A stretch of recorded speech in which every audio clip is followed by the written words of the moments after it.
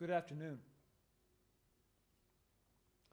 During the declared emergency in the City of Toronto, Committee of Adjustment virtual public hearings are being conducted by electronic means through WebEx, an online digital platform, and streamed on the Toronto City Planning YouTube channel.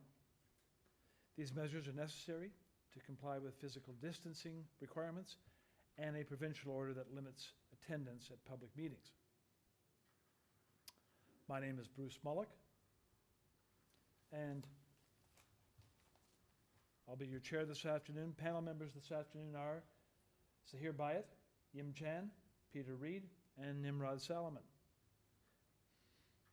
This will be a virtual public hearing. Participants who have registered in advance will be able to make their presentations to the committee using WebEx, moderated by city staff. Anyone wishing to view the hearing may do so by watching on YouTube. Participants who have registered in advance will be connecting either by computer, phone, or tablet. All participants will automatically be muted on entry. When his or her item is called, each participant will be unmuted by the moderator, one person at a time. Only the committee members will be participating by video.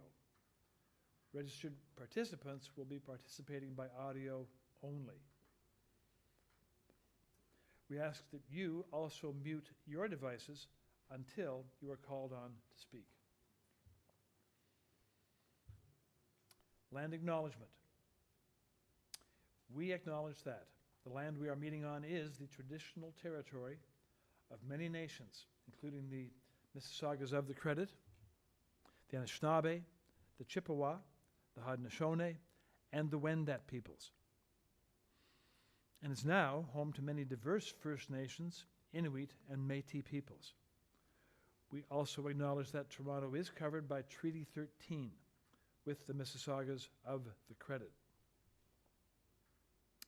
In accordance with Sections 45 and 53 of the Planning Act 1990, as amended, this meeting of the Committee of Adjustment of the City of Toronto is called to order. The Committee of Adjustment considers applications for variances from the provisions of the zoning bylaw that apply to property, permission to extend or to alter non-conforming uses, and consents to sever property in order to create new lots. Anyone in attendance today who wants to receive a copy of the decision of the committee on a particular application must submit a written request for a decision by email. Please ensure that you include your name, address, and email address, because Committee of Adjustment and TLAB will be sending notifications and appeal updates by email only. You may not agree with the decision of the committee. Decisions may be appealed to the Toronto Local Appeal Body, or in some limited circumstances to the Ontario Land Tribunal. Appeal instructions are set out at the bottom of the decision of the committee. Procedure. I will call each item in the order that it is listed on the agenda. When an application is uncontested, the agent or applicant will proceed with their presentation if requested by the committee to do so. The committee may ask questions and or take the matter straight into committee for a decision. Each speaker, including the agent or applicant, will be given a maximum of 5 minutes to address the committee, and I will comment to you when you are reaching the 5-minute mark. When addressing the committee, please clearly state your name and address. Remember to confine your remarks to the matters outlined in the application. The applicant or agent will proceed first and may be asked to make a presentation by the committee. Please note that the committee may not entertain revisions to proposals at the hearing today. The committee may decide to defer the application if it is substantially revised to ensure that the revised application is accurate and that all those entitled to notice of the application are informed of the changes. Then, individuals either in support of or opposed to the application will be invited to speak.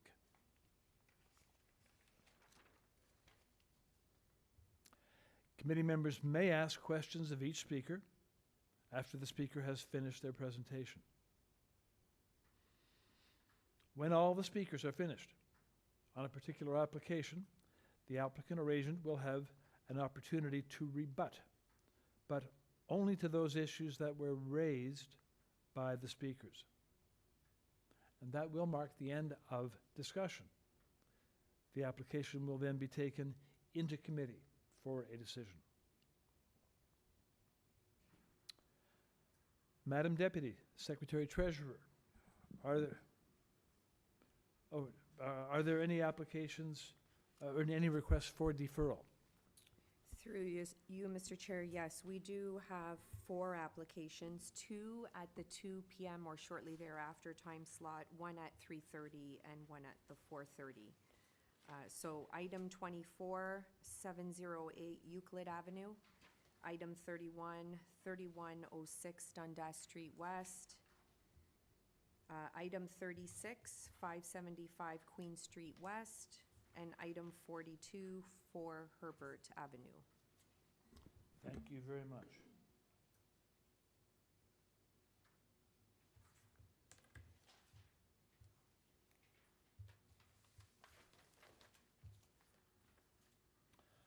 Are there any declarations of interest by either panel members or staff members for items in the afternoon slot? Hearing none. Madam Deputy Secretary Treasurer, are there any files to be closed? Through you, Mr. Chair, see none for this afternoon. Thank you very much.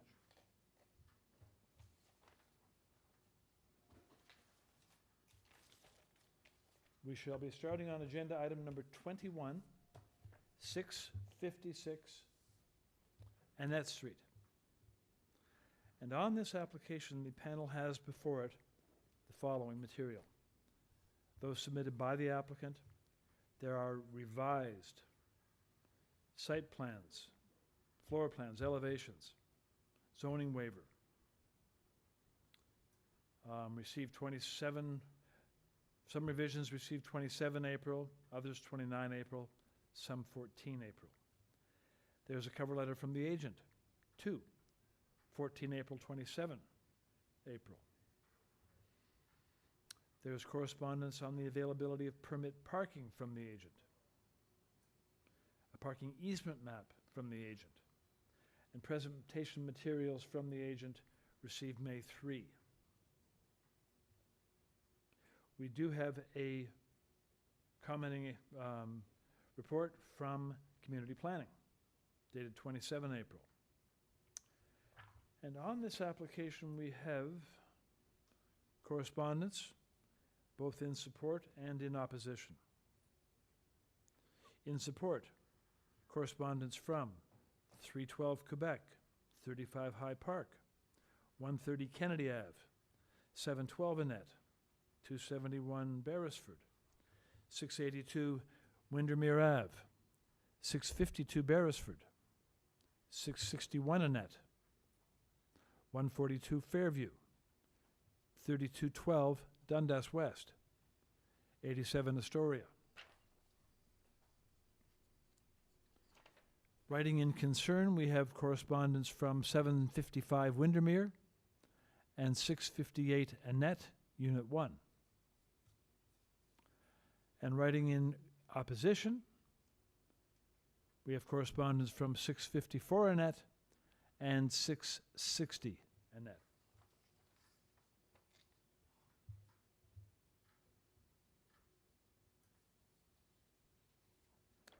So we'll ask now the agent to join us, please, by stating your name. Art Watt, the architect and agent. Thank you very much. Mr. Watt, you have 5 minutes to present your application to the panel. Please carry on. Before I start, I was hearing your list of support and against, and I think there was a mistake in the last comment about the letters against. I think there's 4 against, and you said that there was only 2. Thank you very much. Yeah, we have received letters from 654 Annette and 660. So for a total of, That's for a total of 2. I think you read as being in support 2 letters that are really against. Those are the 2 letters that are in opposition. Isn't that what you asked about? Sorry.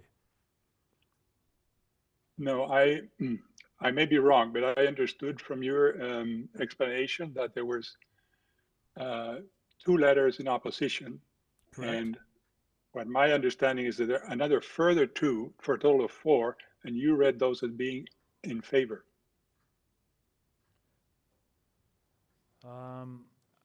Okay, we have. Like, Do you know the addresses of the 2 that you're referring to? yeah, 755, Okay. I think, is a letter opposing. 755 is what we refer to as a letter in concern. So it isn't Oh, okay, necessarily okay, against okay. or necessarily for. It's stating a concern and hoping that the procedures will give some clarification on. Okay, So- I'm sorry, is my misunderstanding of the situation. I will now proceed. Okay, please do. Yeah, thank you. This Main Street proposal provides residential rental units by addition and renewal to an existing structure. 656 Annette is 90 years old and in need of major repairs. Could we have the slide number 1? It's called site plan. There was 7 slides sent to be read in sequence, to be seen in sequence. They're called presentation slides. It's a colored site plan.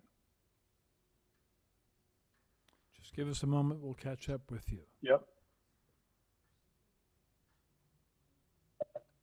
It's in the supplementary Yeah, that's it. materials. Yeah, there's a sequence here I will be asking as I go along. Okay, Yeah, leave that's that it. one up, please. Yes. Okay, go ahead. Originally built, 65 Annette is a 90-year-old structure in need of major repairs. Originally built as a store with an owner apartment above and a full basement. It was recently bought and the new owners use it as a temporary office. Parking for 2 cars is available at the rear with access through a right-of-way from Windermere shared by other 4 properties.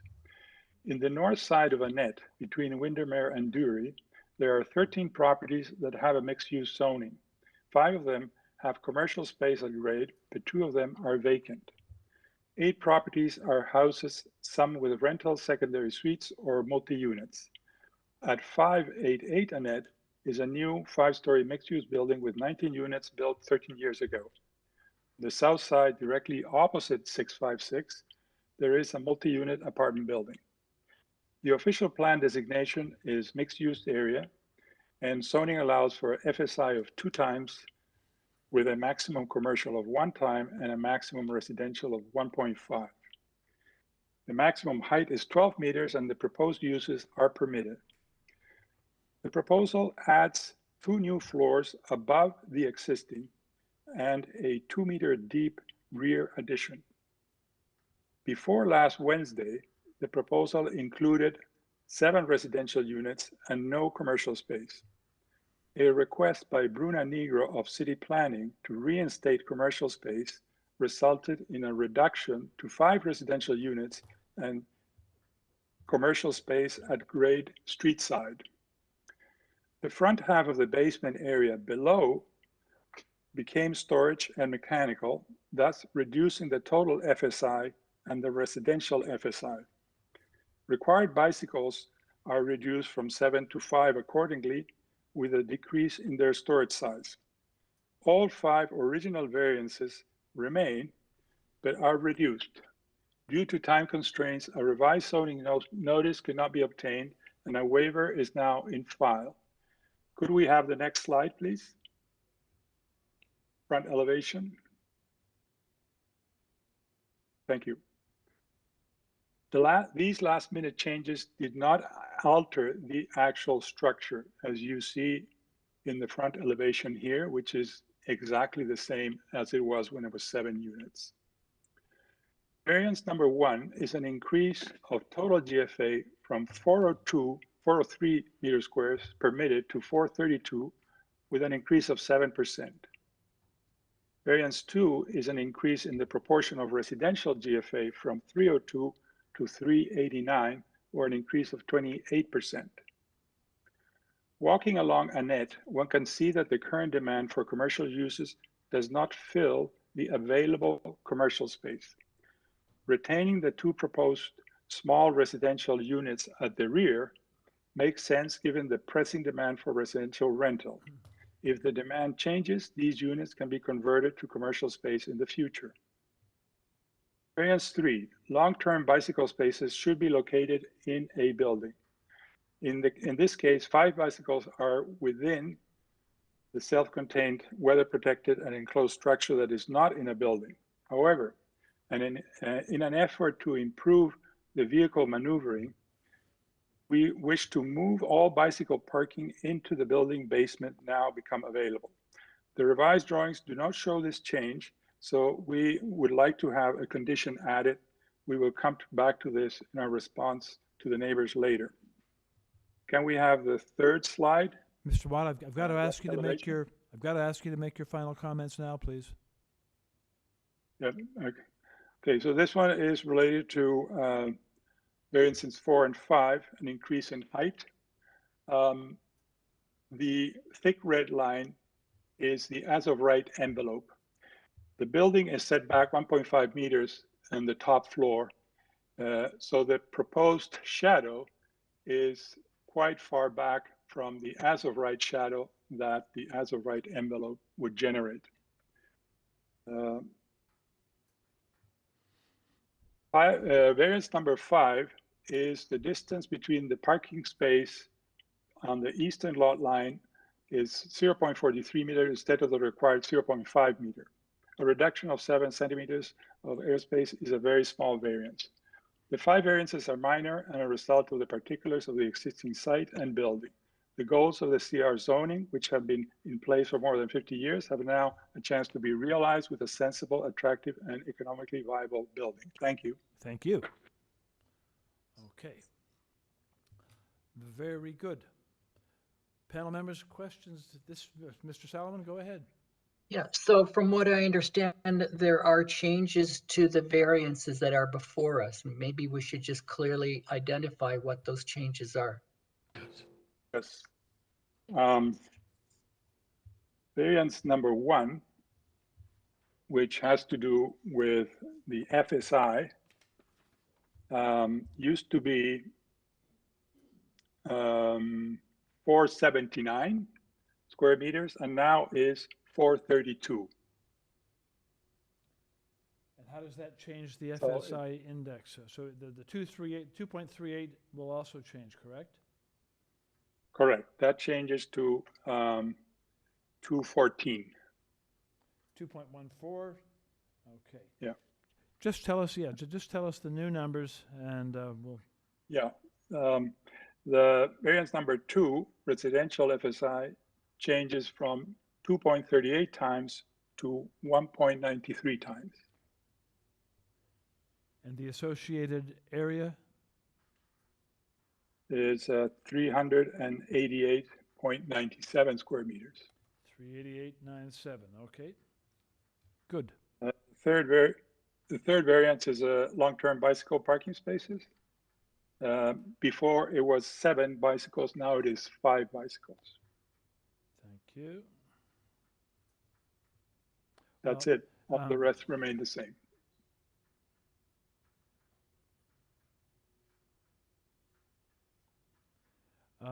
Okay, you've actually made the bicycle issue more onerous, have you not? Well, No, the size of the structure before accommodated 7 bicycles. Now it's made smaller. It only accommodates 5 because 5 bicycles are required. Okay, Now, I'm with you. further, Because of the yeah. changes to 1 and 2, 3 changes also. Correct. Okay, fine, thank you. That's okay then. Okay. Okay then. Now we do have speakers standing by, so we're going to proceed now to hear from those people that are standing by to speak on the application. And moderator, the first speaker is? This first speaker is ready to join us? Okay. Speaker, would you join us, please, by stating your name?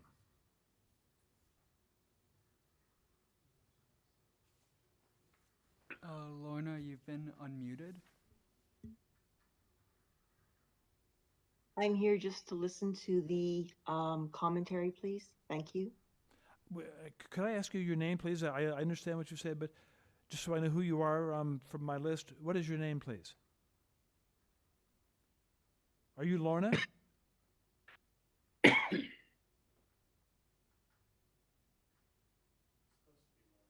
Oh, okay. Next speaker then, please, join the committee now by stating your name.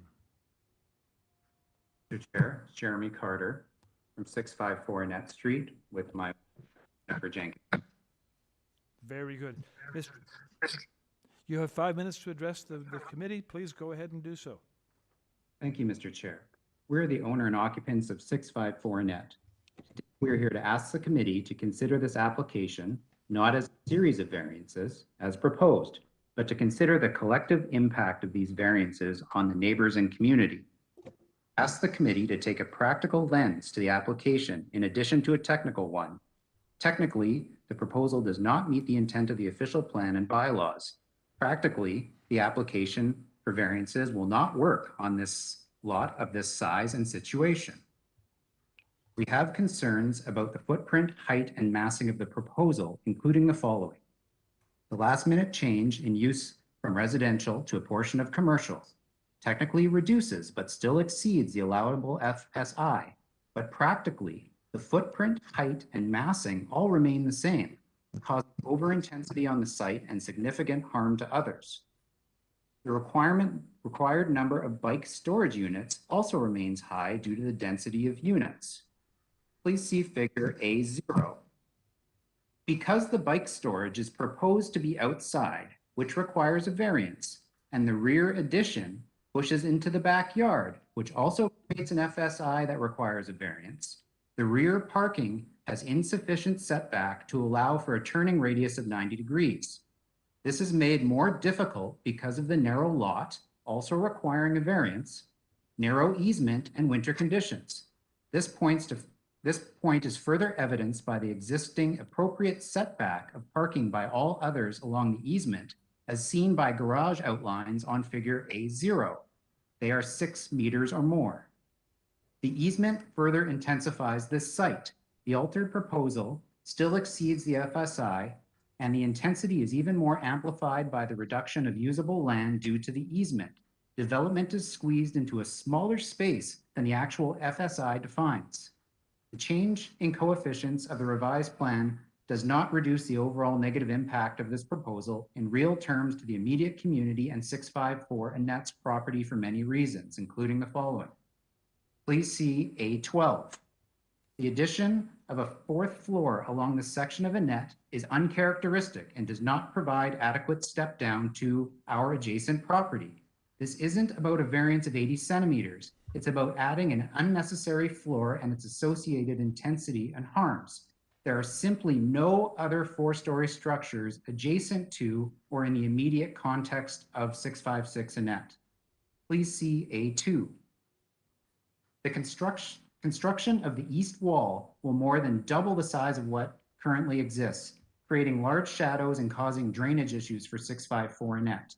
These problems are exacerbated by the wall being directly on the property line and 656 Annette being extended into the rear yard, creating a structure much longer than 654 Annette and adjacent properties. This will result in loss of light and skylights in our home, Windows, front and rear yards will all be significantly reduced and we will lose some enjoyment. Large amounts of precipitation will also run down this ginormous wall and directly deposit on 654 Annette's property, causing flooding potential. There are also privacy concerns regarding the overlook into 654's property, both into the house and outdoor living space. The extension and proposed balconies protrude uncharacteristically off the back to create direct and intrusive sight lines. Further to these objections, we would ask the applicant to speak to the following. There is an existing window on the east wall of the property line that does not appear in the drawings. What are the plans for that window? Please comment on the impact caused and mitigation options for the shadow effect, drainage issues, and privacy concerns of 654 Annette. In terms of bicycle storage, now that you've shifted the plan to include commercial space, is there potential to move it back inside as the bylaws clearly intended? Finally, what is the rationale for not including a variance request in the zoning review waiver for the bylaw which states that all residential use portions of the building must be located above non-residential use portions? In this proposal, residential are adjacent to commercial. Previous applications to committee and appeal body required a variance for this exact scenario. If this is the case, we would submit that this hearing should be deferred to allow for proper public notification, Mr. Carter, I must ask you for your final comments, please. Yes, Mr. Chair. In summary, we believe this proposal does not satisfy the requirements of Section 45. The variances requested in their totality are both too large to be considered minor and too important to be considered minor. We have displayed the general intent and purpose of the Toronto official plan and bylaws are not maintained. This is not gentle intensification. It is, if this proposed development were to proceed as planned, significant harm would be done and future development would point to this building as permission to over-intensify projects on Your small... time is up. Panel members, questions for this speaker?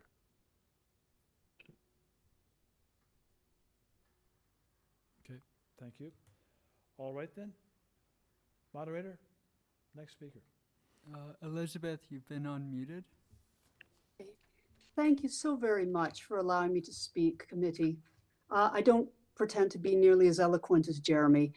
I am the owner of 660 Annette Street and have gone through something of what he's about to go through because of the building beside me that the new build purports to mirror. He is quite correct in that there will be flooding issues and actually an intensification of problems like rodents, both of which did occur for me. My building was damaged and it was a problem. It was a problem for 3 years and caused me great emotional stress as well. In the end, the owner and builder did make good by giving, he roofed my place for cost and other little things that helped mend fences. But it ruined the front look of the whole street, to tell you the truth. And, but that is gone. What has gone is gone. This new building, I'm actually sure will be quite handsome as its neighbor is. It doesn't really fit in the neighborhood. It in itself will be quite nice, but it doesn't really fit. 3 stories would be better. I submitted my letter prior to seeing the revisions. I do, like 7 units was way too much. 5 is better. Frankly, 3 would be better. I understand that Toronto does need more housing, and this is a very desirable area, very walkable, good schools. We could use more community centers, frankly. My real personal concern for this build is the mutual use of our laneway. My building will not be any more shadow than it already is. I have lost quite a bit of light. Jeremy will lose quite a bit of light. I know, and Jen. For me as an artist, it was a problem. It cut down on my use of my studio by 3 hours a day. Now, the back alley, however, is all on private land. It is a rutted third world laneway. It is not really conducive even to the amount of traffic that we already have. If it was substantially improved, that would help. but we can't even shovel it in the winter because it's mud. If you have, now, having the bikes and the bike storage outside pushes the parking way out. I don't think the cars are going to be able to turn. I'm learning to drive myself, and I'll tell you, it's tight. I'm trying to get into my own spot. It's tight. If the builder brought those bikes inside, there might be enough room to park the cars. The builders do have a right to their parking. It is commercial space partly, and I respect that a person should be able to build what they want on their commercial building. But this laneway is shared, and it would have been helpful if everybody sat down at the beginning and said, okay, what can we cope with?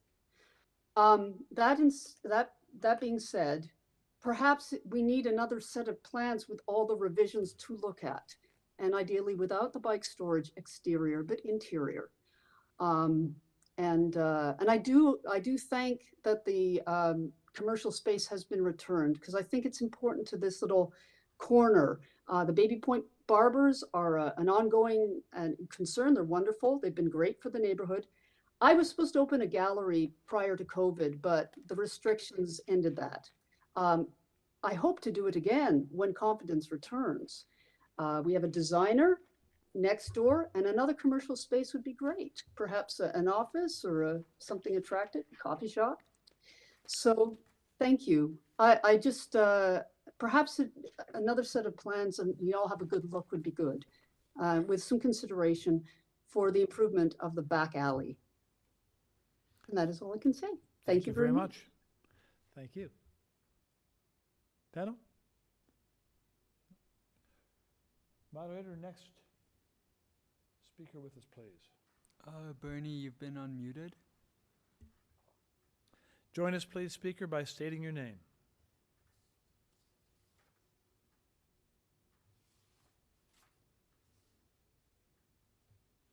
Bernie, you've been unmuted.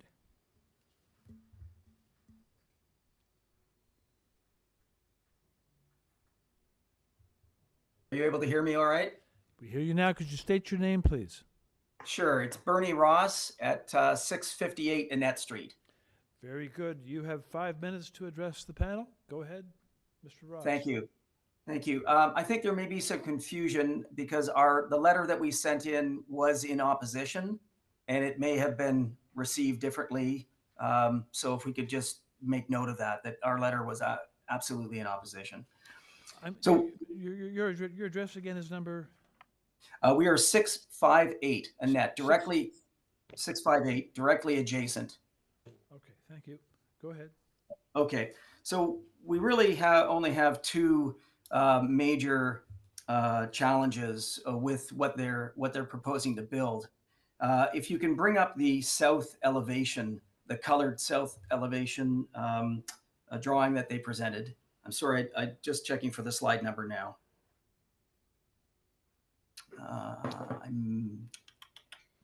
I don't have the slide number. I apologize.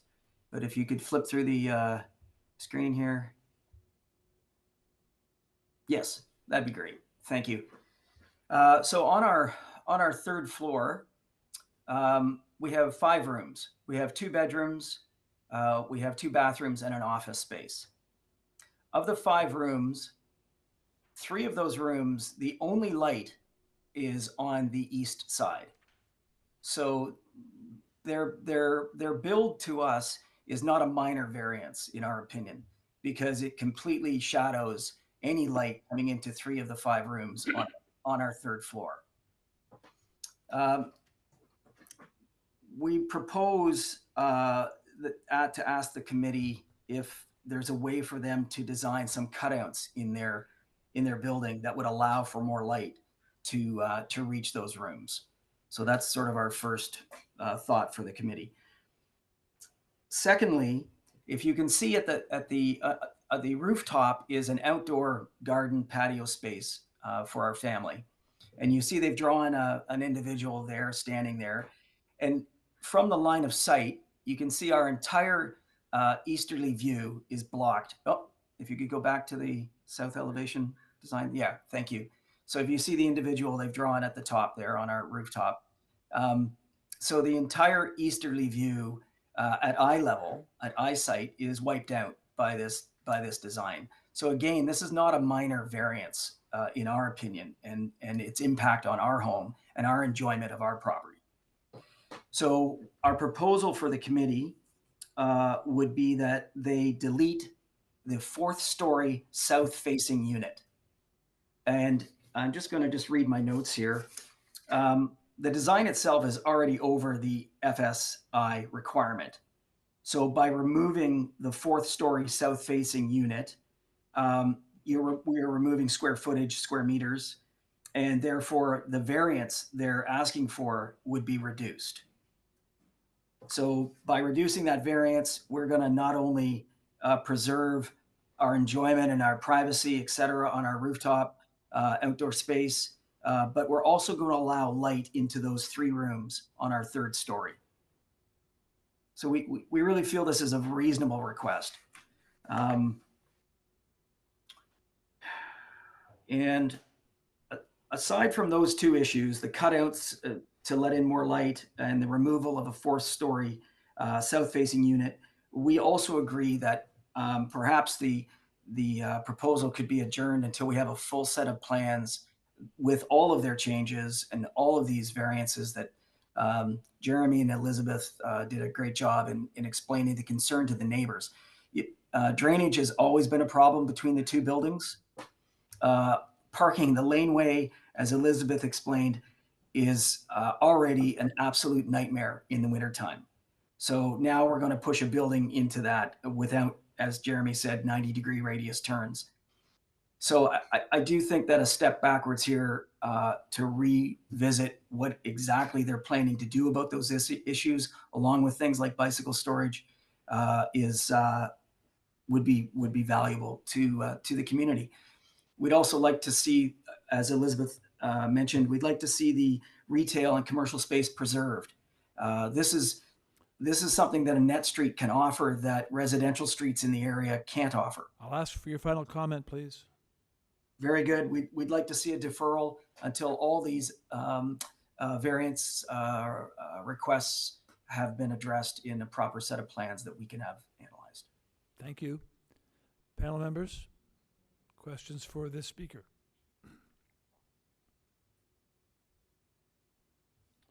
Monitor, do we have other speakers? Hello. Okay. My name is Robert Gregory. I believe I missed out on the original sort of request to speak.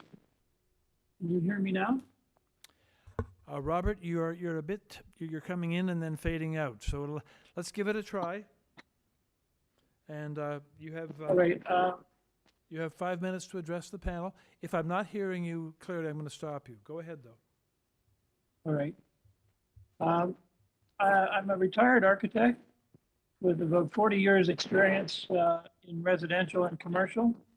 I believe I bring a good perspective on this. I live in Swansea, South of York. I own a 3-unit building. We're losing you, Robert. Yep. Robert, for whatever reason, you faded right out there, and I was only getting syllables. So I don't know what to tell you. It must be my old laptop. I'm not sure if that's the problem. I can see everybody very well. Can you hear me now if I'm talking directly to it? Do that. Mr. Chair. Robert, we're having a little trouble hearing you. You're in and out, so we're going to set you aside for a moment and give you a call. And in the meantime, we'll move on to the next speaker, and we'll come back to you, okay?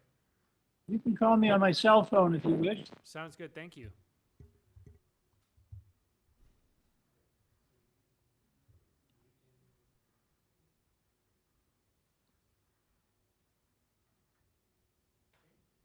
Hello? Okay, then, could I hear someone there? Could you state your name, please? Yes, hi, my name is Madison, and I live at 35 High Park Avenue. I moved into the, good afternoon. Thank Go you ahead, so much you for have your hearing 5 me. minutes. Go ahead. Okay, cool. So I moved into the neighborhood from Leslieville a while ago to be closer to my family when my husband and I had our first child. And we have a number of family members sprinkled throughout the neighborhood, so we very much desire to stay here as renters. Back then, trying to find a nice lowerish rise apartment in the neighborhood was very difficult. There were barely any available, and as far as I can tell, there still aren't many. This housing type is very scarce and it's highly desired, so vacancies seem to be few and far between, which is very unfortunate given how walkable and awesome the area is. Annette in particular has a really great bike lane and lots of potential for more density. That is the main reason why I think the proposal should be approved as is. And getting into more detail, I know that this public hearing listed 4 key considerations, and I'd just quickly like to talk about each of them. First is whether the variances requested are minor. It sounds like some people don't think they're minor, but it is my opinion that they are very minor. The requested density is only 7% greater than what would have been permitted as of right. The requested height is only about 6.6% greater than what would be permitted as of right. These are very small numbers. The second consideration is whether the proposal is desirable and appropriate development or use of the land and or building. Again, I think that it is. The existing building is in a very sad state of repair. It's probably the worst looking building on the block. This proposal would be a huge improvement, and I really hope to see a lot more proposals like this one on Annette in the near future. The third and fourth considerations are whether the general intent and purpose of the city's zoning code and official plan are maintained. And as I understand it, this address is zoned commercial residential in the zoning bylaw and is designated as mixed use area in the official plan. The official plan explicitly mentions that mixed use areas are designated for growth. This is exactly where we should be directing gentle intensification of this sort that is proposed. That said, once again, I urge you to approve the requested variances and allow the proposal to proceed. Lastly, I would like to urge members of this committee to take into consideration the future residents of this proposal, who do not get a voice in this process. There are a good handful of residents and perhaps a small business owner who, by making the choice to rent these units, are also in support of more housing here. I think every small project like this one helps to increase the supply of housing for the city as a whole. The new housing and neighbors in this proposal will be greatly appreciated, I think, by a lot of people. And approving this proposal as is means that we could see these units faster. And we are, after all, in the midst of a pretty horrible housing crisis. So I think that would be a good thing. Thank you. Thank you. Panel members, questions for this speaker? Madeline, I do have one question for you. And, it's been suggested by a previous speaker that the building should be reduced to 3 stories. Do you have any concern about 4 stories presenting a problem to the streetscape? No, I mean, I think the developers could keep it at 4 stories as of right. So hopefully that happens. I really hope that it remains as 4 stories. I think it would be better if it was 5 or 6. I think this street could definitely take that intensification, and I hope to see it in the future. Thank you very much.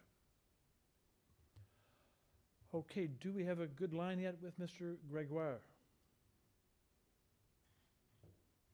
Yes, we do. Okay. Robert, you have been unmuted.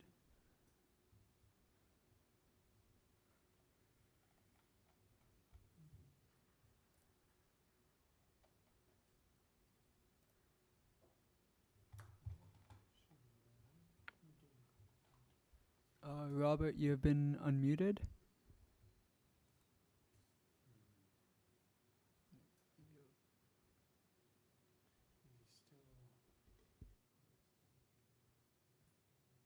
I'm sorry. Okay, now, can you hear me? Because I can hear you all perfectly well. Hi, Robert. We can hear you just fine. Okay, as I was saying, I'm an architect with a lot of commercial and residential experience. I live in Swansea area, south of Bloor, and I own a 3-unit building on a lane, and I believe I bring something to bear here, and I also know Jeremy Carter and his wife Jennifer, and so I think in this case the variances 4 and 6 requiring additional height are what's causing the problem. That the ability to keep this within the variance, within the allowed would make all the difference in this building. that it would allow stepping down from 658 down to a 3-story at 656, down to a 2-story at 654. I believe that would be a successful use of the property. I understand the city's need for family housing, but it's The recording has reached maximum length. If you are satisfied with your message, press 1. To listen to your message, press 2. I don't know what that is. Too much technology. As I was saying, we should be emphasizing family housing. The unit in the basement area behind the commercial is really, I wouldn't want to live there. For some reason, the unit below the commercial has a light well. Why is that? Is that from the old 7-unit planning? The second floor unit is a very nice family apartment. The third floor, if it were planned the same as the second floor, would be another very good family unit. But even so, it could be halved to make two units. So this building could be either 4 or 5 units of housing, as well as the commercial, all within the 3 stories and allowing for the step down. The requested FSI is a 28% increase. I think it's really an indication of the excessive ask that's happening here by this development. I expect that the committee will make a reasonable decision to allow for proper accommodation of the existing single-family housing that is occurring to the east of the property. Thank you. Thank you very much. Panel members? No questions. Okay. All right then. Moderator, does that bring us to the end of the list? Oh, no, it does not, right? Oh, it does bring us to the end of the list. Okay. That then takes us back to the applicant, who will ask to comment on the issues that were raised by the speakers. Applicant or agent, please return. Yes, thank you. The principal concern we heard when meeting with the neighbors and through the letters is the number of units. That has been addressed. Going from 7 to 5 is a significant change. Mr. Surasi next door, who didn't speak but wrote a letter, says that most buildings in the area have 1 unit per floor, typically. The 5 units being proposed are equivalent to 5 units, given that it's a 4-story plus basement. Mrs. Jackson, in her letter, said that the proposed units were a handful of tiny apartments. If we could have the second floor plan in the slide, which is the slide number 5 in the sequence. Just hang on a second. Let's get to that, and then we'll have a look. Yeah. There. Okay, this is the plan of the second floor. As you see, there is a very comfortable unit with 2 bedrooms, which is adequate for a family with 1 or 2 children. Mrs. Jackson says that there's 5 children playing in the lane. I see no impediment for a family that rents here to have their children join the group in the lane and have a good life in this location. We do note that both properties, 654 and 658, have currently a rental apartment in their basements. I'm speaking about different concerns that have appeared in the letters. Mr. Surashi is worried about the garbage bins. Their location and size was approved by the zoning examiner in compliance with regulation 14010. Excuse me. I don't think garbage bins were brought up by any of the speakers, and we're dealing with that. Questions you might want to come to our drainage and the concern about water management and flooding and so on. Yes, I will speak to that too. The garbage was brought up in a letter. Yeah, but we're just dealing with the issues that were brought up by the speakers speaking at this stage. Okay, fine, no problem. Both immediate neighbors are concerned about flooding and storm runoff. The existing building has had little maintenance for the longest of times. A building permit process and later inspection regarding site grading and stormwater runoff will require that they be properly addressed and executed to the satisfaction of the immediate neighbors. The amount of rain water does not increase as a result of an addition. The process after a project is approved at the zoning stage goes to building permit, and grading these days is a very thorough examination. We're going through it all the time. There is a narrow gap between 658 and 656 that has currently been repaved. There is downspouts at several locations. This will all be consolidated and taken care of with the detailed approval of the site inspector and the building permit process. We don't see a major issue on that. The other recurring theme is the congestion and the turnaround maneuvers at the lane. Mr. Carter, to the east, is concerned about the ability of the two cars parked to turn around given the limited width of the right-of-way. There are no variances related to this and no comments from transportation. Drivers have been dealing with the tight conditions for many years. In fact, Mr. Carter has to back into the right-of-way to exit from his garage.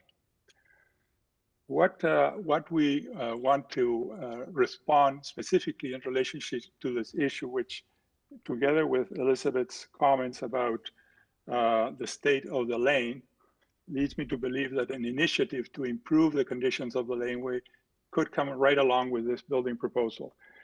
What we are proposing is that should this committee approve or vote to approve the application, conditions attached to it could address the laneway situation in the following way. The required bicycle storage be located within the building. That would be a condition. And second, the minimum distance between the right-of-way and the parking spaces be at least 1 meter. Currently, it is 0.4 meters. Basically, by eliminating, could we go back to the site plan? Yeah. By eliminating those 5 parking spots, basically pushing the legal parking spaces by 1 meter back from the driveway would allow these two cars to maneuver better and would also increase the space available for Mr. Carter to get into his garage. Regarding the comments by Mrs. Jackson, I'm sure I'll that ask for your final project will take comments. I'll ask for your final comment now, please. Yes. The other issue has to do with the windows on the 3rd floor of Bernie's side elevation. Your time is the up. windows on that. Your time is up. Your time is now up. Okay, now panelists, your opportunity to put questions to the applicant. Mr. Byatt, go ahead, please. Thank you, Chair. Just a couple of questions, if I may. I thought earlier you mentioned when you indicated that the bicycle, the number of bicycles had been reduced from 7 to 5, I believe it was. I thought you had mentioned that parking or storage of bicycles will be indoors, not outside. That may be a mistake, but we can always add that as a condition, as you've suggested. The other piece I was just going to ask that may also address to some degree stormwater drainage.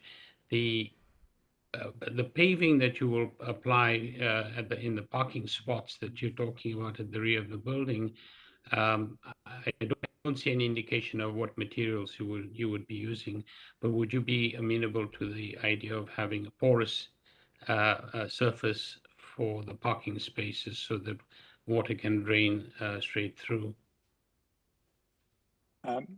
Yes, in response to the first question, the idea is to bring those 5 bicycle parking spaces into the basement. And secondly, there is the intent, as you can see on the drawing, by the brick pavers. The intent is to have permeable pavers and to maximize the landscape space, soft landscaping, which is not required, but as you can see in the drawing, there's quite a bit of it. It certainly is going to improve drainage. Thank you. Other questions, panel? I have one for you, and that is one that you were bringing up. You were actually proposing a couple of conditions which could be attached. One was bike storage. I think I have that one down now. The other one was a minimum distance that you were proposing to make a condition in order to improve the turning radius situation. Could you kind of give me that, your proposed wording on that in exact words, please? Yeah. It says the minimum distance between the right-of-way and the parking spaces be at least 1 meter.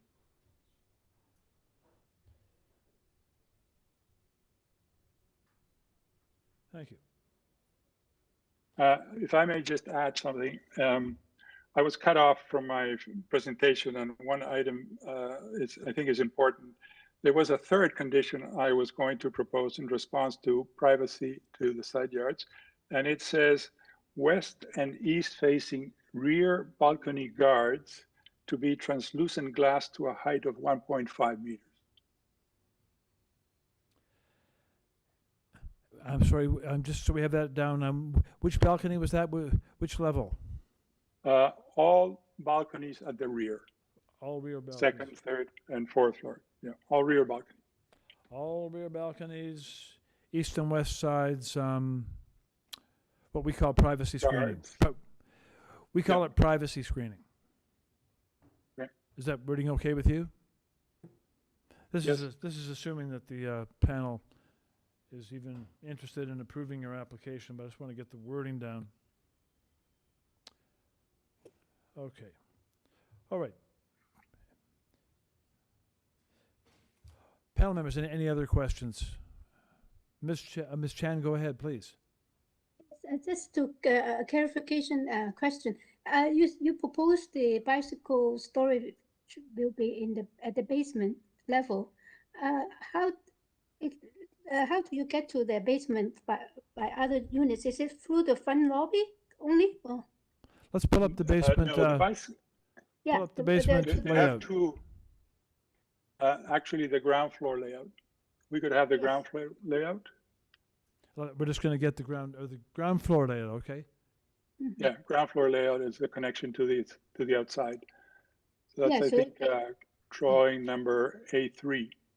Could you bring up drawing A3, please?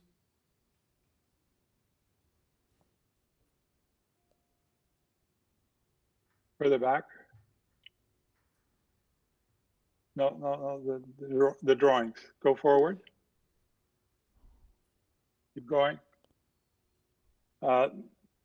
These were not the slide presentations. You have to go to the original set of drawings.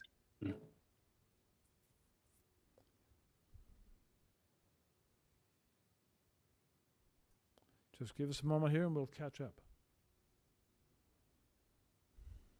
It's actually called ground floor. Here we are. Okay, that's existing. That's we need to go to the next slide, A4. A4, the next one. Yeah, here's the ground floor. Okay. So the front door is through the lobby, and at which point you're presented with two stairs.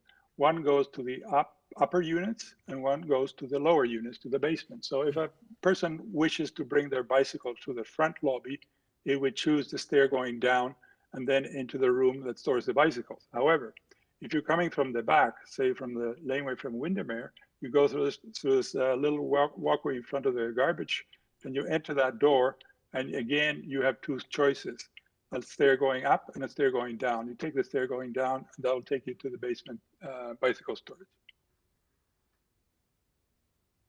Of course, the person that is on the ground floor goes directly into their unit, as well as the commercial bicycle storage. Okay.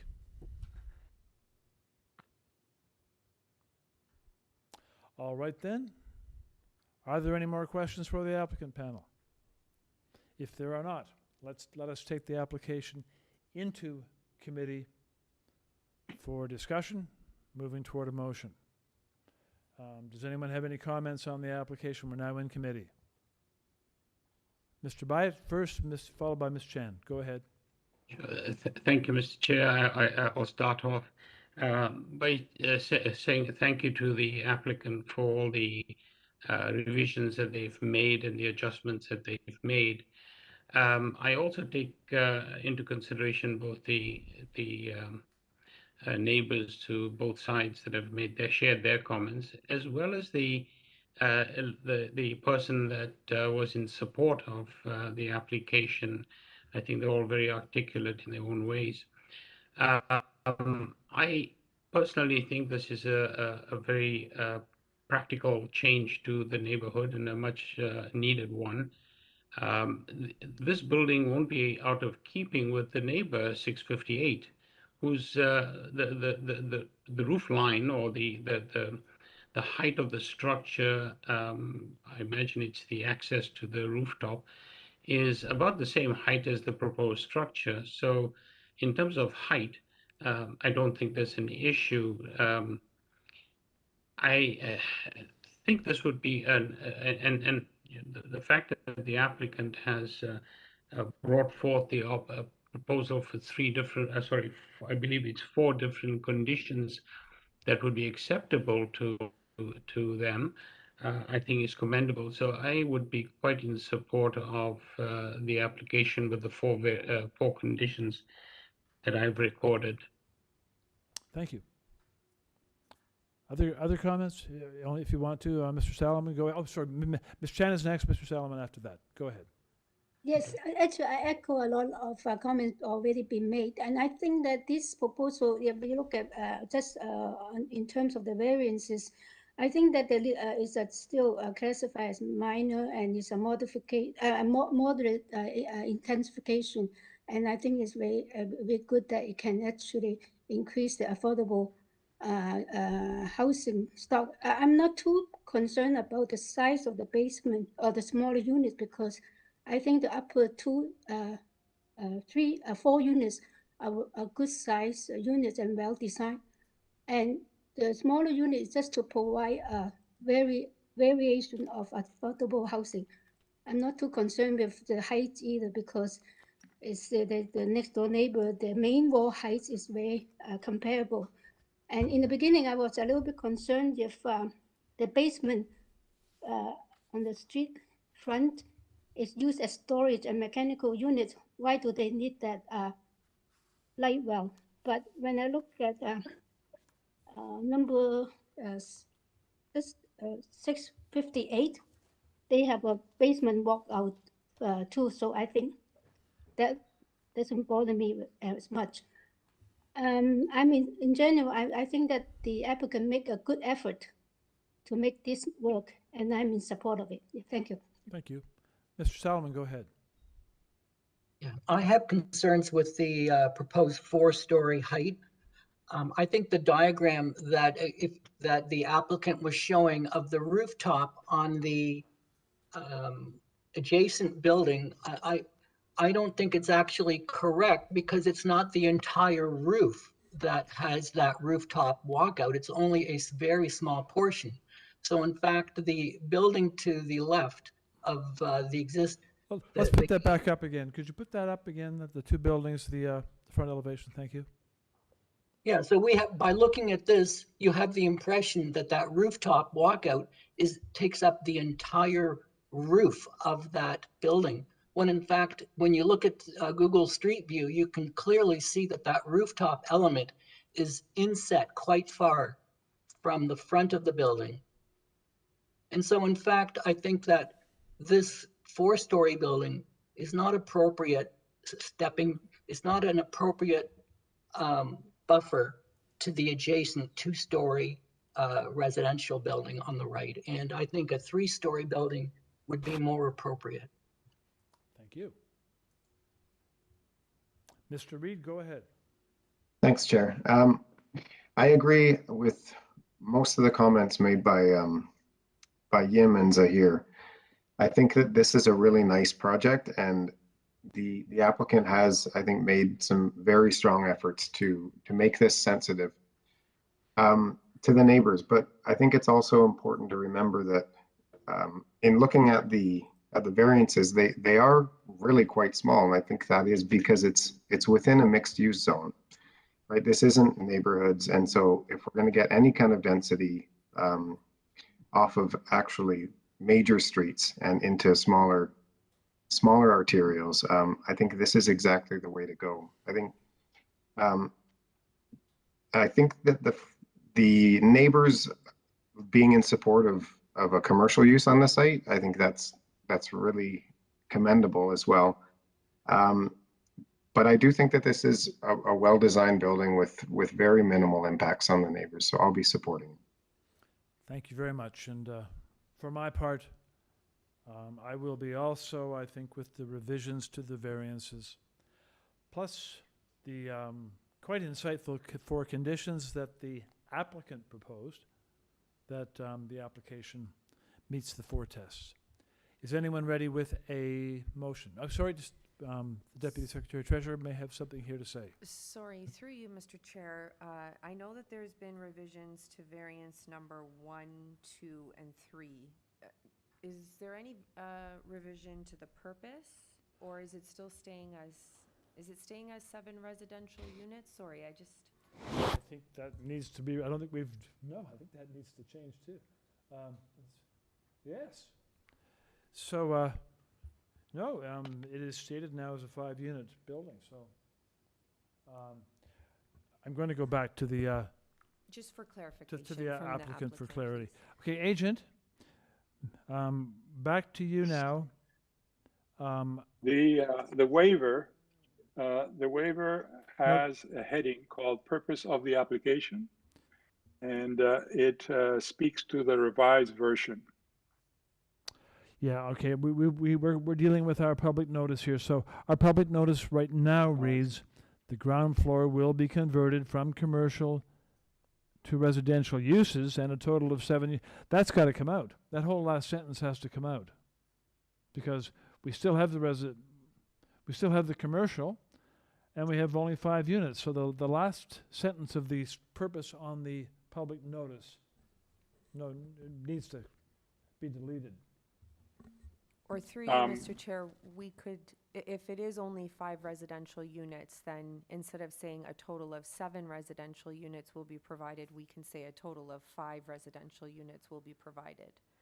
And drop the part about converting commercial to residential? The first clause of that sentence is But there is still commercial in the building, right? yeah. Yeah. So we're not converting it. Are we converting Say some? we can say convert part of the ground floor to residential. That maybe that'll do us, just part. Yeah. Okay. That probably does us. Okay. Good. Thank you for that, Madam Deputy Secretary Treasurer. Important we caught that. Okay, we are back now into committee. Is anyone ready with a motion on this? Ms. Chan?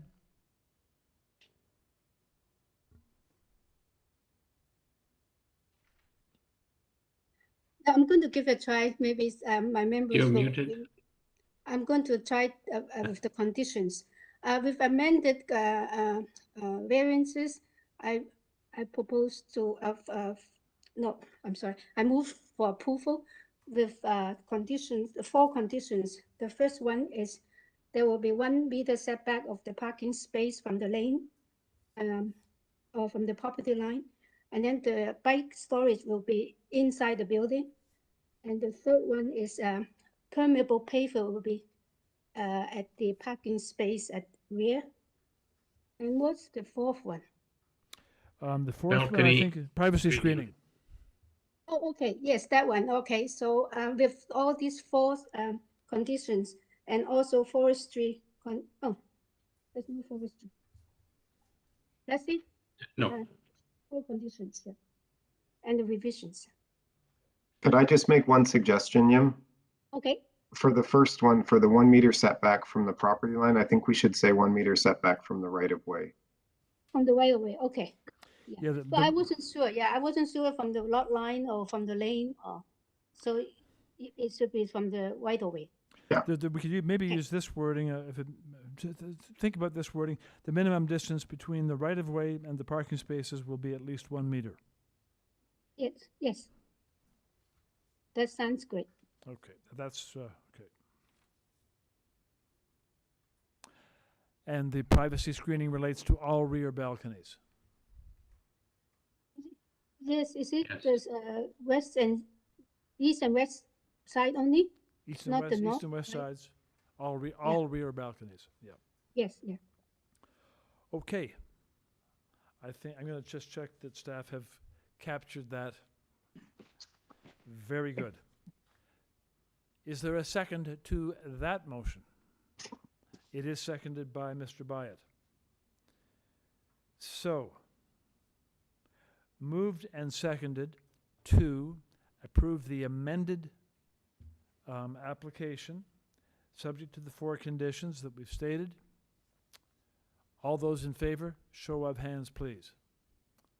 Those opposed. Let the record show that Mr. Solomon is opposed. With that, the motion is carried. The application is so approved. Thank you.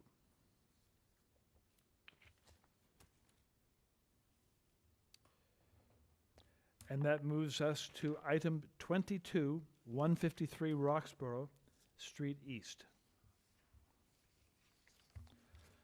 And on 153 Roxborough Street West.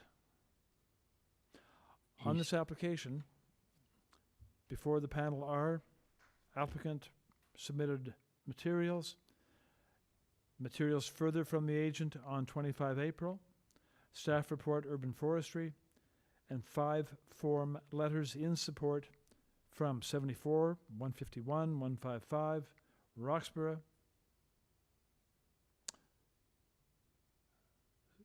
received 25 April. Okay. Let's go to the agent on this and ask the agent to join us, please, by stating your name. Good afternoon, Mr. Chairman and members of the committee. My name is Joe Iozzo, and I am the agent for 153 Roxborough Street East, and I live at 100 Lee Avenue. Thank you very much. Okay, panel members, any questions here?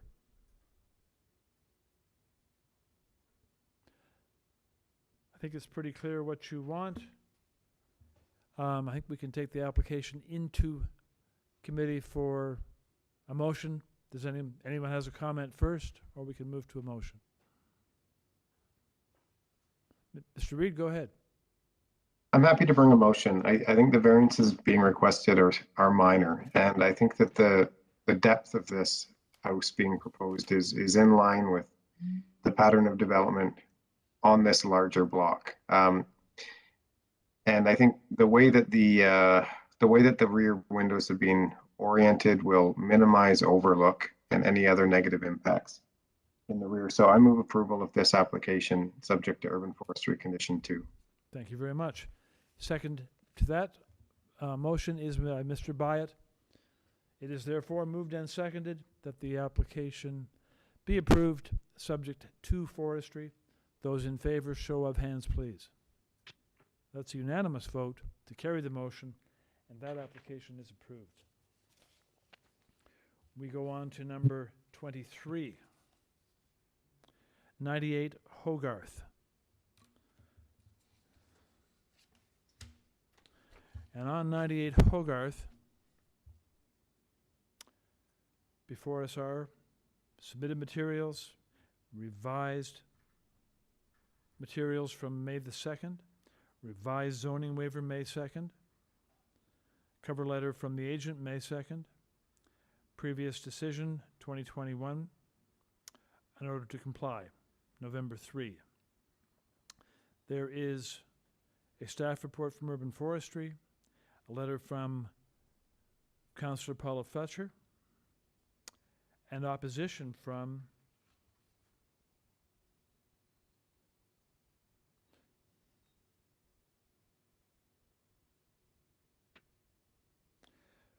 from 12 addresses, from 12 correspondents on Hogarth, Wolfrey, Hampton,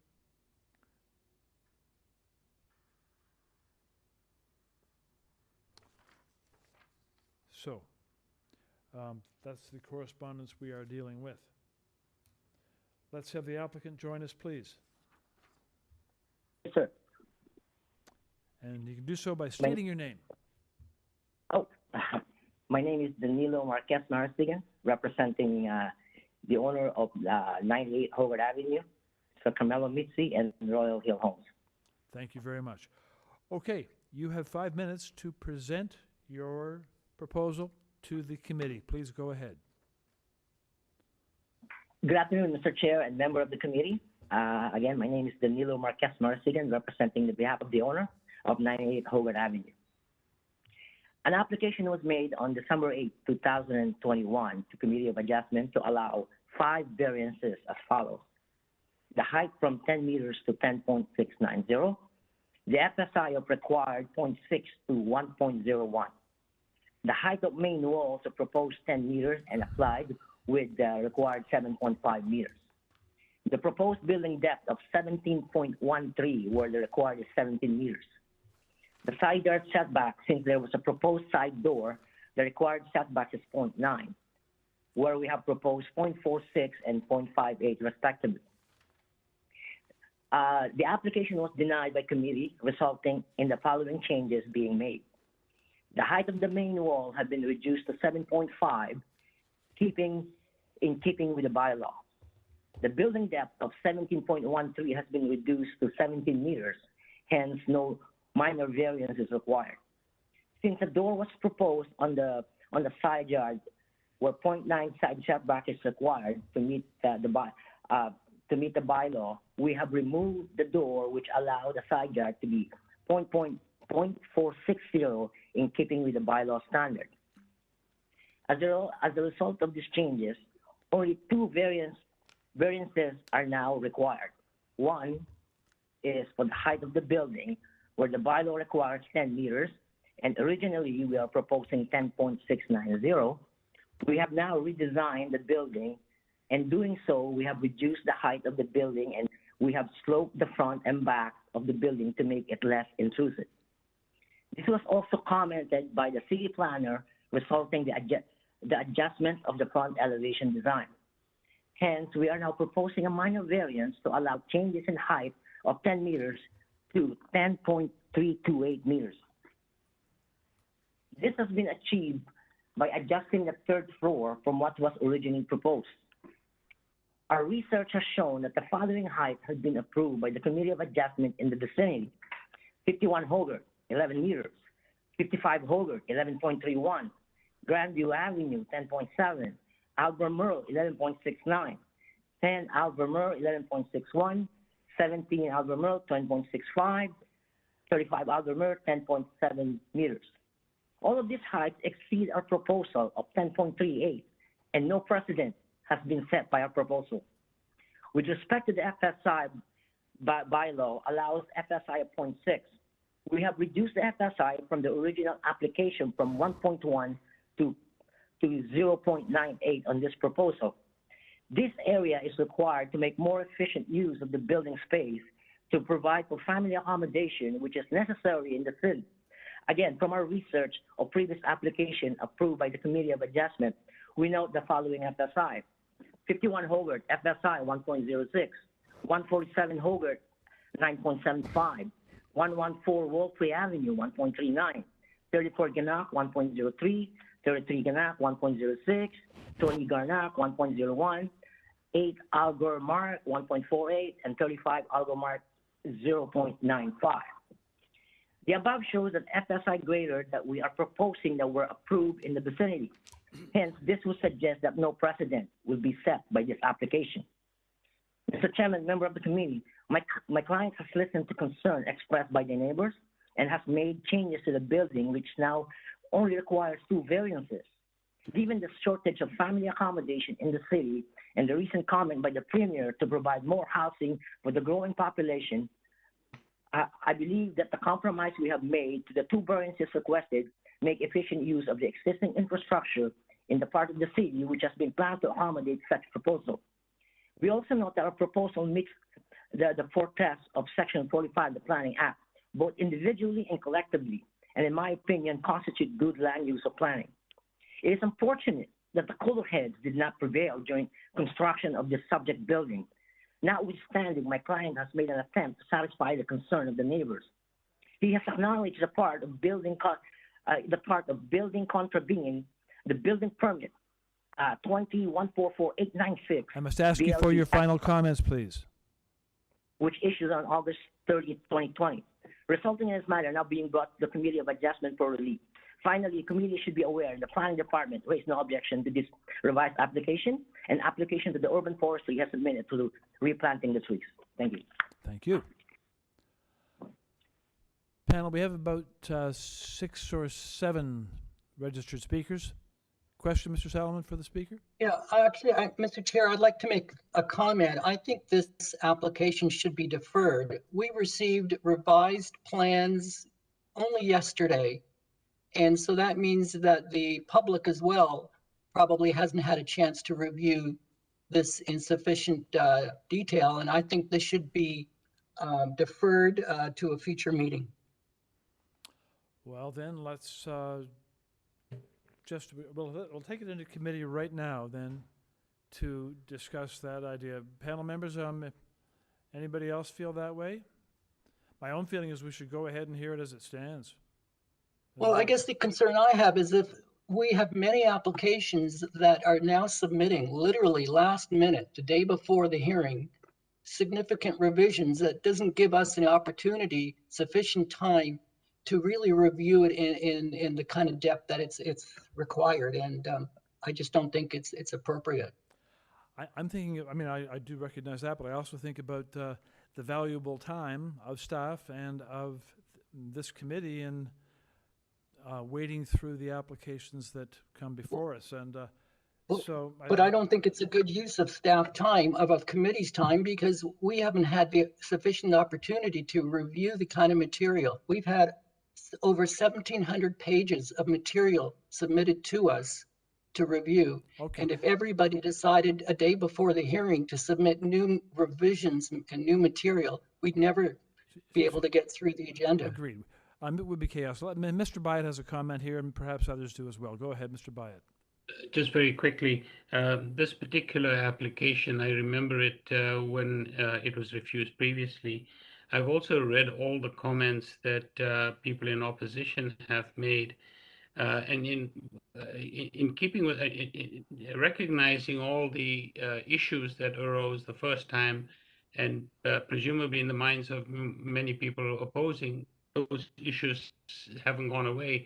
So to take Mr. Solomon's point, I think it's a good point. If we've only received the materials yesterday, the revised materials, I'm not sure what our folks in opposition, whether they've had a chance to address or understand the revisions.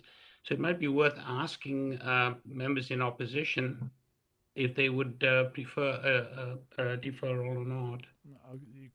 Good point. Mr. Reid, go ahead. Sure. I remember this well from last time too, and I'm willing to hear it today, partly because I think the changes that have been made are quite minor. And I think that the neighbors, even though this was last minute, I think the neighbors will be able, because they were so involved and so deep in their review of this, I think they'll be able to understand the changes that have been proposed. Ms. Chan, any thoughts on this one? Of course, I only represent my own opinion. I'm ready to hear it today, but I think that Sahid's idea is good too. If people make the effort to speak, I think we should also ask the people who have registered to speak whether they agree to a deferral. I don't need to know we need to do that because the suggestion to defer is not coming from the applicant or from one of the other elements of the city government. It's coming from within this panel.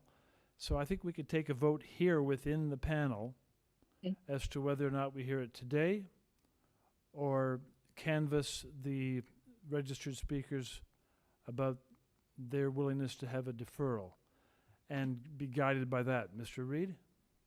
Just to note, several of the neighbors have brought up the idea of a deferral this time, given the late submission, just for the record. Yeah. Okay. Well then, why don't we canvass the registered speakers who have patiently waited to get this far and see what the general consensus is there. Just for everybody's information, the actual decision on whether we defer or proceed today will ultimately be made by the panel, but we can be informed on it by what we hear from the registered speakers. Okay, so we'll come out of committee, and I'm going to come to the registered speakers now, and just a couple of words in advance about what we're going to be doing here.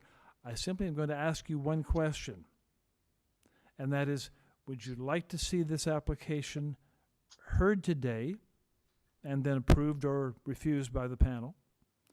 Or would you prefer it to be deferred to another date of the committee so that you have time to digest the revisions that the applicant has proposed?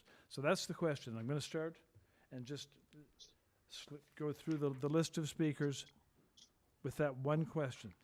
So, Mr. Buston, are you with us? I am with you. Can you hear me?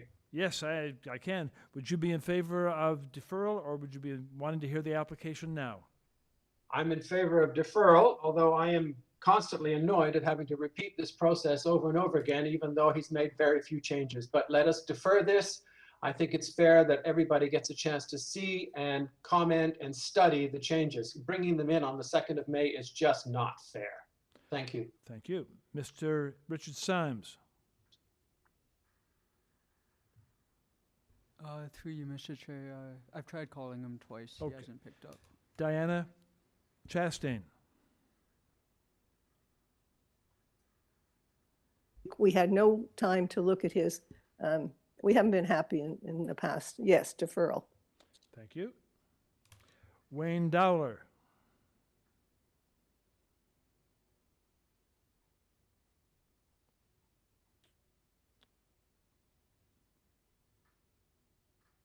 I'll come back to Wayne. I'm going to check now with Jean Allen. Oh, Wayne, you've been unmuted. Yeah, Mr. Chair. Oh, pardon me. This Okay, is that's Wayne Dowler. okay. Wayne. Yeah. Yes, I also support deferral. Thank you very much. Jean Allen. Jean, you have been unmuted.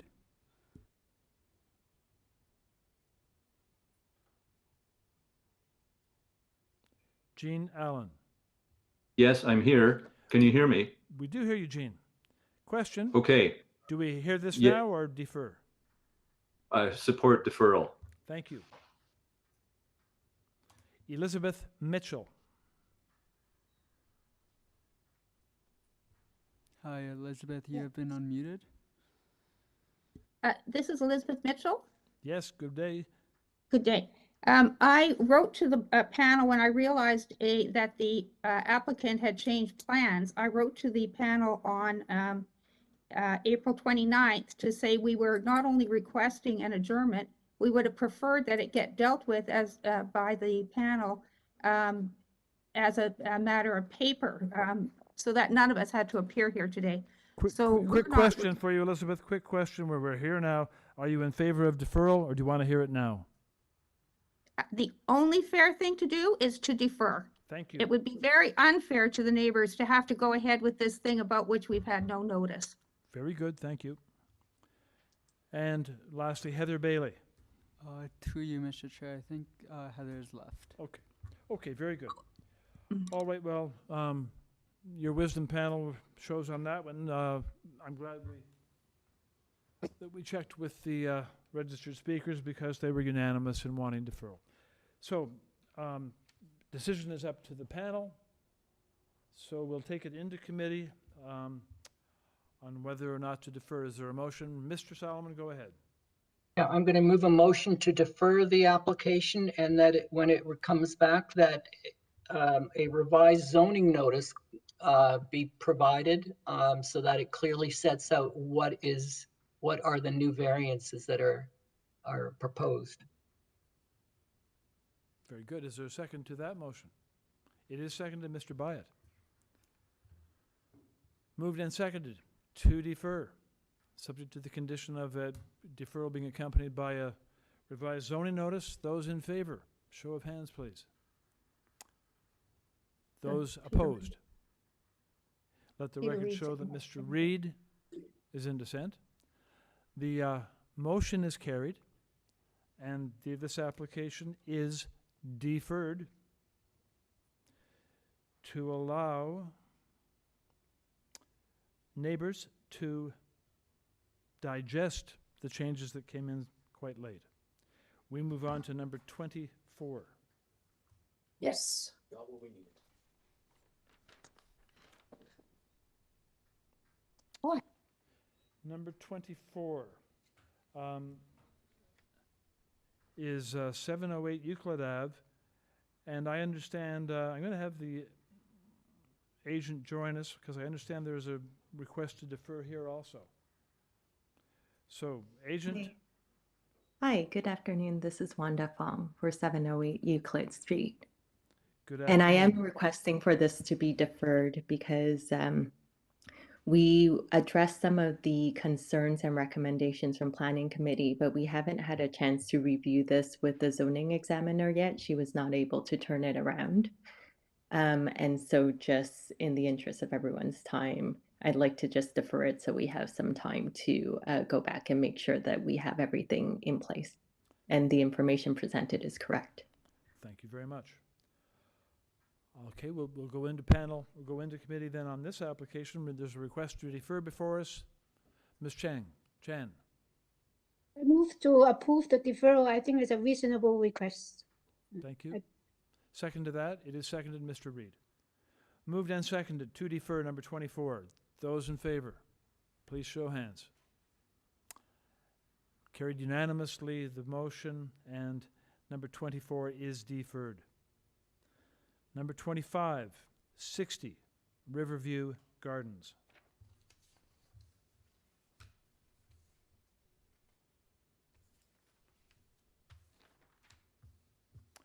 And on 60 Riverview Gardens, before the panel are the following materials, those submitted by the applicant, plus revised materials submitted May 3, revised zoning waiver, May 3, cover letter from the applicant, 28 Jan, cover letter from the agent, 3 May, an arborist report from the tree doctors, and a tree protection plan from the tree doctors.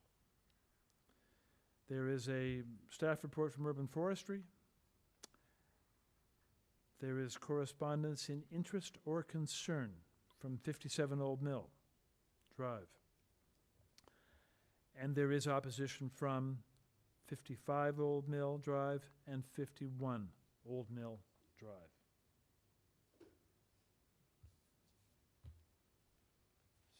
So we shall ask the Mr. Chair, ask the agent to join us, please, by stating your name.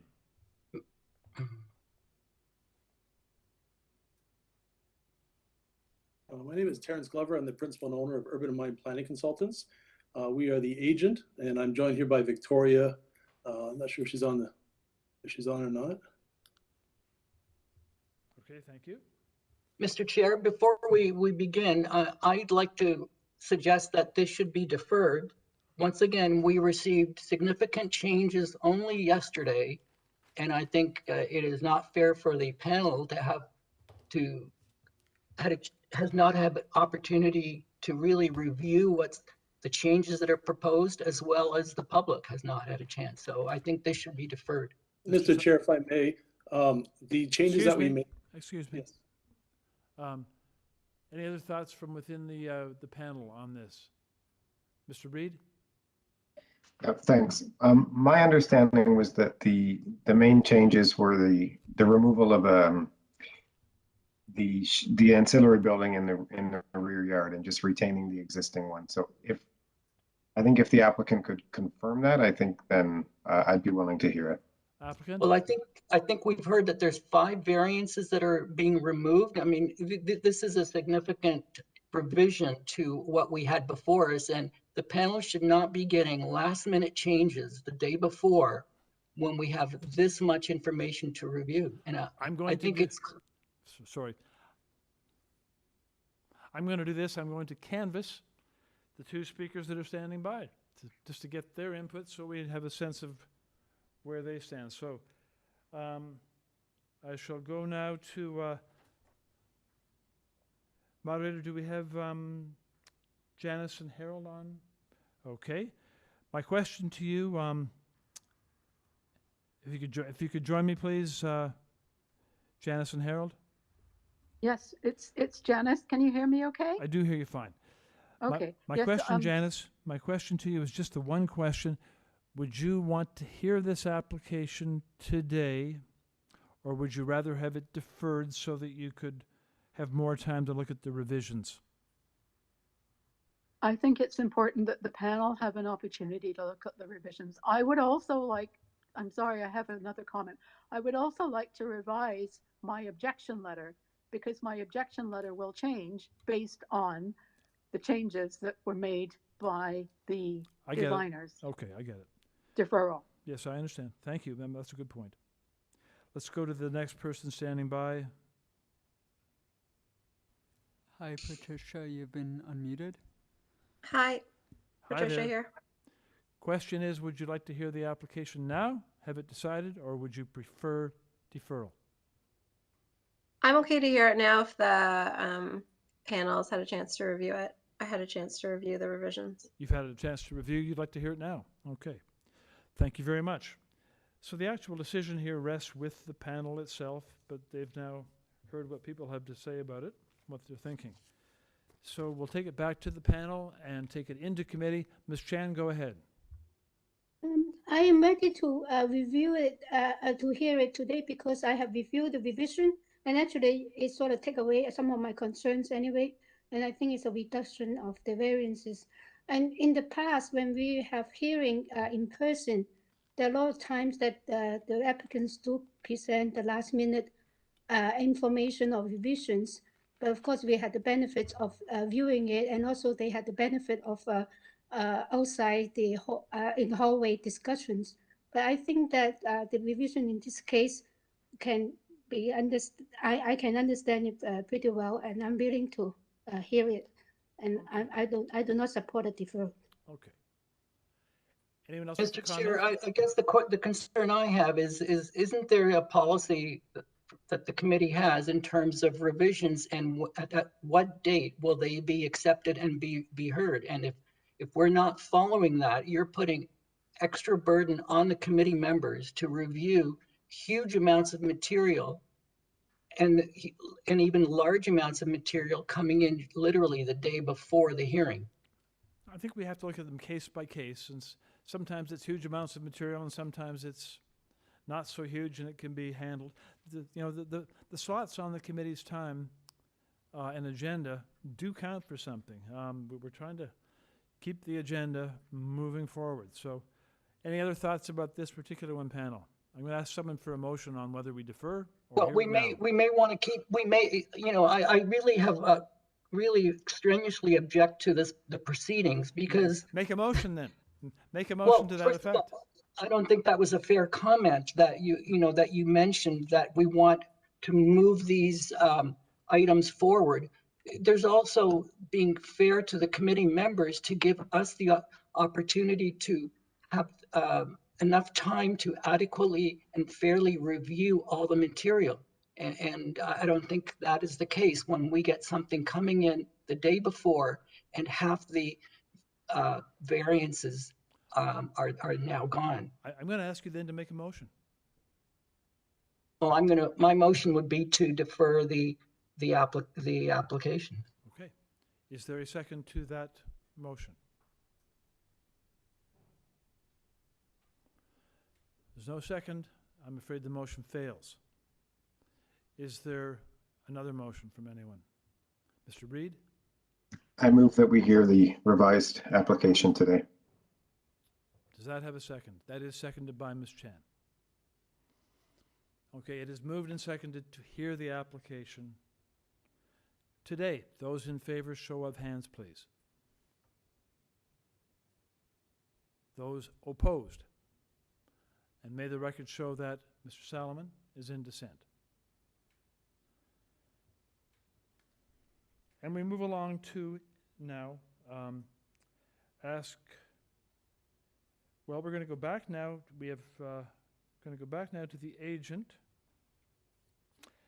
And the agent, I'm going to ask those that are the registered speakers that were standing by to continue to stand by. The agent's now going to have an opportunity to present his proposal to the panel. After that, registered speakers, we will be coming to you for your comments. Victoria from our office will actually be giving the presentation. I don't believe she. I beg your pardon?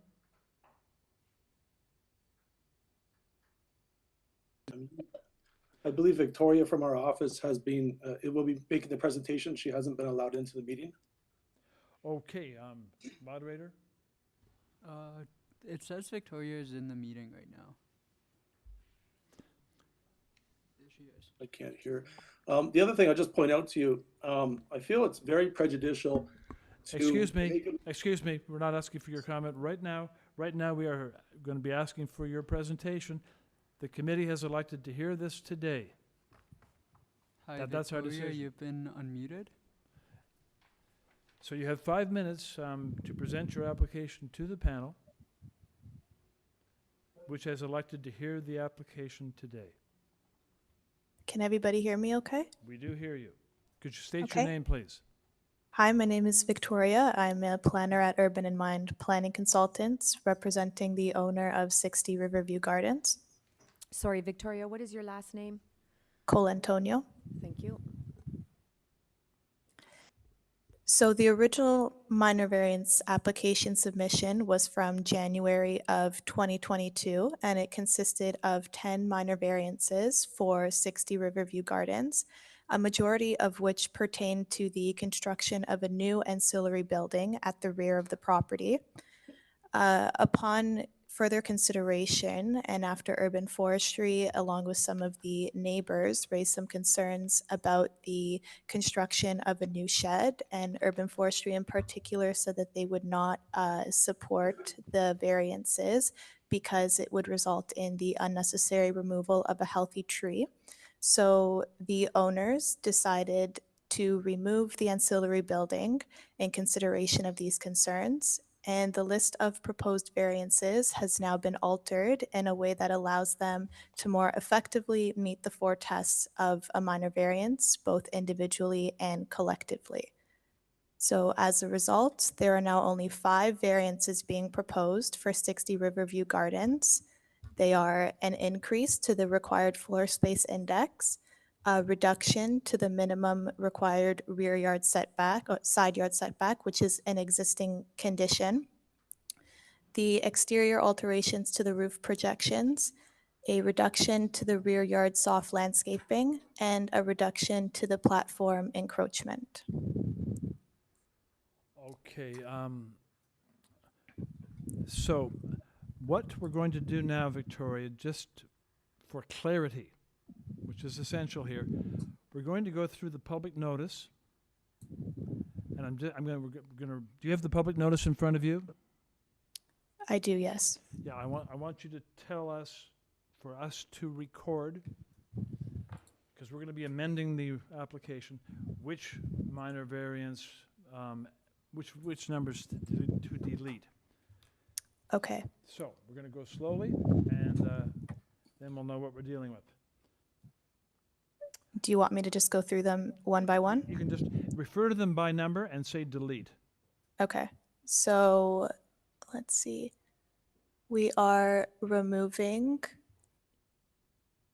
number 5, number 6, number 7, number 8, and number 9.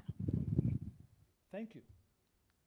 And if I may add a note, we are altering number 4 in a way that has a lesser impact. Let's go into number 4 in detail then, okay? Tell us what the new numbers become.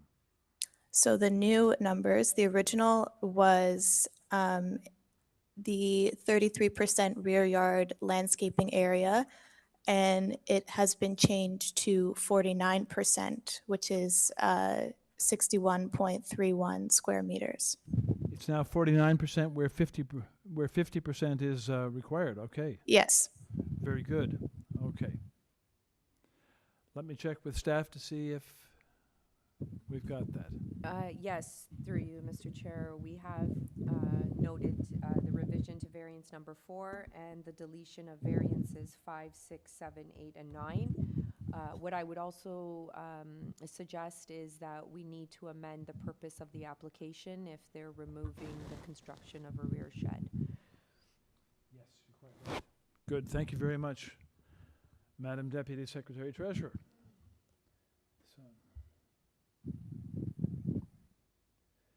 So Victoria, the purpose of the application up at the top there above the variances, we should just lop off that final clause or that final phrase there, and a shed in the rear yard. Is that right? Yes. And that will have it correctly. So we'll do that, and we now have an amended application. Thank you. Okay, thanks for that. Go ahead, please, to make any other comments you wish on your application. I think that's the only comments I have at this time. Okay, thank you very much. Thank you. Panel members, any questions for the applicant or agent? No. Let us then go to the registered speakers standing by. Who's joining us first, moderator? Janice, you have been unmuted. Okay, thank you, everybody. This is Janice from number 57 Old Mill Drive, and just to clarify, our house is directly behind and below the house which is being renovated. Although the plans have been amended, it in no way changes our objection. It just changes our concerns about drainage and runoff have not been addressed, have not been considered in anything that I've heard so far. Our submission is a little bit out of date, but the photos that we sent in are still relevant and current. There is a retaining wall between. Well, let's bring them up then. Can we bring up the photos? Do you have the photos Sure. that were submitted by Janice Panetta? We're just going to see if we have those, Janice. Yes, they're a bit small. I don't know if you can blow them up a little bit. No, that's Mr. and Mrs. Chung. That's the other ones. Okay, well, just give us a moment, please. Yep, okay. I know you have it. Okay, there we are. There's the photos. All right. They keep moving. All right. So this is the retaining wall, which is behind 60 Riverview. I think you can even see from these small photos that the retaining wall is already leaning forward. The reason for that is that the existing owners installed a deck at the rear of their property shortly after they moved in, maybe 2011, 2012, and the wall has been gradually leaning ever since. Now, our problem is that construction and the addition will easily speed up the deterioration of this wall. The homeowner apparently intends to leave the old wooden deck and wall in place after installing a new outdoor lounge, which was directly behind the home. So what the designers have cleverly done is say, okay, well, we will just, we won't put up, we'll take down the existing garage, and that will give more soft landscaping. However, the location of that is closer to their home. It's not at the back, it's not at the deck. I don't see any plans to change the deck or the wall. I understand that each property is expected to manage its own stormwater. It's barely being managed now, and we are concerned that it will be reduced due to construction and the addition. Excavation beneath the rear of the house, because they're going to dig in the basement, will put pressure on the soil, the retaining wall, and potentially 60 Riverview's wooden deck. That there already isn't sufficient drainage, and the addition will reduce drainage further. Some of the existing quote soft landscaping is just a piece of packed earth path, which is beside the deck on the north side. And I would refer you there to the diagram site plan with the existing deck, and there's a reference to soft landscaping. This was the site plan that was submitted by the planners. Please bring it up.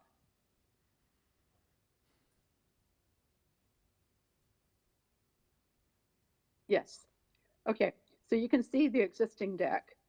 Now, right beside it, it's shown as soft landscaping. However, all it is a dirt path which is down, and it's used by the people that live in the home to get down underneath the deck, which they use for storage. Also, it's very convenient to take down a garage, but what's to stop the homeowners from erecting a pre-built garden shed later? So we submit the wall and the deck must be inspected by a qualified expert before construction or excavation commences to calculate and address the impact or create alternate plans. Any work could be supervised from the rear so that any earth movement or potential damage is addressed immediately. And I know you all know this, but failure to address a known risk, and we know that neighbors have also raised objections, can potentially generate liability on several parts, such as the city, contractors. I must ask you for your final comments now, please. Yes. Okay. So if the above cannot be safely addressed and properly addressed, then we must continue to oppose the variance application. Thank you. Thank you. Okay, panel, any questions? Okay, we move on to the next registered speaker. And ask them to join us, please, by stating name. Hi, my name is Patricia Chung. Thank you very much. So I live at 55 Old Mill Drive, which is adjacent to Janice and like kitty corner to the property in question. Similarly, my objections pertain to the approximately 10 feet high retaining wall at the rear of the property. I have a significant concern that during or after construction, there could be issues with this wall that would cause a major safety issue, both to their property, but obviously also to our properties down below. Based on what I've seen, including the revisions yesterday, there's been nothing done to consider or address the impacts that the construction process and potentially stormwater runoff would have on this wall. I mean, mainly, especially with the construction process, because I know they've increased their soft landscaping with the newest addition.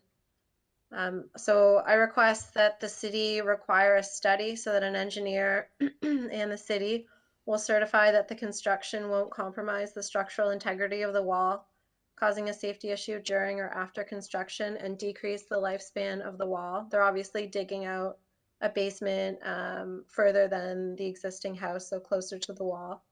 I don't think this should be left to, I think it should be monitored during construction, and I included that in my letter that I would suggest, I mean, it's up to the city, that some sort of movement monitoring be done during construction, but I don't think this should be left to the construction process. I think it really needs to be addressed ahead of time with a structural engineer certifying that this wall can handle both the construction process and the, I guess, final land use for the site.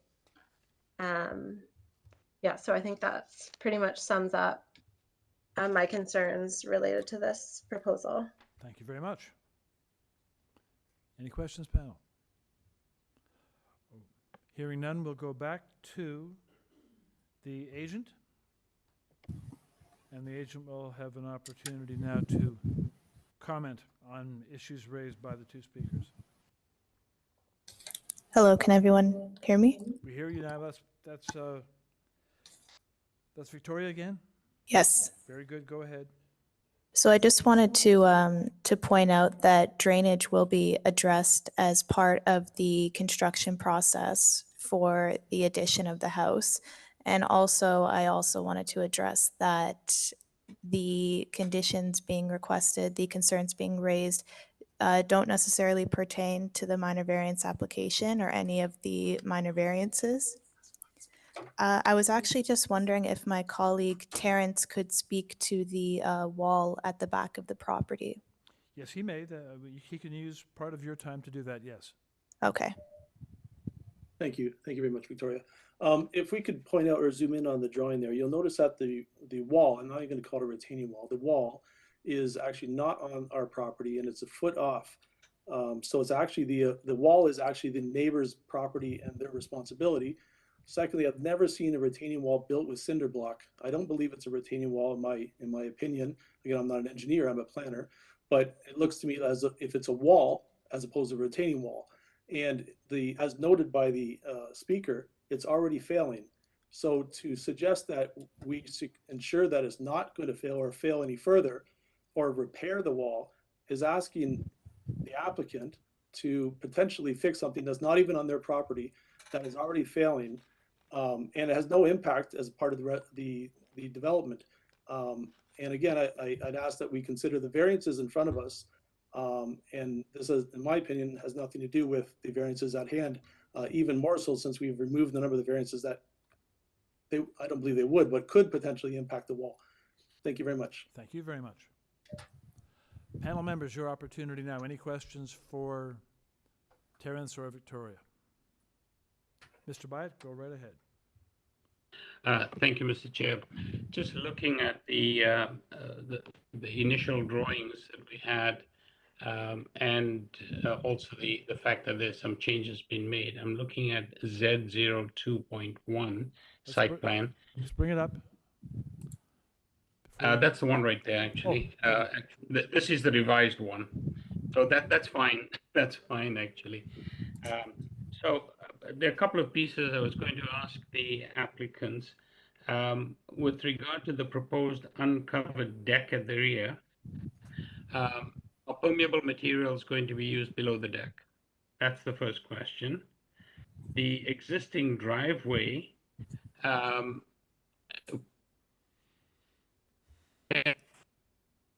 that be replaced with permeable materials? And the third one. So here we lost you for a moment there. The previously proposed shed being demolished. Zahir. Sorry, that the area the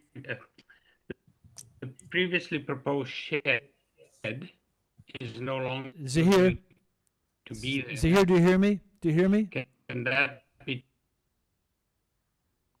Zahir, can you hear me? Sorry. Yeah, where your transmission Yes, your transmission is cutting up a bit, Yes. so we've missed. I've missed the gist of your comments in the last 15 seconds or so. So something was cutting up your transmission. I beg your pardon. I think it's my Wi-Fi that's cutting in and out. Can you hear me now? You're good now.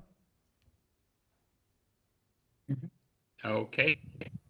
So the three pieces that I mentioned, the uncovered deck at the rear, will there be permeable materials below it?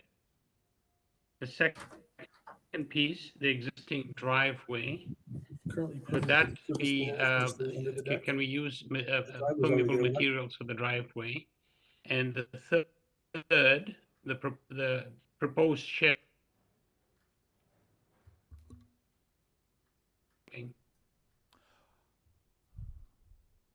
Okay, let's put the question two of the. That's a question for you, Victoria and Terrence. Did you get most of it, and can you offer your response, please? I heard about the permeable materials below deck and on the driveway. So as for the deck, there are currently permeable materials within the backyard that will be maintained. The driveway, it is not the intention of the owner to tear up the driveway. So I'm going to say no for the driveway, and I didn't hear the last one. Your third item, Mr. Here, was what? Sorry, the last one was the shed that was previously proposed that's no longer going to be there. Will that be retained as soft landscaping? Yes, it will be. Okay, Thank you. now, just let me, you have a serious deficiency on your soft landscaping. You're asking to be permitted at 33% where 50% is required. It's a substantial soft landscaping deficiency, and the panel has been. I think that was on the original submission. Oh, that's The what it was. revised is 49%. You were up to 49% now. Pardon me. Commendable. I remember now, and I'm sorry. 49% is good when 50% is required. It's just about as good as you can get. Okay. Okay. Any other questions for the applicant? Okay. Hearing none, let's take this application into committee for a motion. Unless Ms. Chan, go ahead. I just like to make a comment. Actually, by removing the proposed new shed, it removed all my concerns because I thought it was too high or I thought it was too big, and also the deficiency in soft landscape. I had doubt about that. So by removing those, the leftover is pretty minor, in my opinion, and I'm in support of the revised proposal. Okay. If you wish to make a motion, go ahead. Go ahead. I'd like to make a motion for approval with the revised and amended both the purpose clause and also the variances. And any other conditions? No forestry. No, that's it. Yeah. I would just add maybe. Yeah, but yes, they're permeable. Do you still have? Yeah. Okay. Go ahead. I think we are subject to forestry.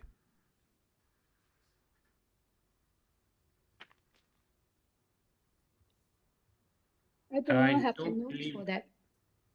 I don't believe there's a forestry condition, Mr. Chair. Pardon me. No. Okay, then. There's a motion. Mr. Bayer, you have some condition you'd like to impose? Yes, please. Condition would be the utilization of permeable materials below the rear deck. Okay. Yeah. All right. Or permeable materials, right? Permeable materials beneath the rear deck. Yes. Correct. Okay. Okay. A motion before us. It is seconded by Mr. Reed. It is moved and seconded to approve the amended application, subject to that condition. All those in favor, please show hands.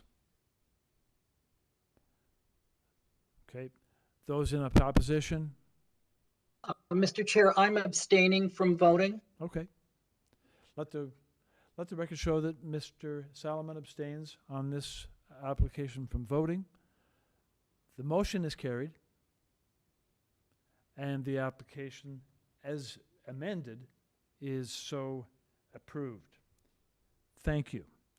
So, at this point, we're going to recess for 10 minutes, and we shall return on item number 26, 49 Garnock Avenue, at 4:15.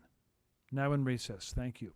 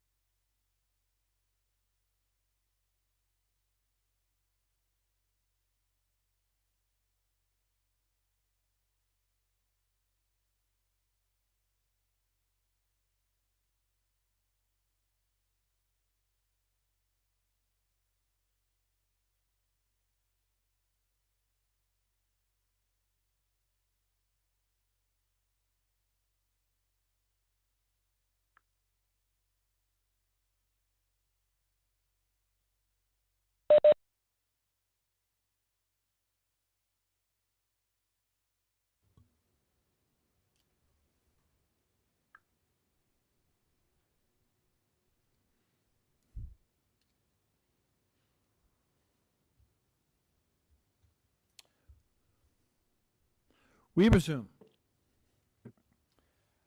with item number 26, 49 GARNOCK Avenue.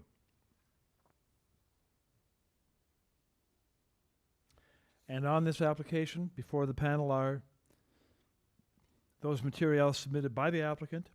There is a revised site plan, floor plans, elevations set, received 26 April. There is a cover letter from the agent received April 27. And there's a red line notice of public hearing submitted by the agent April 27. We have a staff report from community planning, and there is support in the form of 16 form letters signed by owners and occupants of GARNOCK Avenue, Logan Avenue, and Wolfrey Avenue.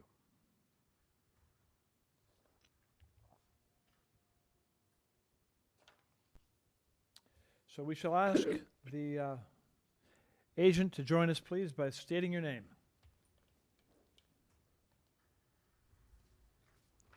Hello, my name is Mike De Oliveira. I'm here acting on behalf of the agent for 49 GARNOCK Avenue, and I'm with Replacement Design located at 911 Davenport Road. Good afternoon. Good afternoon to you. Panel members, any questions for the agent on number 26? My question is, has variance number 2 been deleted? Yes, that is correct. Through our discussions back and forth with community planning, the revised drawings we submitted were simply to address that concern with soft landscaping, and we've since removed the need of the variance number 2 on the public notice for the rear yard soft landscaping. Okay, thanks, Mr. Solomon, for bringing that up. So let's go to the public notice, and we're going to take out, we're going to revise the application to remove variance number 2. To delete it. Okay, so that's off, and the application is so amended. Okay. If there are no questions for the applicant, then we can take the application into committee for a motion. If anyone has a comment, Mr. Reed, go ahead. Thanks, Chair. I think with that deletion of the variance, that satisfied my only real concern with this proposal. I think the actual addition of the 3rd story and the front porch, I think will have very minimal impacts on the neighbors, and I think that the variances that are required to achieve those are minor. So I propose I move approval of the amended application. Thank you. That is seconded by Mr. Solomon. Moved and seconded to approve the amended application. Those in favor, please show hands. And that's a unanimous vote to carry the motion and approve the application. Thank you. Number 27 is our next item, 47 4 Oaks Gate. And on this application before the panel are those materials submitted by the applicant, and there is a staff report from Urban Forestry, 27th of April. So we'll ask the agent to join us, please, by stating your name.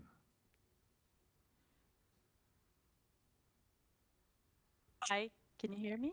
We do hear you. Yes, hi, my name is Nazli Delaviz. I'm the architect and the agent for 47 4 Oak Gates. Thank you very much. Good afternoon. Good afternoon. We'll see panel members. Do we want a presentation on this? Any questions for the agent?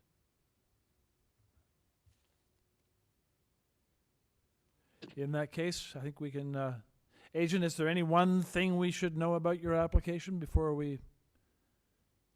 If you have any questions, I can just explain that we've done our studies and review, and all the minor variants are within what has been approved in the neighborhood. So nothing that it would be new example to that neighborhood. Thank you. Okay. I got a question. Ms. Chan?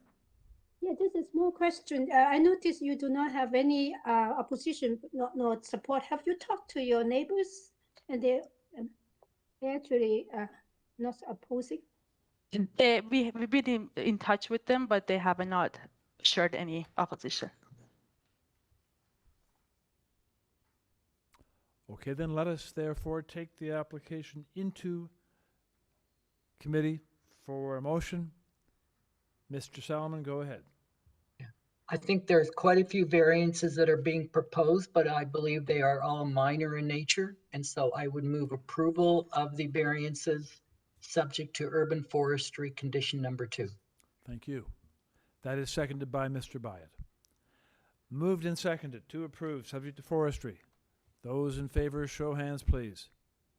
And that vote is unanimous to carry the motion and to approve the application.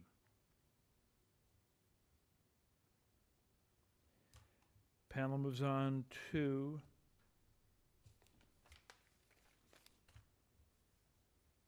number 28, 337 Shaw Street.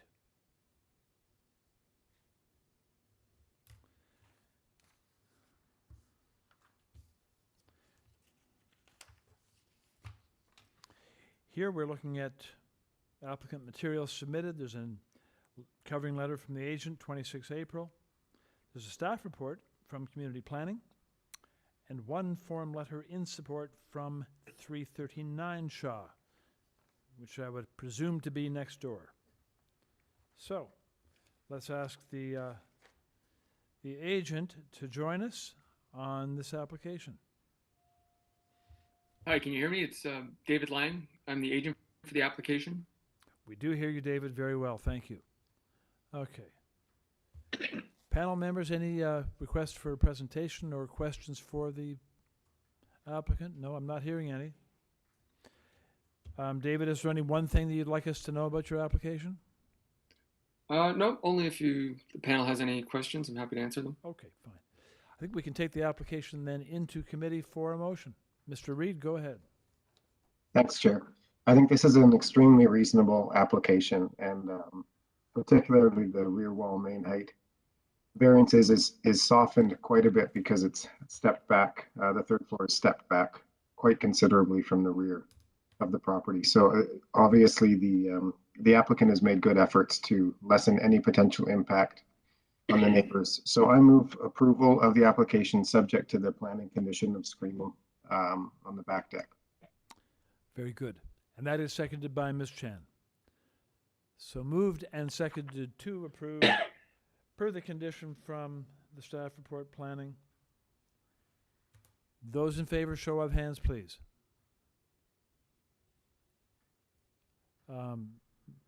Those opposed? Mr. Byatt, we didn't get your vote. Your vote is in favor or in opposition? In favor. In favor, thank you. Okay. So that is a unanimous vote to carry the motion and approve the application. Thank you. We move on to number 29, 65 Wayland Ave. On this application, submitted materials, there's a staff report from Community Planning and a staff report from Urban Forestry. There are two form letters in support.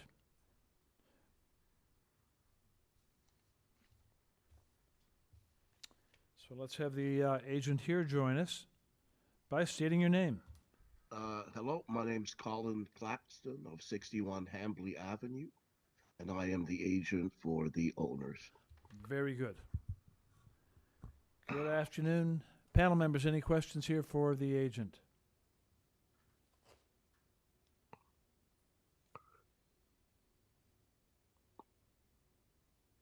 I have a question, Mr. Chair. Go ahead. Oh, sorry. For the agent, just a quick clarification. Variance number 5, second paragraph reads, in this case, the rear deck will be higher than 1.2 meters. How high? higher than, but what's the maximum? Higher than grade, I believe. The planning report asks that we put privacy screens on both the north and the south sides, and we are prepared to do that. Okay. And we're basically maintaining, there always was a deck there before. Effectively, what we're doing is we're underpinning and coming under that always existing deck. So we're not really changing any of the heights at all. So I hope that's not a problem. And we are prepared to comply with the conditions of urban forestry and of the for the privacy screens. Thank you. Thank you. Further questions? Hearing none, we can take this application into committee for a motion, please. Mr. Solomon, go ahead. Yeah, I think that the variances proposed are minor in nature, and so I would move approval of the variances subject to community planning condition and urban forestry condition number 1. Thank you. Second for that, Mr. Reed seconds. It is moved and seconded to approve, subject to planning and forestry. Show of hands, please, those who approve. And that's a unanimous vote. So motion carried and that application is approved. Thank you. Taking us to number 30, 17 Southridge Ave. On this application, we've got submitted materials. There's a staff report from Urban Forestry, and there is opposition correspondence from 15 Southridge Avenue, received 27 April.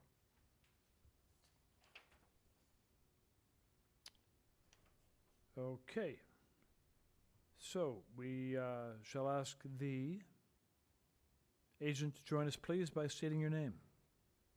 Hi, my name is Reza Sekavati, and I'm the agent of the owner. Thank you. Good afternoon. Good afternoon. Okay, panel members, any questions here for the agent? Not hearing any, no. Agent, do you have any one particular thing you want us to know about your application? Well, yes, well, I became aware of the forestry condition very late. So if that's something which is going to impact the voting, I would like to defer the application so that I can resolve that issue.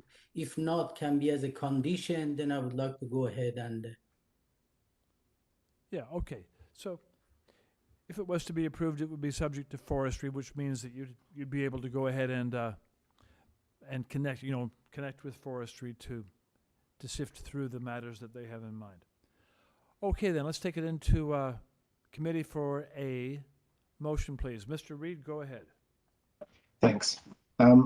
Upon reviewing this, my initial thought was that it looked quite large and deep, but comparing the built form to the variances showed that the variances being requested really are quite minor, and I think this type of development is anticipated for this lot.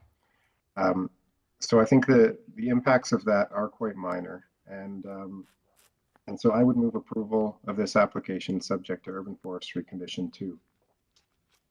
Thank you. That is seconded by Ms. Chan. So it's moved and seconded to approve, subject to forestry. Those in favor, please show hands. Okay. Those, Mr. Byatt? We've lost Mr. Byatt. Mr. Byatt, are you voting in favor? In favor. In favor, thank you.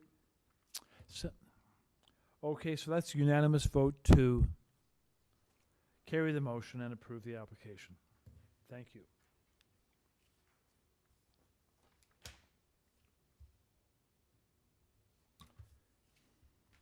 Number 31, 3106 Dundas Street West. Panel has before it submitted materials, Photographs of neighboring properties received Jan 27. Cover letter from the agent, 26 April. There is a shadow and sun study from the agent, 26 April. And there is further a deferral request from the agent dated 29 April. On the application, we have correspondence in opposition from 533 and 531 Clendenin and 3108 Dundas.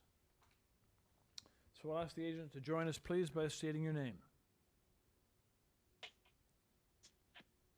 Good afternoon. Can you hear me? We do hear you. My name is Sean Galbraith. I'm a planner here on behalf of the application. Very good. Okay, you've made a request to defer. Can you tell us the reason, please?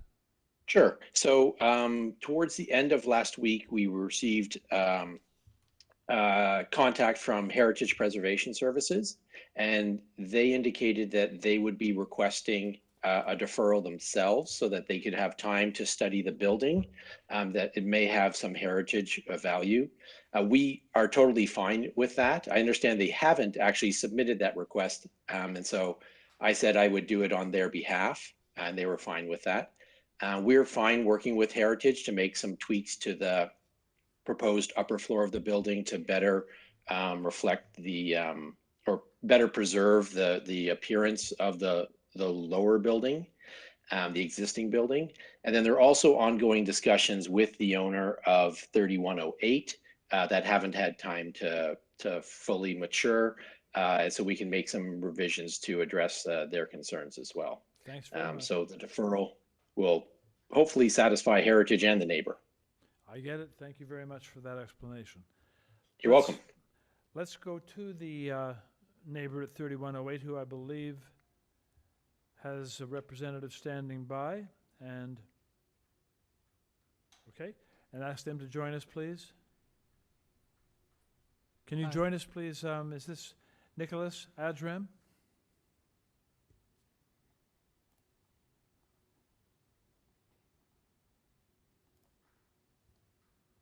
Hi, Nicholas. You have been unmuted.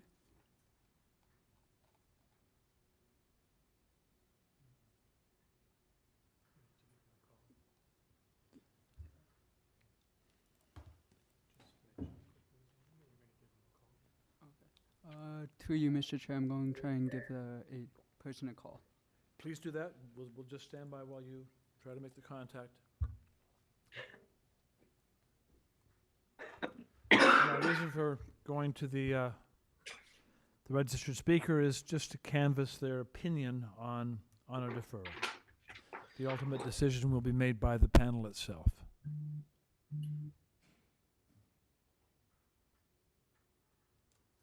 Hey, Kazram. Yes, good afternoon. Hi there. This is the Committee of Adjustment. How are you?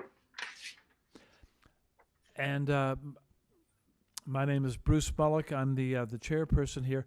I want to ask you, there's been a request to defer the application at 3106 Dundas Street West. Yes, I understood that from the applicant. Okay, now I wanted just to get your opinion on that. Would you be in favor of the deferral, or would you rather have the application heard today?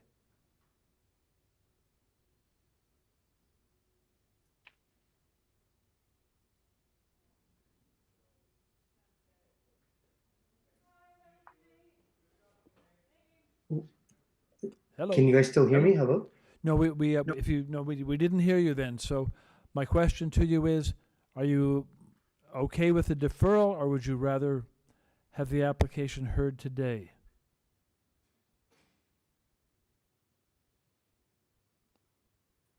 Yeah, we're not hearing you.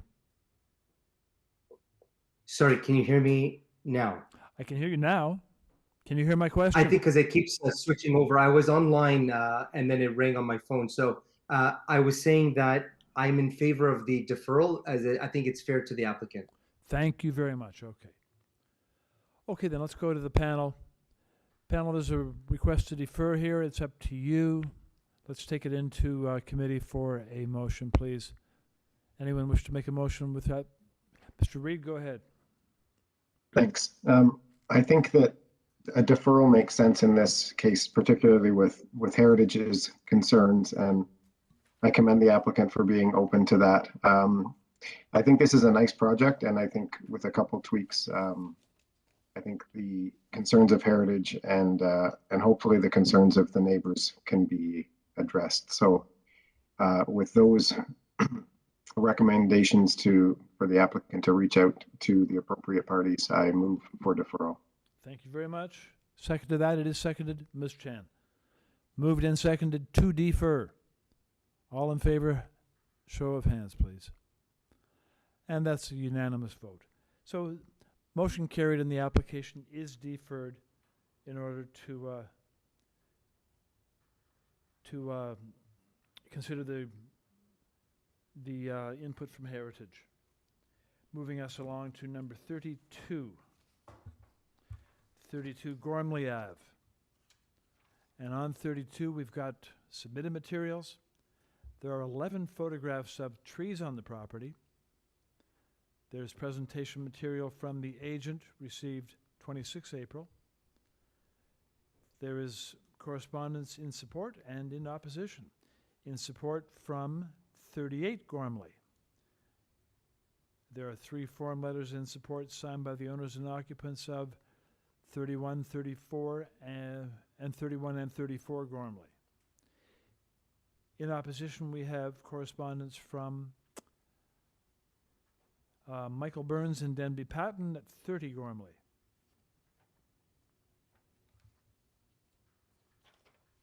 So we'll have the agent join us now, please. By stating your name. Nahir Manius, agent. Good afternoon. Okay. All right then. Let me check with the moderator. Do we have moderator, someone standing by in opposition? We do. Okay. Okay then, agent. You'll have 5 minutes to present your proposal to the panel. Go ahead now, please. Thank you, Mr. Chair. The application in front of you is for a proposed 2-story rear addition to the existing semi-detached dwelling. We're requesting only one variance under the new City of Toronto bylaw 569. The variance being FSI or GFA of 0.89 versus the permitted 0.69. If staff could be kind enough to bring up the supporting material, we've done a search for all variances that have been approved in the neighborhood in the last 10 years, which is the first page you see in front of you, Mr. Chair. I would like to submit that this is in keeping with renovated and new houses in the neighborhood, specifically in Gormley, where they vary between 0.81 to 0.958. And also, if you take the larger neighborhood of the last 3 or 4 streets in the area, like just as an example, the street to the south on Dugan, approvals have been up to the 1.2 times the lot area. So I'd like to say this is on the average or a little bit below the average of what's been approved in the neighborhood. As you mentioned, Mr. Chair, we do have 3 layers of support, including the immediate west neighbor, which is the other pair of the semi at next door. Also, just a general reference, the rear yard setback on the property is 12.9 meters, whereas the required is 7.5, and the main height of the addition is 7.15 meter, whereas the permitted height is 11 meters for the roof and 8.5 meter to the wall. I think the neighbor to number 38 Gormley, his support letter sums it perfectly. I couldn't have said it better myself, where they note in the second paragraph of their letter, where they say any reasonable survey of the neighborhood undeniably results in the conclusion that the proposed density is more than consistent with the existing built form. And then second, the paragraph after that, they also referred the same thing to be absolutely consistent with the neighborhood. And then in the few paragraphs below the last sentence, they say is the Committee of Adjustment has also approved 4 new builds since 2018, which vary in size between 0.9 to 0.958. And those are all listed on the supporting material that we've provided on Gormley Avenue. Also, if you keep scrolling down, the pictures that we provided is just to give the committee a sense of scale of the buildings. On this all these pictures are on Gormley, a few footsteps both sides of this house that we're proposing to put the addition. You can see there's a combination of 2-story, 3-story buildings, detached, semi-detached buildings. I'd like to submit that the scale of the proposed building is quite small compared to the other newly built or renovated houses, which vary in height from 2 to 3-story. And also, without sounding like a broken record, we are only requesting the one variance. It complies with setbacks, building height, building depth and length, and any other aspects of the zoning bylaw. And I'm happy to answer any question. Thank you very much. Panel members, any questions? Mr. Bike, go ahead. Thank you, Mr. Chair. On it's page A1B, at the rear of the house, there's a proposed new terrace. Can you just tell me what that terrace material is going to be? So we haven't made a final selection. It's going to be hard landscaping, so whether it's interlock or flagstone, and it's basically at grade. It's only one step up from natural grade. And the reason we did this study is to show that we comply with the soft landscaping. Yeah. Given the need for permeable materials, I would like to add a condition that terrace be constructed of permeable materials. We would have no objection to that. Yeah. Okay, great. Thank you. Okay. Hearing no further questions, we can take this application into committee for a motion, please. Through you, Mr. Chair, Sorry? there are I'm sorry. opposition. I apologize. I do apologize. We have someone standing by to speak. So, we'll ask that registered speaker to join us now by stating your name, please. Michael Burns. Sorry, Mr. Burns. I'm glad that staff caught me on that. You have 5 minutes to address your concerns to the panel. Go ahead, please. Hello, my name is Michael Burns. I've been renting 30 Gormley Avenue since 1999. Denby Patton will speak after me. He's the owner. The committee should refer to our letter for the specifics of our objections. The house in question is in the middle of a pair of semi-detached houses. All are practically identical, each having added a one-story extension at the back. All are approximately 1,450 square feet. Now this new owner is applying for a floor space variance to add a way out of proportion 30-foot two-story addition. We believe the incongruity alone should disqualify it. It is major, not minor. There is no question that this new addition will block west and southwest sunlight and loom ominously over the backyard at 30 Gormley. It is a backyard we have been working on for more than 20 years, and it was planned with shade trees so as to block the view of the apartment complex to the north, but open to the west to allow us to enjoy the sun from April to October. Relax, we eat meals, we have family meetings there all summer long. All that would be drastically reduced. This is another reason to deny the variance. We would also like to ask why the purchaser of 32 Gormley chose this specific house. Its square footage was not a secret. They chose a house with 1,450 square feet and then immediately created plans for a 2,150 square foot house and asked for a variance because that exceeded the floor space index. It seems to us that the buyer could easily have found houses in the neighborhood with 2,000 square feet or more. In fact, there was one for sale at that time directly across the street from 32 Gormley. Given that the buyer has demonstrated no pressing need for extra space, there is only one conclusion.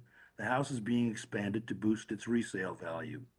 There is nothing intrinsically wrong with updating real estate, so it will be worth as much as possible when you sell it, unless, of course, those alterations adversely affect a neighbor. That is the issue before us. It is why neighborhood zoning exists. The Committee of Adjustment must weigh competing issues here. The reasonable desire of the buyer to get as large a return as possible on their renovated home against the legitimate lifestyle needs of a next-door neighbor who has been there much longer. We trust that you will make the right decision. Now, Mr. Patton.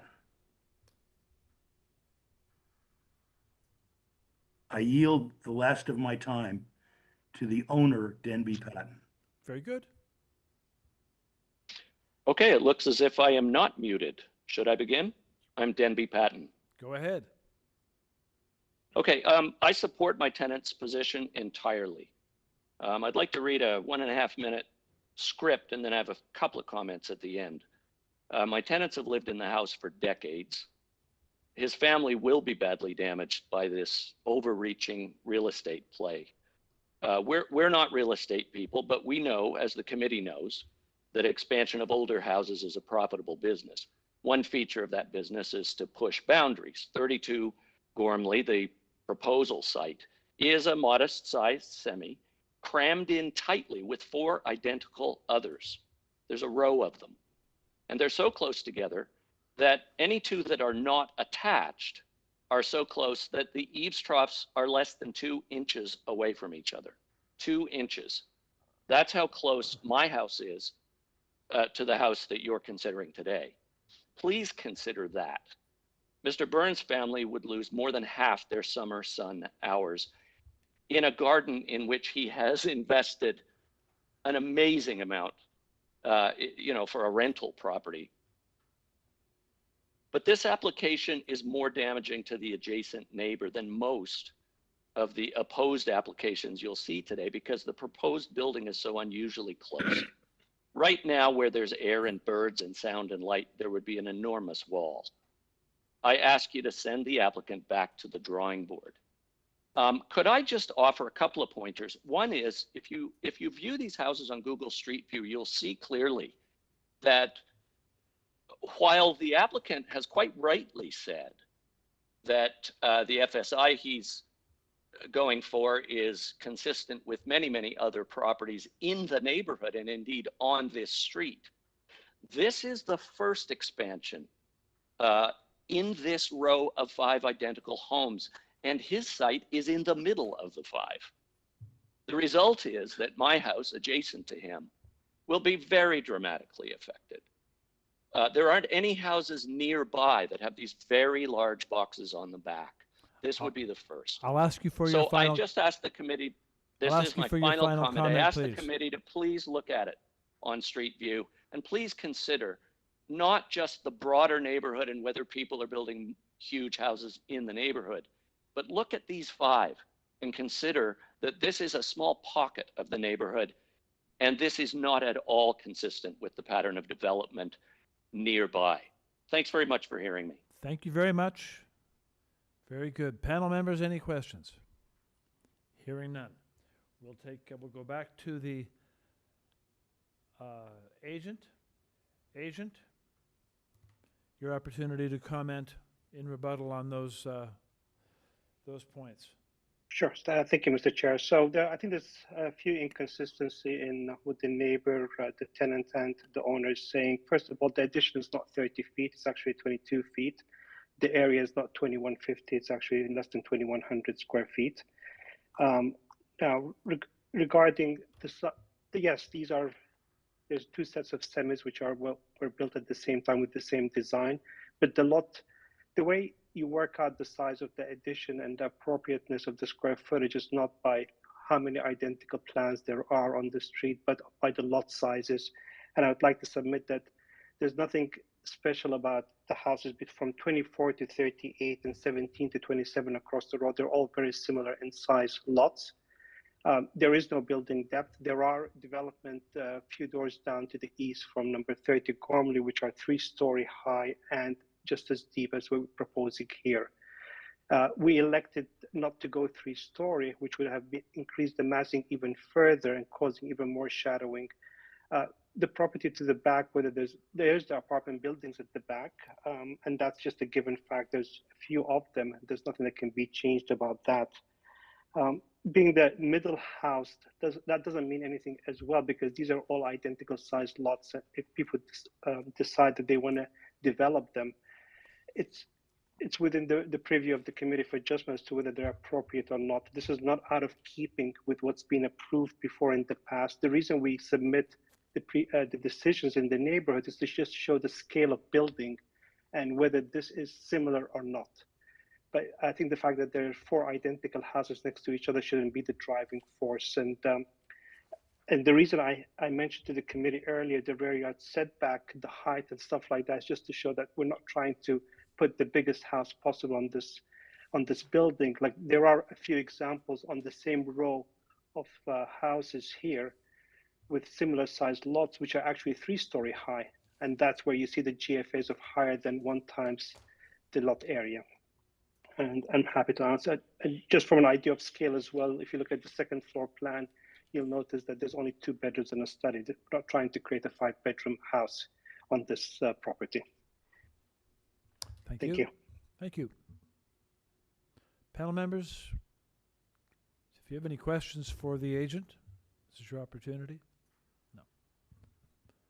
I'm not hearing any, so we can take this application into committee for a motion, unless anyone has a comment first. We can go right to a motion if you like. Ms. Chan, go ahead. I can make a comment. And then I think that this proposal is only asking for 1 variance, and then the explanation that the applicant given that the GFA that the SI they're asking is in keeping in the neighborhood. And then when I also Google the site, actually on GORMLEY Street, there are a lot of 2.5-story and even 3-story with the garage being gray, and then you push the building 3-story. And I think as of right, they're not asking for rear yard setback or the depth of the building, and I have no reason not to support this application. Okay, would you like to make a motion? Okay, I would like to make a motion for approval. I don't think there's any conditions. Okay, is there a second to that?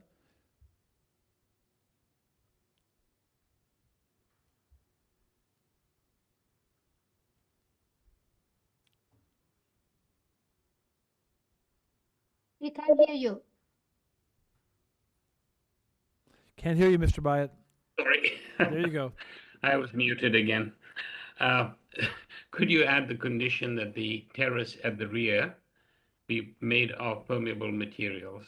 Yes, yeah. I will, because you spoke so long ago about that. I forgot. No problem. And I would second that motion. Very good. Okay. Moved and seconded to approve, subject to that condition. All in favor, please show hands. And that's unanimous vote to carry the motion and so approve the application. Thank you. And that moves us on to item number 33, which is 299 Ossington Ave.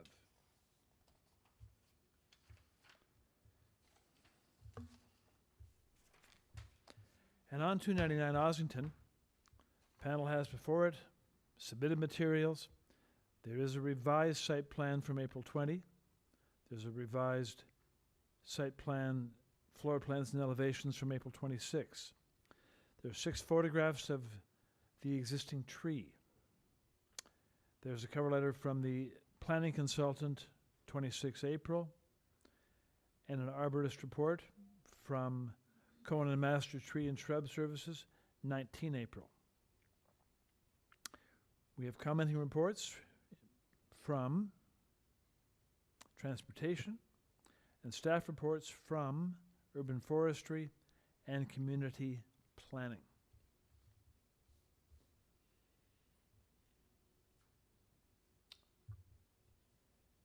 So let's have the agent join us, please. Just state your name. Hi, Jennifer, you've been unmuted.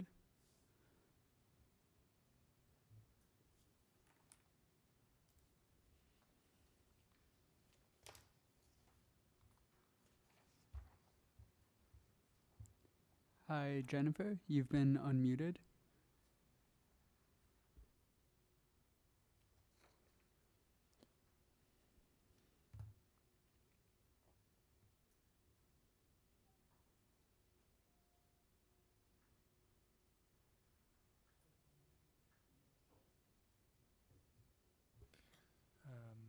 Jennifer, if you can hear me, can you say something, please? It seems Jennifer's left the hearing room and is trying to reconnect, perhaps. Maybe we can move on to the next item and come back. Very good, let's do that. Okay, we're going to try to reconnect with the agent on that application, and we'll return to it. But for the time being, we'll move on to number 34, 246 Silver Birch. And on this application,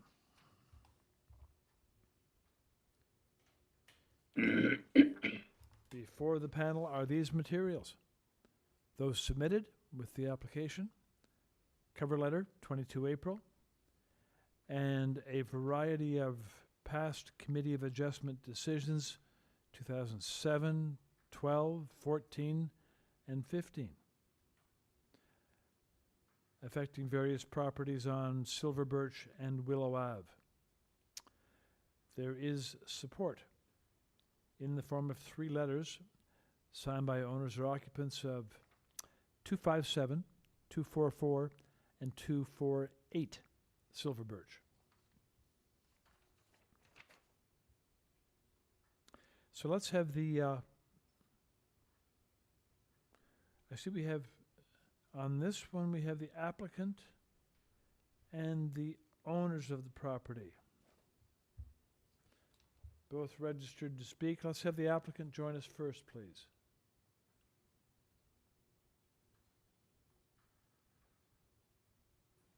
Hi, Akash. You've been unmuted. Hello. Hello, can you hear me? We do hear you. Please state your name. My name is Akash Patel and I'm the applicant. Very good. Okay then, Akash. Panel members, we have applicant here with us. Any questions for the applicant? Any request for a presentation?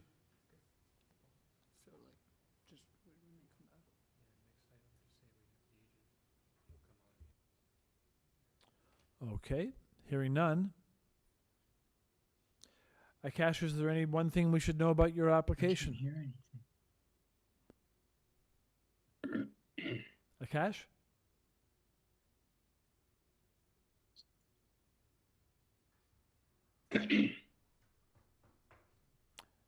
Hello, Akash?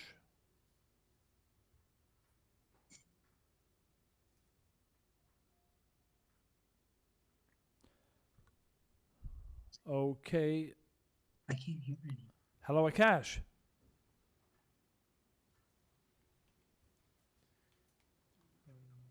We can call Akash if you like. He did state his name and address at the beginning. Yeah, we did. Yes, no, I've spoken to him. Well, we don't need to. We can take it into committee for a motion. So let's take it into committee for a motion because it isn't contested.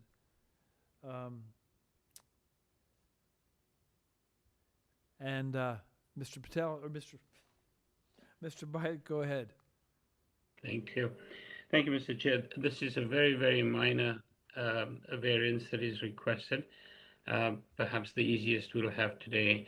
I have no hesitation in bringing forward a motion to approve. I believe there are no conditions attached. Thank you. Is there a second? It is seconded, Mr. Solomon. Moved and seconded to approve. Those in favor, please show hands. And that vote is unanimous to carry the motion and approve the application. Very good. We'll go back to that one now then. Okay.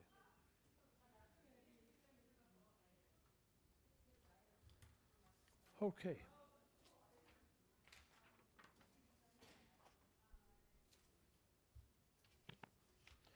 And we'll now ask the agent for item number 33, 299 Ossington Avenue, to join us, please, by stating your name.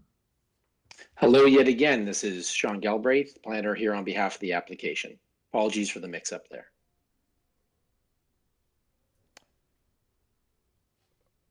Okay. Are you standing in for Jennifer Kudlatz? Yeah, I've been retained to represent the project. I thought I had communicated that when I submitted my the covering letter, but I guess there was a bit of a miscommunication. Very good. Okay. Okay, panel members, we're back on number 33. We have the agent with us now. Any questions to put to the agent? Ms. Chan, go right ahead. If there's some revisions are made, can you? Sure. Can you So also go through the revisions? Yeah. Yes. So the latest revision was just a change to the site plan. It added some soft landscaping to the front of the building. And so that was done in coordination with city planning, and that is reflective in one of the requested conditions of city planning, that it be subject to that revised site plan. I think it's dated April 26th. The building itself didn't change. We're just adding some additional soft landscaping to the front. There'll also be new trees along the along Harrison Street. They're off the property, but they will be planted in the boulevard in coordination with the city. So, none of this revision will affect the variances, right? No, they don't affect the variances. It's just a site plan. Thank you very much. The Mr. original Wyatt? variances are still accurate. Just with regard to the Ms. Chan's dealt with the front, and I'll address the rear end.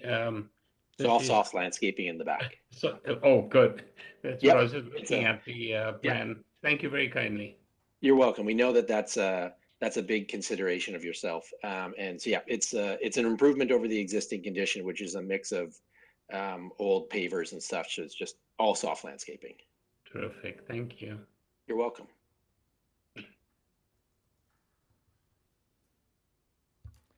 I think it's a nice project. There's an existing 4 units, and the 4 units will be remaining, and they'll be expanding. 3 of them will be 2-bedroom units, and 3 of the units will have private outdoor amenity space. It'll be nice units. Thank you very much. Okay, let's take the application into committee for a motion, please. And Mr. Solomon, go right ahead. Yeah, I think this is a very good project. There are many 3-story buildings along the street and adjacent, and I believe that the building height and massing fits in with the surrounding area. So I would move approval of the variances. I believe they're minor in nature, subject to community planning conditions and conditions from urban forestry number 1. And do we need to tie this to the revised site plan? I mean, I don't think so. The revised site plan of April 26th? Probably not, because that's... I think we should, because he had mentioned that they have done some revisions on the site, although they do not affect the variance, but we should include the site plan. Okay, so. Okay then. Okay. Is there a second for that motion? It is seconded, Mr. Byatt. Sorry, through you, Mr. Chair, sorry to interrupt. I'm just looking at the community planning comments, and the first condition is tying them, it actually says with the revised landscape plan. I think that revised landscape plan may be the 26th of April revision. Okay. But we'll say site plan, right?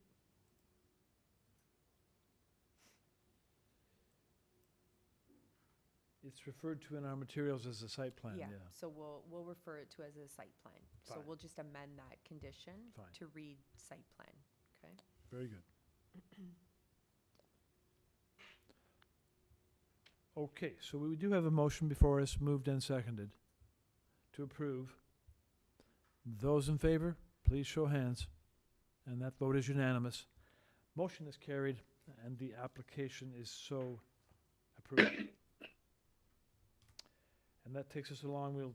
We have done 34. We'll jump to 35 403 McRoberts.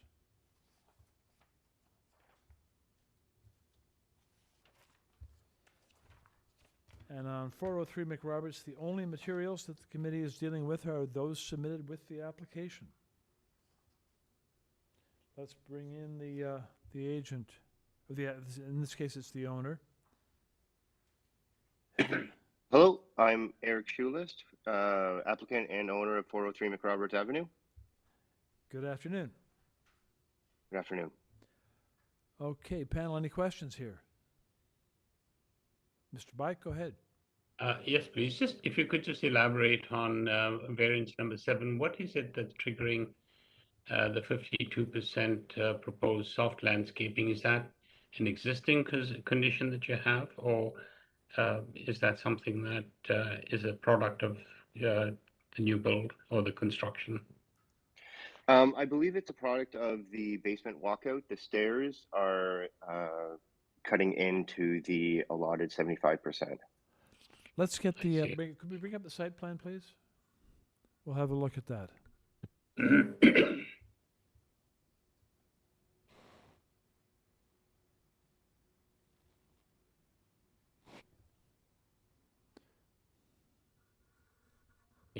Stairs. And zero in on the back, on the stairs at the back. Is it stairs at the back, correct, applicant?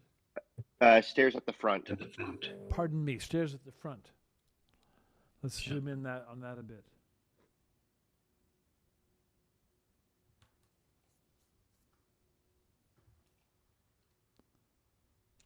Yeah. Okay, so there's two sets of stairs. One of them goes down to the basement, one goes up to the main floor? That's correct. And what is the treatment on those? Those are landings then? The walkways are That's correct. The walkways? Yeah, the surface treatment there. Oh, most likely will be permeable pavers.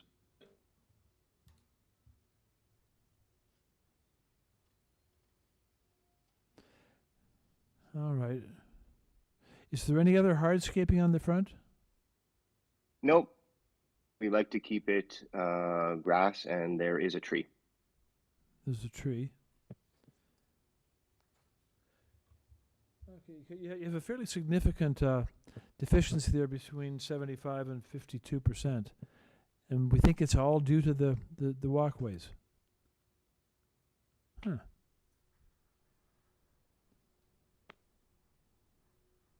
Okay. All right, then, well, we could look at perhaps those being permeable pavers. Okay, if there are no further questions, let's take the application into committee for a motion, please.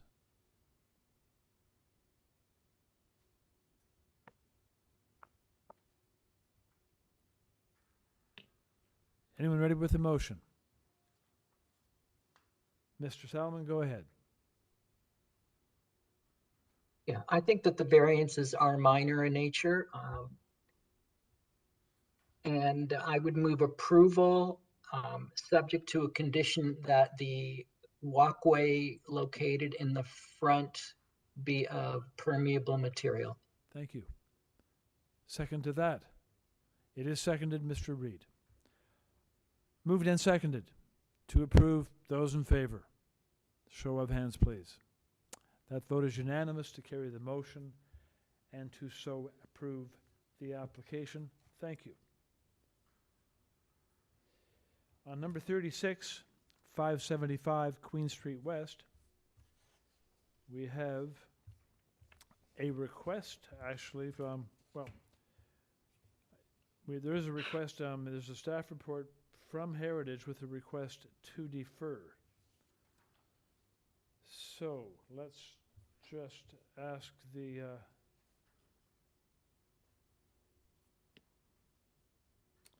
Mr. Chair, I note maybe it was in the additional material that the applicant has also requested a deferral and indicated that the sign has not been posted on the property. That's this one, is it? Okay.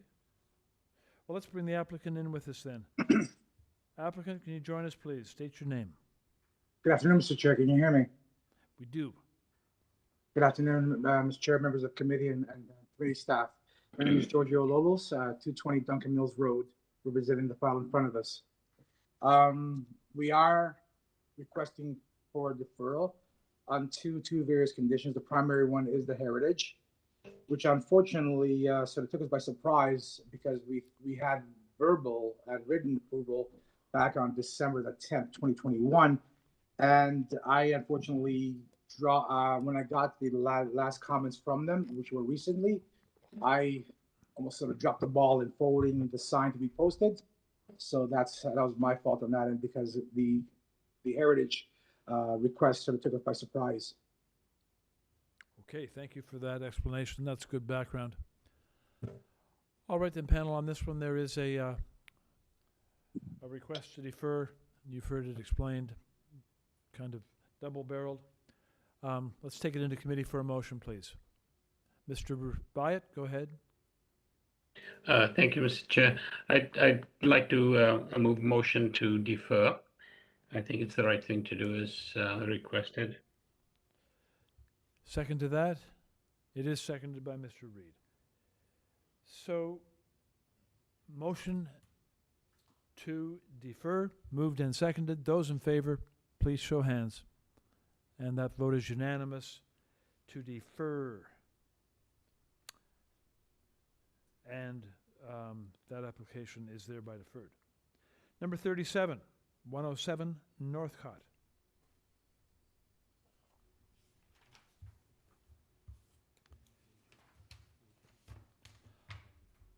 On 107 Northcott, we have before us submitted materials. Copy of the third floor plan and north elevation for clarification received 27 April. A revised zoning notice 27 April. Agent cover letter 27 April. And a minor variance rationale, same date. In support, a 5-signature petition signed by the owners and occupants of properties on Northcott. And we'll ask the agent to join us, please. Just state your name. And my address is 257 Margaretta Street, Toronto. We just missed the start of that. Could you state your name again, please? Bart Soki. Thank you. Okay. Panel members, any questions here of the agent? Mr. Chair, there's a late registered speaker for this one. There was a late registered speaker here? Yeah. In opposition? Yes. Okay. So, Mr. Soki, someone has registered to speak to the application, so we'll ask you, please, to present your application to the panel. You have 5 minutes. Okay, thank you very much. We have 3 variances we're looking at. One for FSI, which is fairly minor. We're asking for an extra 6 square meters above the permitted area. And variance for height at 10.25 meters, which is 0.25 meters above the permitted 10 meters. So both fairly minor in nature.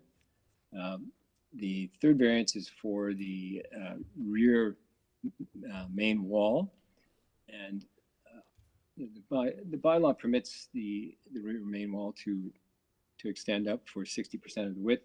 So we have the third floor step back at that location, and if you can bring up the drawing that's plan clarification.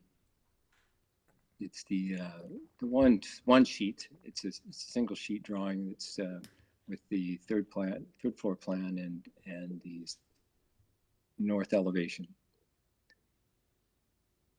I believe it's labeled clarification. It's not amongst this set. It's not in this set? No, it's a separate drawing. It's one of the support drawings.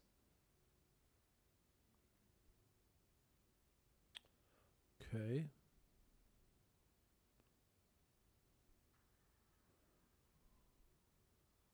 If you can give us some guidance, please, here, it'll help us locate it. It's let's see, it's called, I think the drawing is labeled clarification. Right, that was the 27th of April.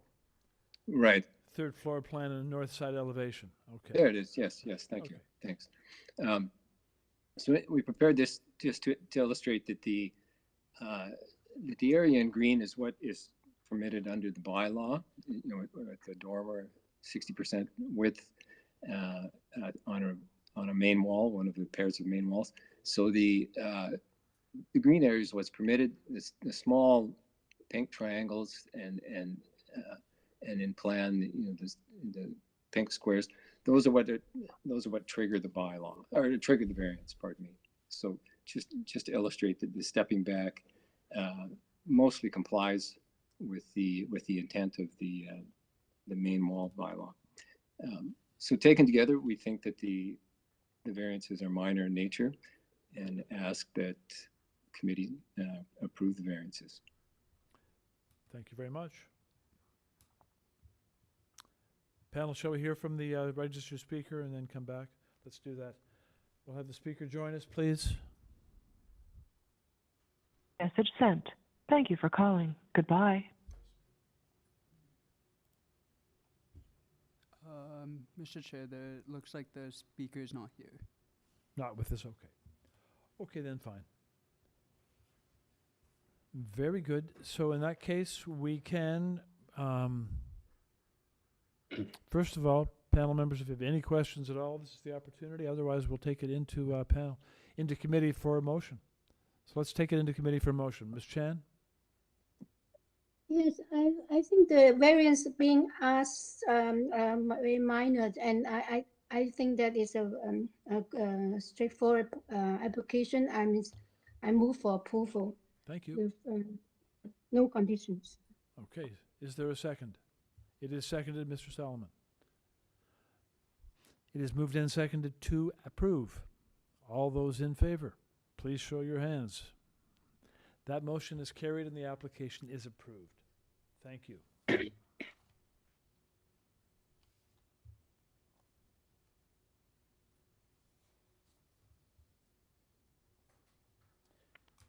And that takes us to number 38.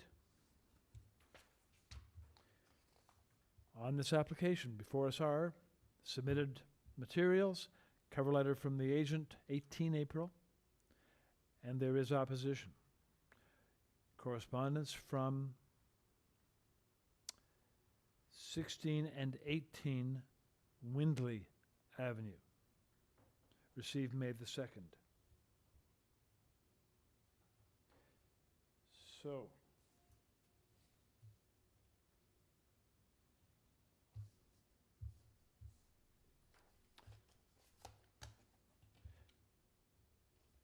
on 21 Windley, we do have the agent with us, but are there any registered speakers here? No. Okay.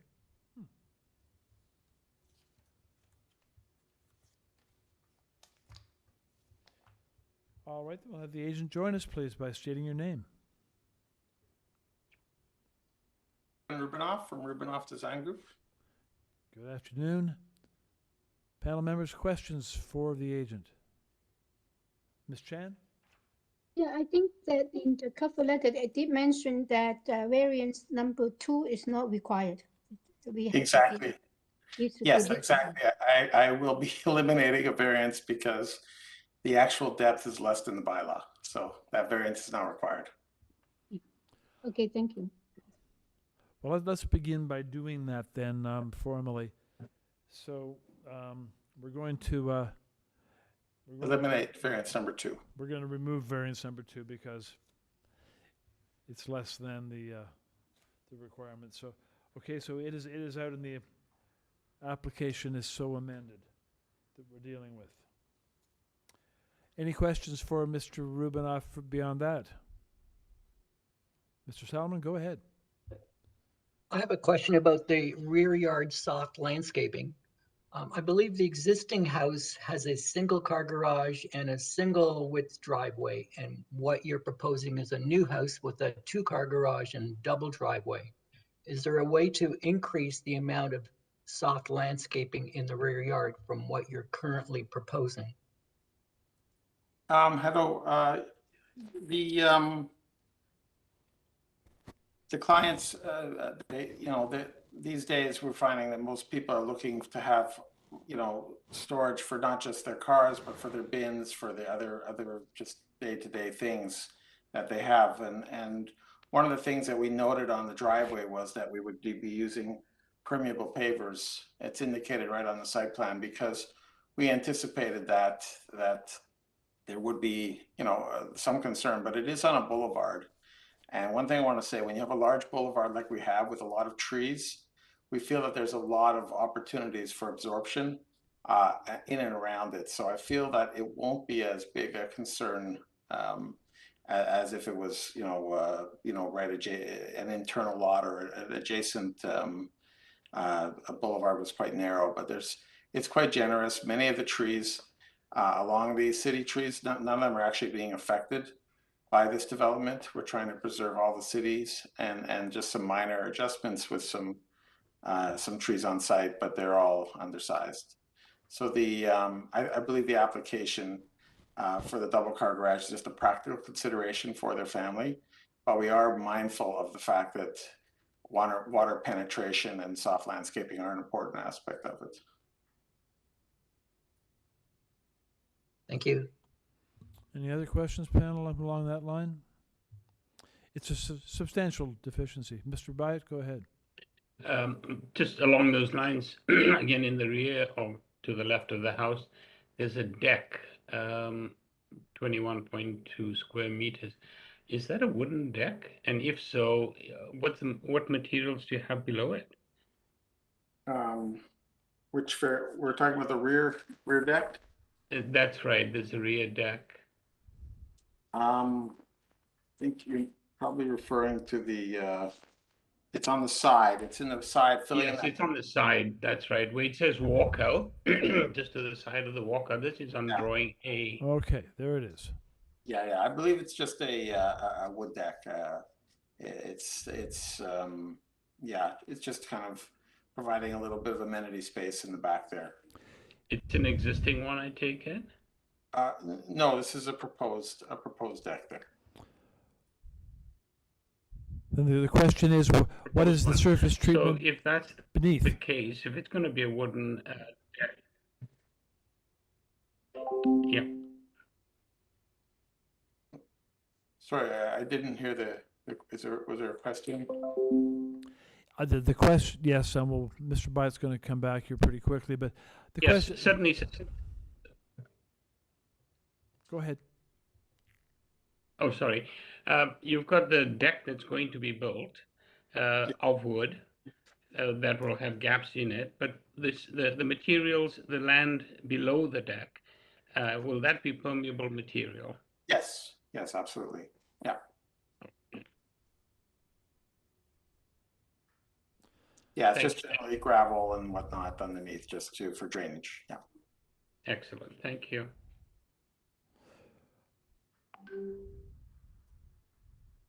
I also can point out that we do have green roofs on the building itself to absorb some of the rainfall as well. So that also offsets some of the impacts of concern with regards to drainage. Oh, thank you very much. Yep, that's worth knowing. Okay, Ms. Chan. Sorry, where's the green roof on the garage roof or the main house? The main house. The main house. There's. Yeah, okay. But I do not. I see the plan showing that. The plans do show it. Yeah. There's actually a landscape plan which indicates all the green space around the property. I don't know if staff can find that. It's one of the submissions that we put in.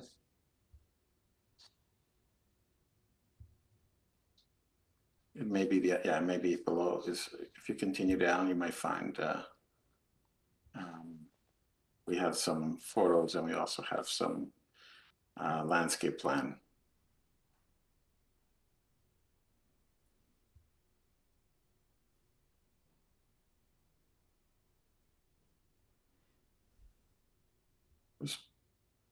part of our submissions, so should be supplemental. Maybe that's.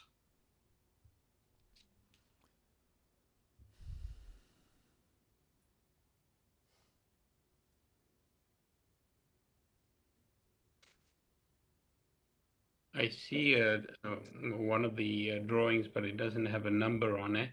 Right side elevation that shows. Yeah, there's submissions that we've provided, which show neighborhood map, and it also shows a landscape plan. I'm not sure if the planner can locate that on here, but it does indicate through a colored rendering. Have you located the renderings? That would be also something that would help to illustrate that.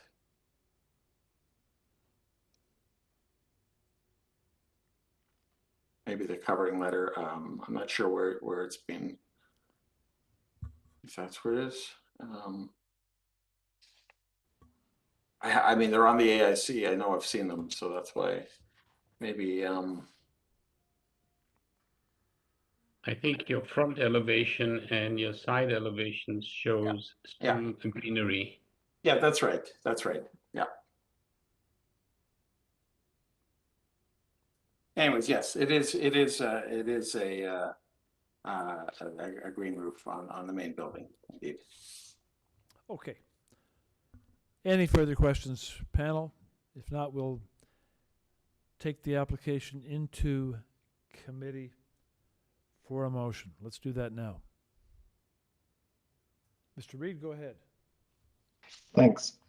I think this is a very interesting building, and I understand that we as a committee had some concerns about the soft landscaping deficiency, but I think with the permeable pavers in towards the garage and the driveway, I think that's a way that the applicant has attempted to address that deficiency. So I would like to move a motion to approve the application as amended. And I'd also like to just, I know it's in the site plan, but I'd like to add the condition that the driveway be constructed with permeable pavers. Ms. Chan?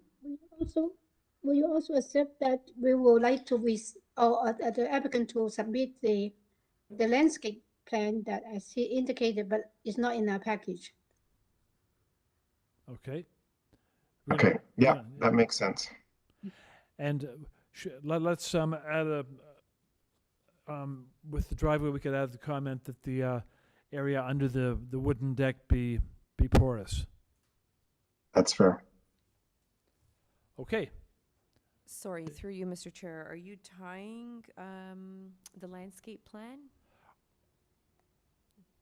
Ms. Chan, was your intention to tie it to the landscape? Yes, I think so, because as he indicated that he has a landscape plan and indicating there's green roof and other landscaping design, I think we should tie it to that. Okay. That makes sense, yeah. No. Through you, Mr. Chair, we do have those materials. You just don't have them before you, but we do have them on file. Thank you. So the materials do exist. Okay, so then tie it to the site plan, to the landscape site plan. Yeah. Very good. Is there a second to that amended motion? It is seconded by Mr. Byatt. So it is moved and seconded to approve the amended motion, subject to those items that we have just listed. All those in favor? Show of hands, please. And that's a unanimous vote. 2, carry the motion and approve the application. Thank you. On number 39, 397 Crawford Avenue.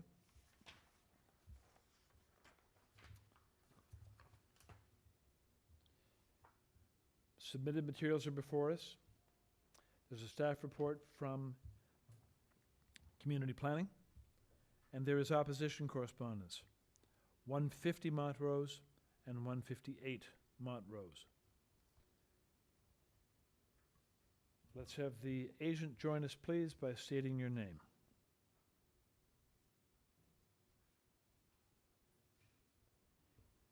Hi, Ali, you've been unmuted. this application.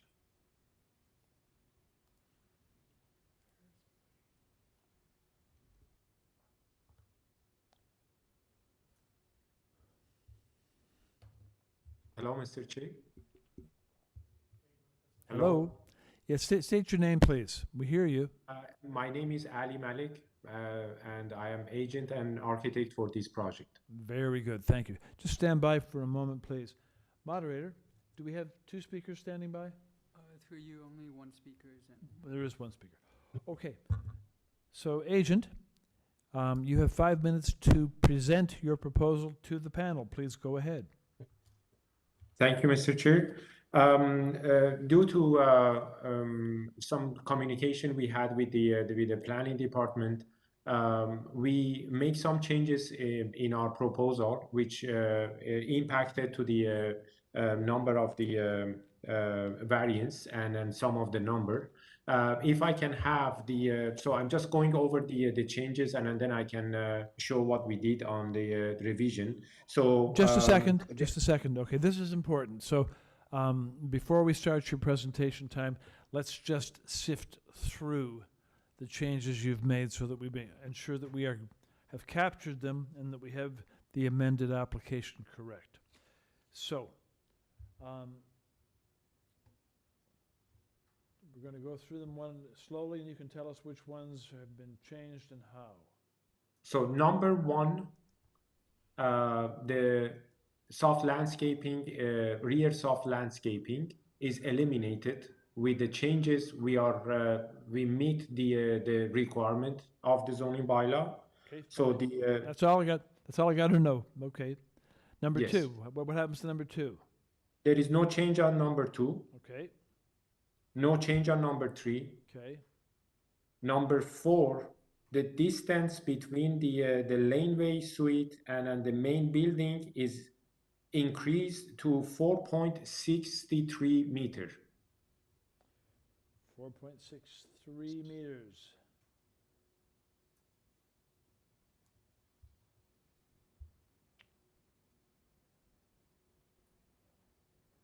Number 4, that one deals with height of the laneway suite.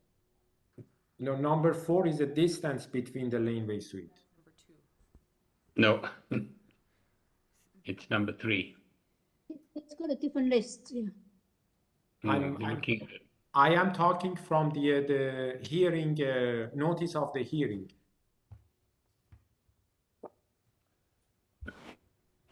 So number 3 is the distance between the laneway house and the main house. So the distance, yeah, it's number 3 on the public notice that we are working with. The distance between. So what is the proposed distance now? 4.63 meters.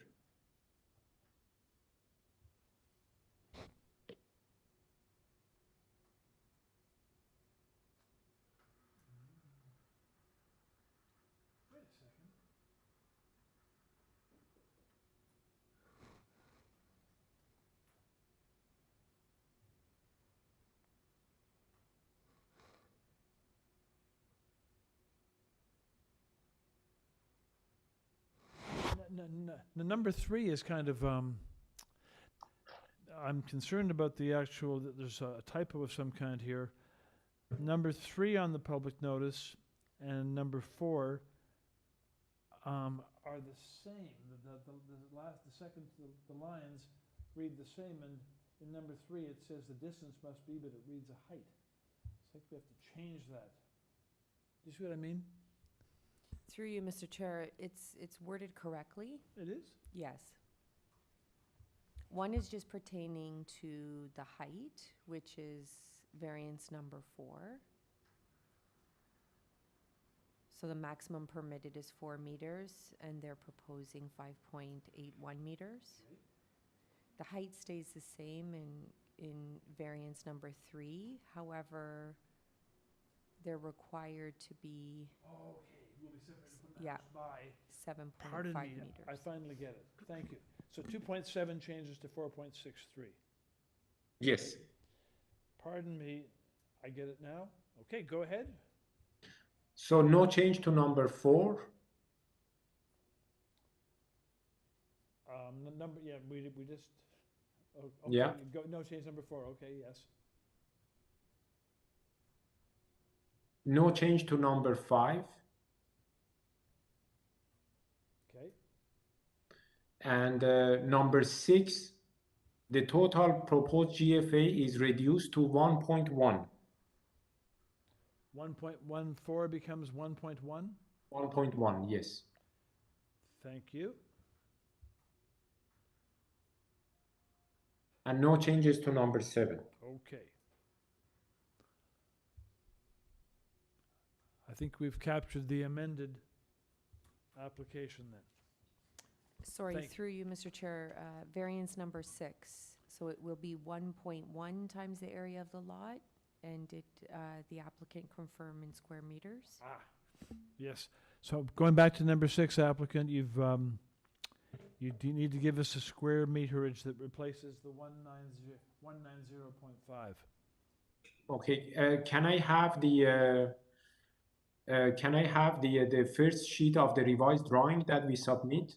Is there? I can just pick up from there. Yes. So the new total is 184.29 square meter. 184.29. Yes. Thank you. Okay. Well, that's good.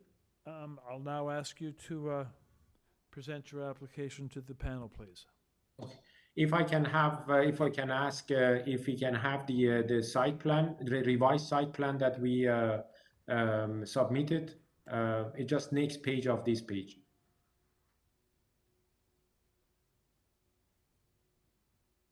Yes. So due to the communication we had with the staff and planning staff, which the concern was about the proposed laneway suite above the existing garage. So I just want to bring to the committee member attention. The existing building, the main building is existing footprint, and we are not proposing any extension or footprint extension to the existing. And then the garage also, the rear garage also existing. So some of the variances that is here for the laneway suite is related to this suite, the second floor that we're adding above the garage.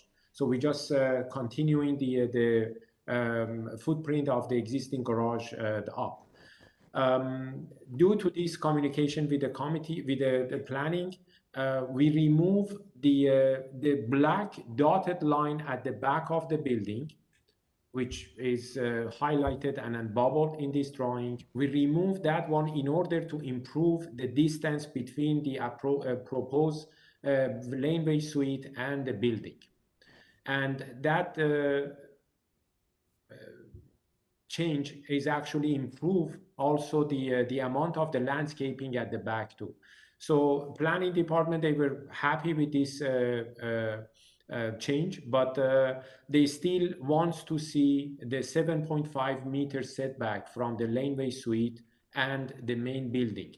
But since, as you see, that the buildings, the footprints, they are all exist, especially even second floor of the existing building, it was very hard to achieve that. And then given to the density of this area, and then like similar proposed building, most of the people, they are going with the laneway suite, and that suite is very important and then very good additional space to their development. In order for us to keep that suite, we rather to remove something from the main building, and then in order to keep that laneway suite. With that reduction, we improve the distance to the 4.63 meters. and we are allowed to have to the 6 meters of the building, but because of this distance that we have, we are not meeting the minimum requirement, which is 4 meters, because it's less than 7.5 meters distance. So that's the only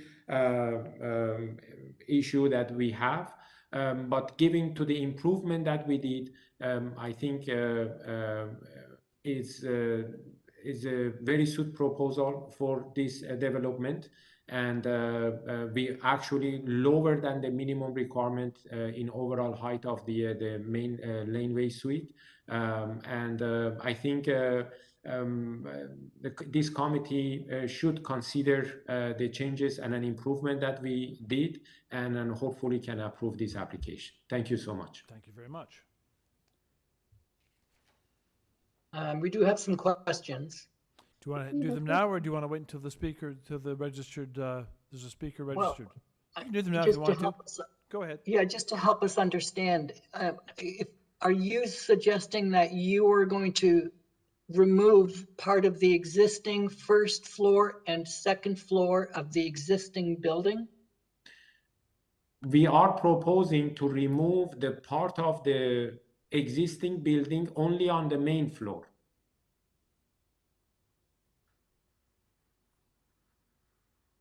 If we can see this, the side elevation is going to show it better.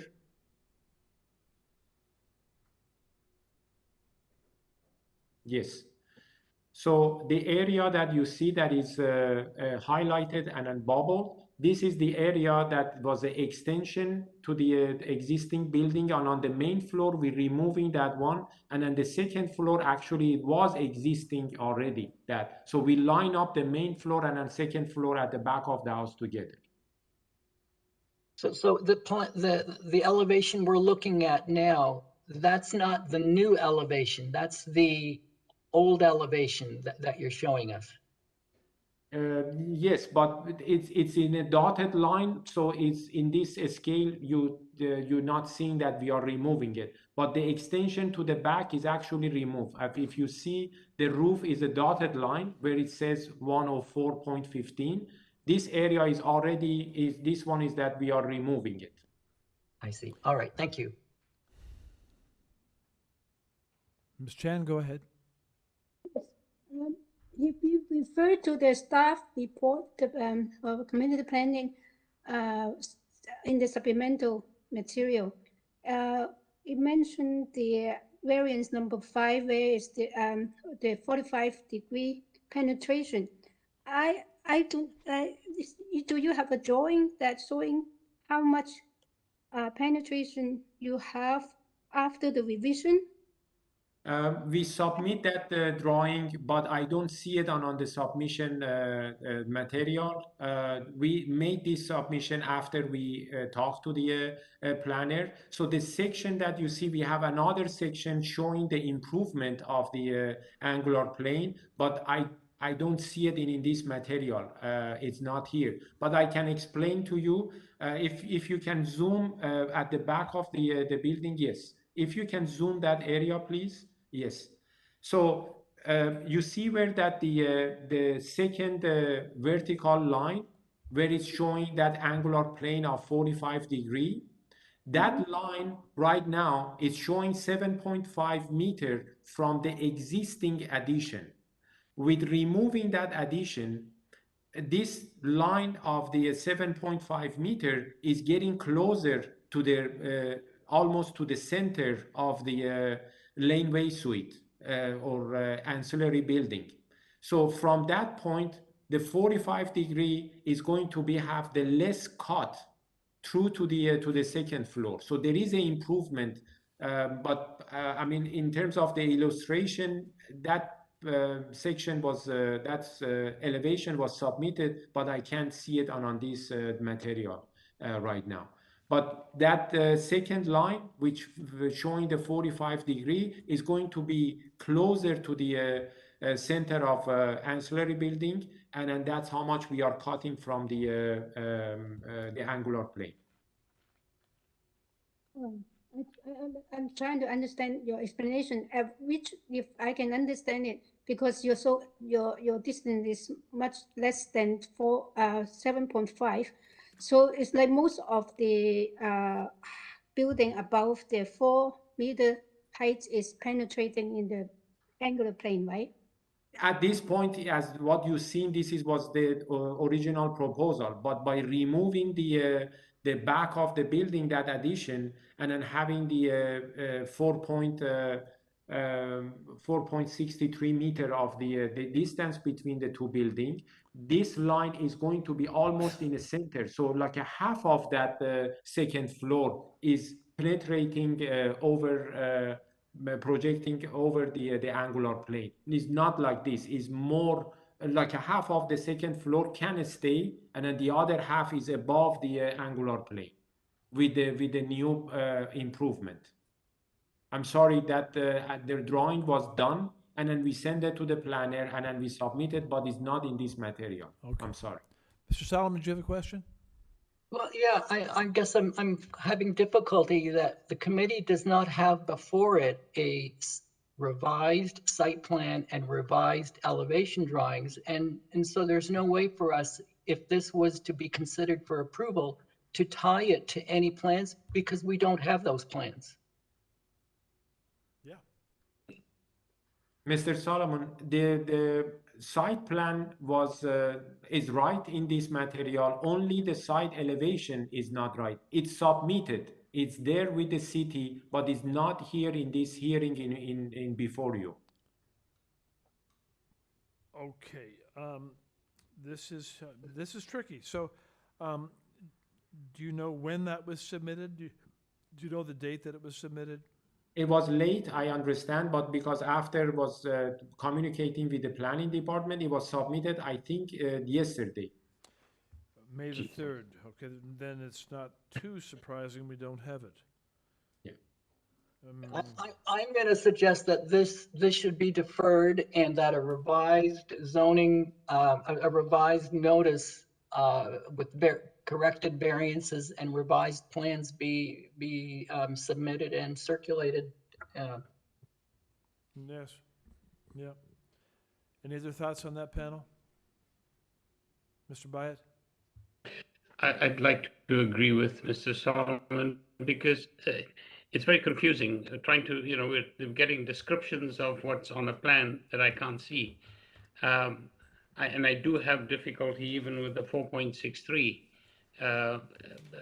space in between the two. So yeah, I go for a deferral. Okay. So, so applicant, yeah, this is a problem for us.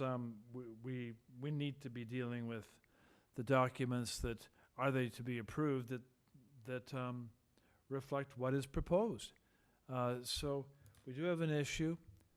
I'm going to take this now into committee. And I know we have someone standing by to speak in opposition, but first concern is whether or not we can actually deal with the materials we're dealing with. So I'm going to take this into committee, and I too am of the opinion that we need to have the plans that reflect what's being proposed. Is anyone ready with a motion? Mr. Reed? I am. I would like to add one thing, though. I think this is just for the applicant's benefit. I think that if they had pursued a one-story laneway suite, they would have probably been able to build it as of right. And I would suggest that they consider that seriously, because I'm having a hard time understanding what's being proposed, but I'm pretty sure I couldn't support it anyway in its current state. So anyway, just with that as a comment, I would move to defer this application so we can have drawings that are understandable. Thank you. Is there a second to that motion? It is seconded, Mr. Solomon. Motion moved and seconded to defer, to allow the plans that we are dealing with to catch up with the applicant's intention. All in favor? Show of hands, please. And that's unanimous vote to defer. So my apology to the patient person who was standing by to speak in opposition. I think there were two parties actually, 150 and 158 Montrose. You'll understand what's now happened. We have deferred the application because of this issue with respect to the materials that we're dealing with. And with that, we move along to number 40.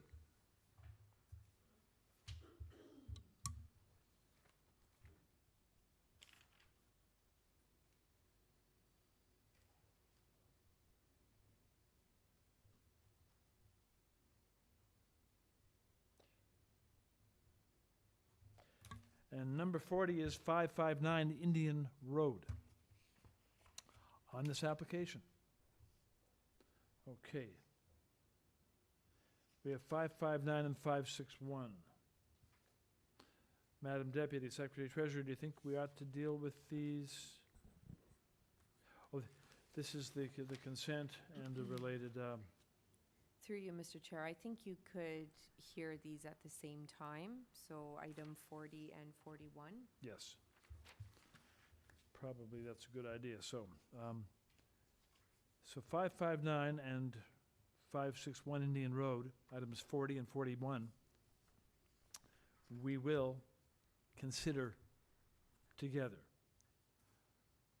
On 559 Indian Road, we have submitted materials, photographs of trees, cover letter from agent, October, tree details by Landscape Lab, November, staff reports from Engineering and Construction,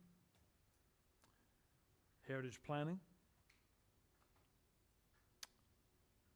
Tree Protection and Plan Review, and another from Tree Protection Plan Review, Urban Forestry. There is both support and opposition correspondence. In support, 5 form letters from 552 Indian Road, 58 and 64 Edna Ave, 264 Pacific Ave.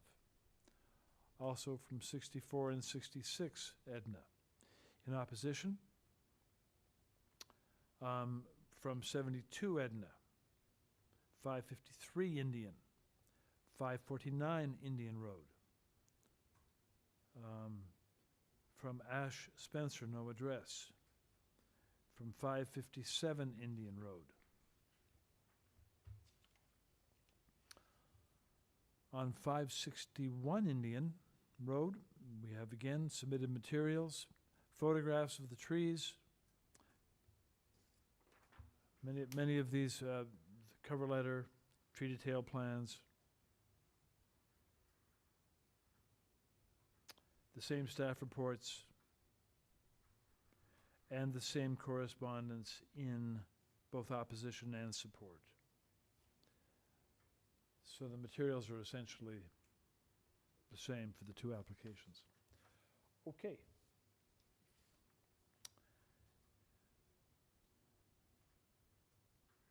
Okay. And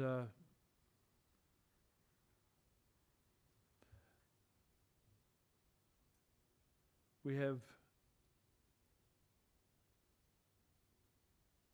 4 speakers standing by for 559 to 561 for item number 40, and 2 of those speakers return on item number 41. Okay. Let's have the agent join us, please, by stating your name. Hi, Tyler, you've been unmuted. Good afternoon. My name's Tyler Peck from W&D Associates. We're the applicant and planners for the 4 applications. Very good. Good afternoon. Okay, you'll have 5 minutes. I'll give you a little bit longer if you need it because there are the 2 applications to present your proposal, what you're intending to do here, and how it's all going to fit together. Beginning now. Go ahead, please. Thank you, Chair. And I will be addressing the 4 matters together in my remarks and happy to answer questions at the end. The proposal is subject to these 4 applications comprise the reconfiguration of 2 existing lots at 559 and 561 Indian Road for the creation of a total of 3 lots with an access easement on the lands. The details of the parts of the draft R plan subject to the severance and lot additions have been worked through in detail with committee staff. I'm happy to run through the details of those should the committee have questions. The proposal includes the retention of the existing detached house at 561, the demolition of the existing detached house at 559, and the construction of 2 new detached houses, which we have referred to in the materials as 559A and B Indian Road, on the 2 lots that will be created in the southern portion of the lands, along with a shared mutual driveway and rear detached garages for each house on the lands. With respect to the consent applications, as required, these consent applications have regard to the matters under Section 5124 of the Planning Act. The lots comply with the zoning bylaw with respect to lot frontage, lot area, and all other configuration matters under the bylaw. A detailed 5124 chart was filed with the application, but as a summary for the committee this afternoon, the proposal satisfies all criteria with respect to matters such as the suitability of the land for the purposes for which they're proposed, access from a public street, dimensions of the lots, adequacy of services, and other matters that are listed in that section of the Planning Act. Additionally, the consent applications conform to the official plan policies for neighborhoods. They're in keeping with the overall physical character of the neighborhood, which contains a wide variety of lot types, areas, and frontages in the immediate vicinity. The proposed lots reinforce the configuration of pie-shaped lots along the curve of Indian Road and meet and exceed zoning bylaw requirements for lot frontage and area, with the resultant lots comparable or larger in area than others within the block. The proposed pattern of the lots will actually regularize the configuration of these lots on the lands. With respect to the minor variance applications, they relate to density only and meet the 4 tests as outlined in the planning rationale, which is shown before you and which was filed with the committee with the applications. The proposal further conforms to the official plan's neighborhoods development criteria by maintaining the existing block pattern and building orientation on Indian Road, by meeting zoning bylaw requirements for the buildings for building height, all setbacks, building depth, and landscape open space on the lots. The proposed detached houses and rear detached garages are consistent with the pattern of nearby residential properties, and they also maintain the shared driveway in the same location as the current driveway, with access proposed through an easement for all 3 lots. The proposal also conforms to the official plan's built form policies and housing policies in Chapter 3, as outlined in the rationale, and I can provide further detail as needed there. The proposal meets the general intent and purpose of the zoning bylaw, and the variances are minor as the proposed densities are provided within building massing that otherwise meets all zoning bylaw requirements and is consistent with densities within the neighborhood. A review of Committee of Adjustment approvals in the area has indicated approved FSIs for detached houses, which range from 0.63 to 1.04, not uncommon in an area like this in this part of the city, and approved FSIs for other building types, and these include semi-detached houses and duplexes in the local area, and those also range from a similar range between 0.66 and 1.2. Therefore, the proposed densities at 0.62 and 0.85 are well within the range of approved FSIs and are appropriate for the subject site. The proposal is desirable for the appropriate development of the lands, as the requested variances will provide for gentle infill and the development of additional family-sized housing in a neighborhood that has excellent access to local services and amenities, and is also located in very close proximity to existing higher order transit, Keele and Dundas West stations on the Bloor subway line, as an example. We have confirmed with city planning that they have no objections to the applications as a whole. In fact, prior to submitting the applications, we consulted and worked closely with community planning staff regarding options for the properties. And the 3-lot detached house proposal that's before the committee was a result of these discussions. As the chair has noted, on file with the committee are 5 letters of support from properties in the vicinity. This includes the property across the street and the immediately adjacent property to the rear, which shares a rear lot line at 66 Edna.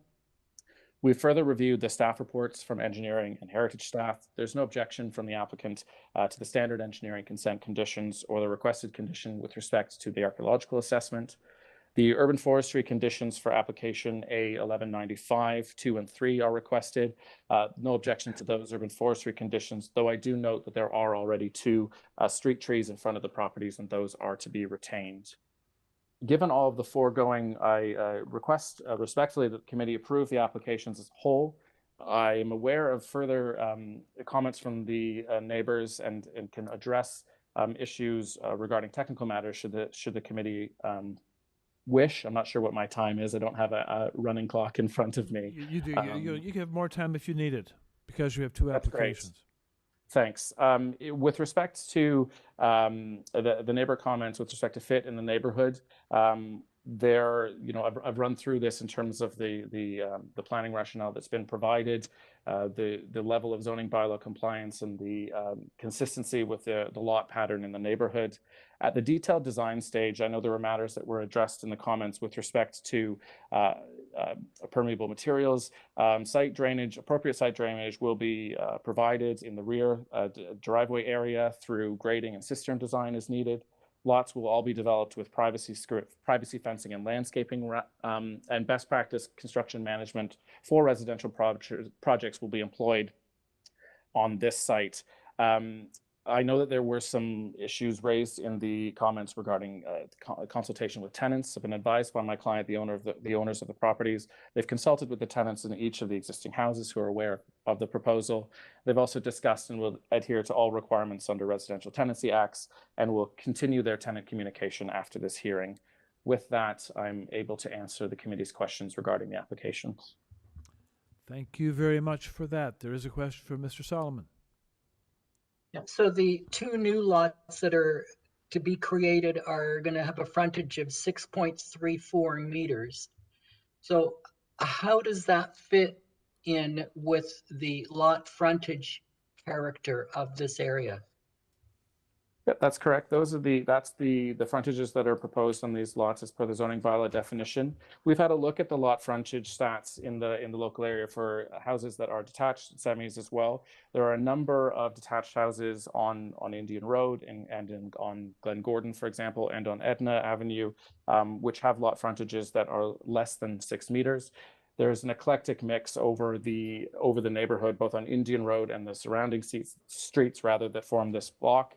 And we note that the proposal at 6.34 is in line with the other lot frontages in the area, which include lot frontages from about 5.3 to 6.3 meters as well. Thank you. Ms. Chan, go ahead, please.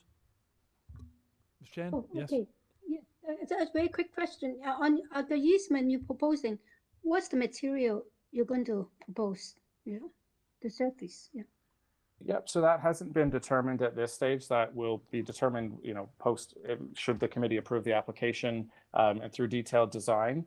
Currently, the likelihood would be that it would be hardscapes. It's assumed as hardscape for the purposes of the plans with respect to the rear yard soft landscaping stats that are included on the application materials as filed, which meet the requirements for rear soft landscaping as well.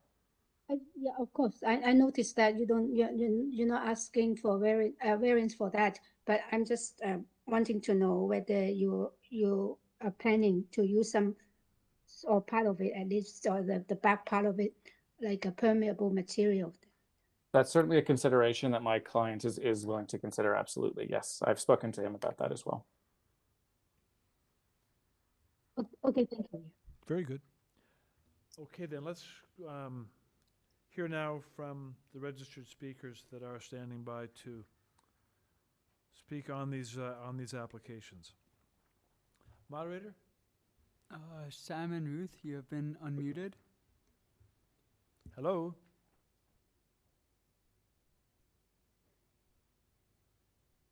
Do you hear me? Yes, we do. State your name, please. Good. My name is Sam, and my wife is Ruth. We are the residents could you give us and your full owners names, of please? 72 Edna Avenue, Toronto. We'll ask for your full name, please. Samson. Thank you. You have The 5 back minutes. You have 5 minutes. Go ahead. The back and side of our property is adjacent to the proposed site changes at 559 and 561 Indian Road, Toronto. The key items that are of great concern to us are: 1. Setback of the garage at 559A Indian Road, which is adjacent to the west side of our backyard. The drawings show 0 setback. We think this variance was missed. The zoning bylaw requires the garage to be set back 10.5, 60, 0.60, 0.20. We ask the garage is set back appropriately to provide a soft landscaping area and room for water runoff from the roof and eavesdrop of the garage. Also, set back so that construction of the garage does not require use of our property. 2. Drainage for the proposed sites in relationship to our property. Currently, the existing neighbor site have soft landscaping and there are no drainage issues. We are worried that the shared driveway and garages will be less permeable and create water and drainage issues on our property. What is the grading plan of how water will be managed on the site? No grading plan was provided. 3. Our organic garden, where we grow and eat the produce that we grow, is directly behind the proposed driveway. We are concerned that when it rains, especially during heavy storm, that any chemical buildup on the driveway will be washed into the garden, thus into our food. 4. We will be subjected to a lot of vehicular traffic at our property line from the 3 garages and the shared driveway. We are concerned about what may happen if there is a driver error and a car hits whatever is being proposed at the property line while we are in the garden. Is this the intent of the zoning bylaw, to have driveway setbacks when on-site vehicle maneuvering is involved? It is not clear what is being proposed at the property limits adjacent to the driveway. We are also concerned about vehicle lights shining into our house and property every time a car needs to access or egress garages.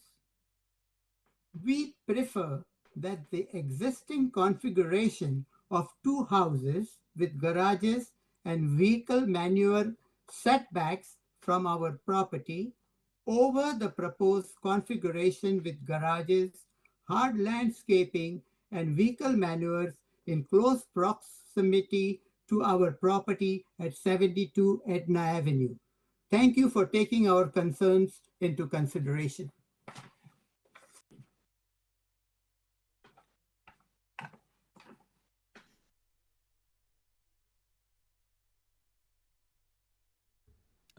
Hi, Craig, you've been unmuted. Hello. Hi, my name is Craig Fauner. I live at 559 Indian Road. My family and I live here as tenants in the house that this application proposes to demolish. We just heard from Mr. Peck, who noted that the owners had consulted with the tenants here and at 561 about these plans. In my experience, this is patently untrue. We became aware of the plans for the site the week that the public notice signs showed up on our lawn this past month. We weren't given advance notice of these plans by the owners. They did not directly inform us of their intention to redevelop the site. And as you might expect, this has been a very distressing time for my family, as we had assumed that we would be living in this home for years to come. I've also spoken with my neighbors who live at 557 Indian Road, which is a multi-unit rental building directly south of our home. These tenants were also not consulted about this development, despite the significant impact that it'll have on their lives. The failure to communicate with tenants during this process indicates a lack of consideration for renters in the area, whose lives will be impacted significantly by the requested variances to build larger than allowed FSI at the site. I would like to advocate for some of their concerns. My neighbors at 557 have voiced concerns about the proximity of the proposed construction to their windows. I can see right now from the property, I can see several windows at 557 that face the property line between 557 and 559. And these windows are not noted anywhere in the application materials. The building proposed for 559A Indian Road will be constructed less than half a meter from those windows, including the windows of a basement suite. The proposed building will also loom over the very limited green space that is shared by the residents at 557. I spoke to one resident here this week who noted that their family would likely be forced to move out of 557 if the project goes through, that the construction process and its outcome would have too much of a negative impact on their enjoyment of the home that they've lived in for over 7 years. One neighbor nearby wrote to the committee speculating that the owners of our home at 559 had deliberately let it fall into a state of disrepair. This is consistent with my experience as a renter, having made numerous requests for maintenance that have been ignored by the owners. If this proposal is to be approved by the committee, the owners will then be rewarded for this neglect with a lucrative real estate opportunity, while the tenants that currently live here will lose their homes and neighboring renters will lose their ability to enjoy their units and their green space. Thank you very much for giving me the time to speak. Thank you very much. Panel members, questions for this speaker? Hearing none, we'll go on to the next speaker then. Hi, Rachel, you've been unmuted. Hi, my name's Rochelle Wilson. I live at 557 Indian Road, which is immediately adjacent 559 Indian Road. We share a property line. I'm one of the renters. There's 4 apartments in this house with 4 families, a total of 12 people living here, including 7 adults and 5 children. Nobody was made aware of these plans, as Craig noted. And we have a few concerns. One of the concerns is the proximity of the building looks to be 0.46 meters from our wall, which has, as Craig noted, many windows. There's a large kitchen window of ours that's going to be blocked. It's about 3 by 4 feet large. It's the only window in the kitchen and it's east facing, so it would block a lot of sun for us. It also provides sun for other parts of the apartment, including the hallway, the foyer, and adjacent bedroom. It's we use it for ventilation, and it would also be a fire escape. Now, 0.46 meters from our wall wouldn't give us any room to use that window. There's also skylights on the top apartment that would be blocked by the proposed building, and a basement window that would be blocked. There's also a gas meter on that wall that will be covered by the proposed building, and there's a hose for the central air for the house that will be blocked by the building. The building also in the back looks to extend past our patios and balconies. There's 2 large balconies for the top units and a patio for the bottom unit, and it looks like those will be covered from the sunlight, as well as blocking sun from the yard. So we have an issue with that. A privacy issue as well, as this proposed building looks to have balconies of its own facing into our backyard. So those are our concerns as it stands. Also an issue with increased flooding. I know that the developer talked about some permeable materials, but it is a very high risk area for flooding. We're in a natural valley here, and there's often flooding in the street when there's very high rainfall. So that's all I have to say on this issue. Thank you. Thank you very much. Anyone with a question for this speaker? No? Okay. Moderator, do we have one more speaker? Through you, Mr. Chair, no, he has left. Okay.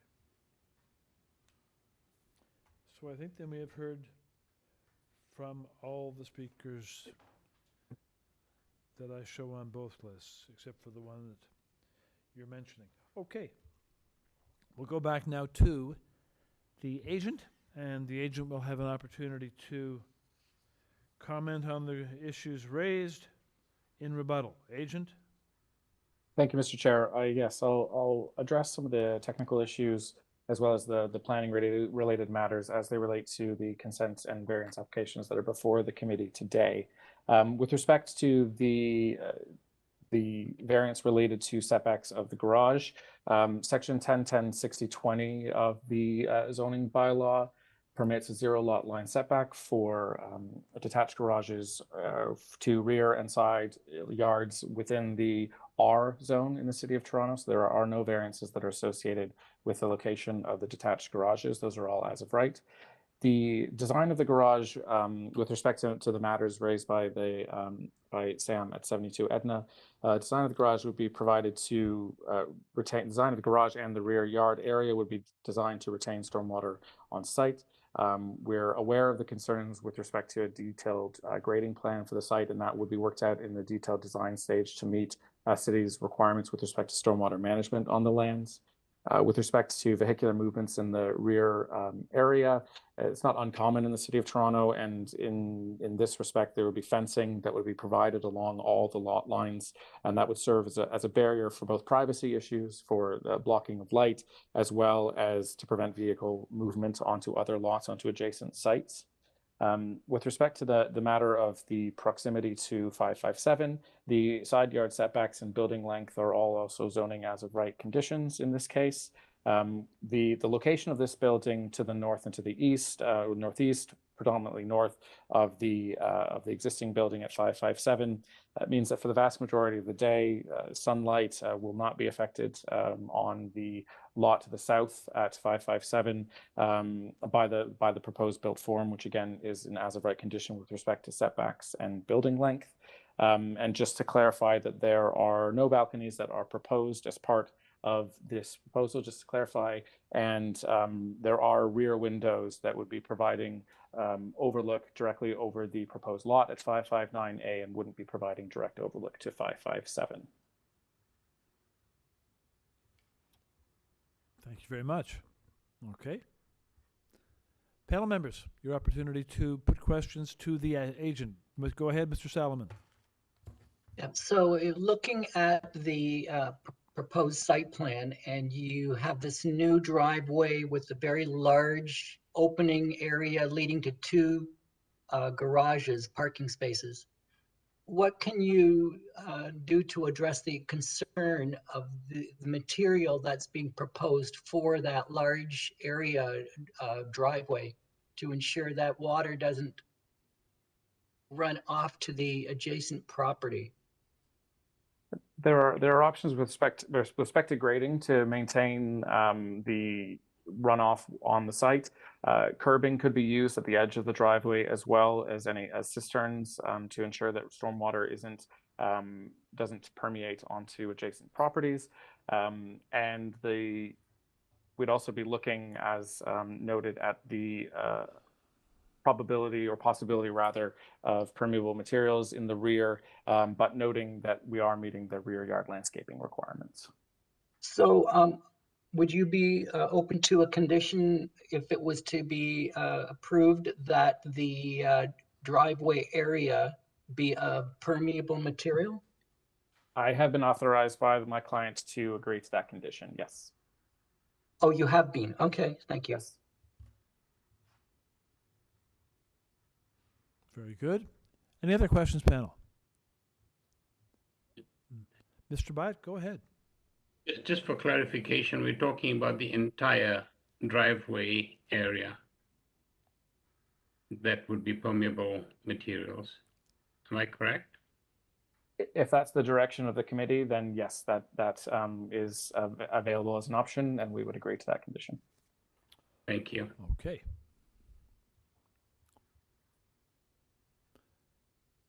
Hearing no further questions of the agent, let us take this application into committee for a motion, unless someone has a comment to make first. Ms. Chan, go ahead.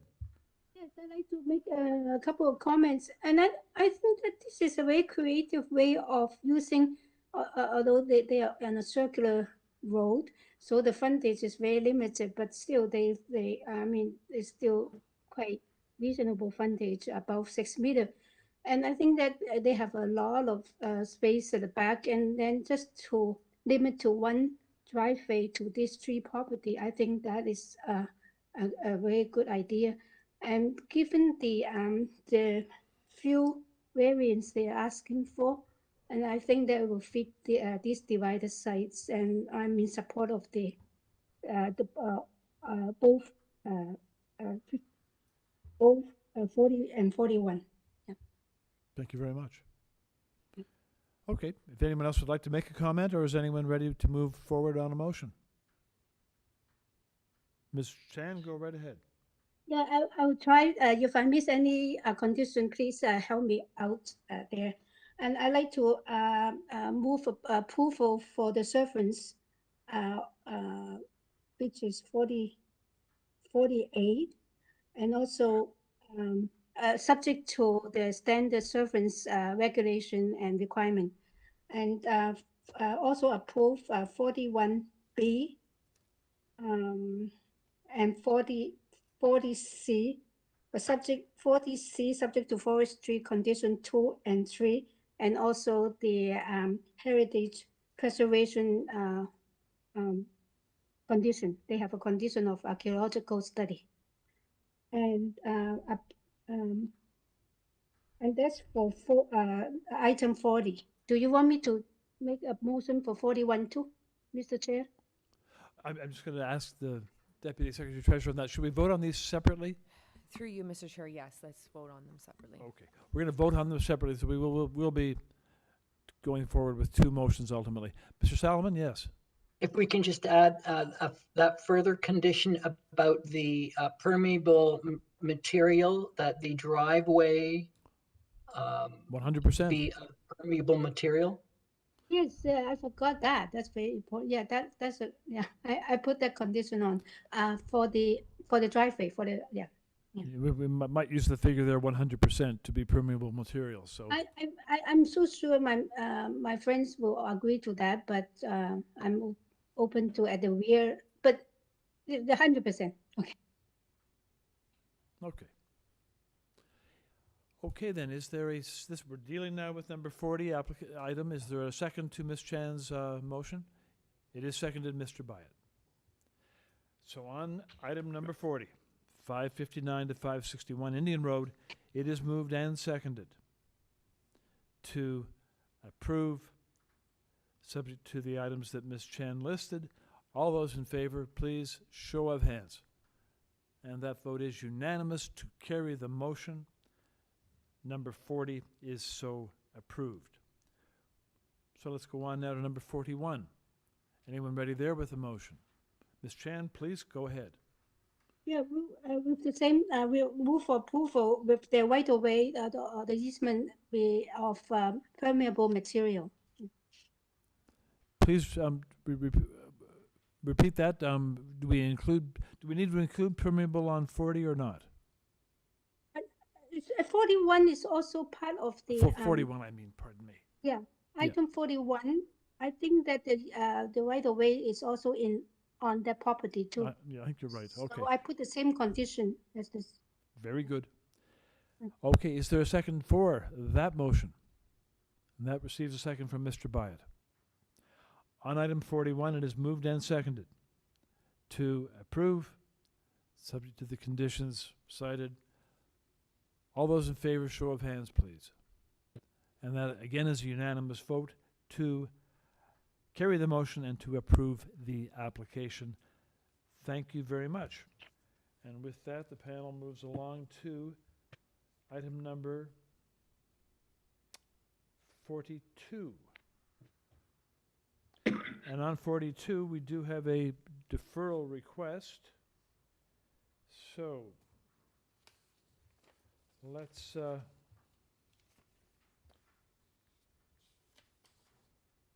ask the speaker to join us. This is number 42, 4 Herbert Avenue. We'll ask Hello, the can you hear agent me? to join us, please. Can you hear me? We do hear you, yes. Hi, my name is, sorry, I'm just got a bit of a cold. My name is Christopher Smith. I'm the agent for this application. Very good.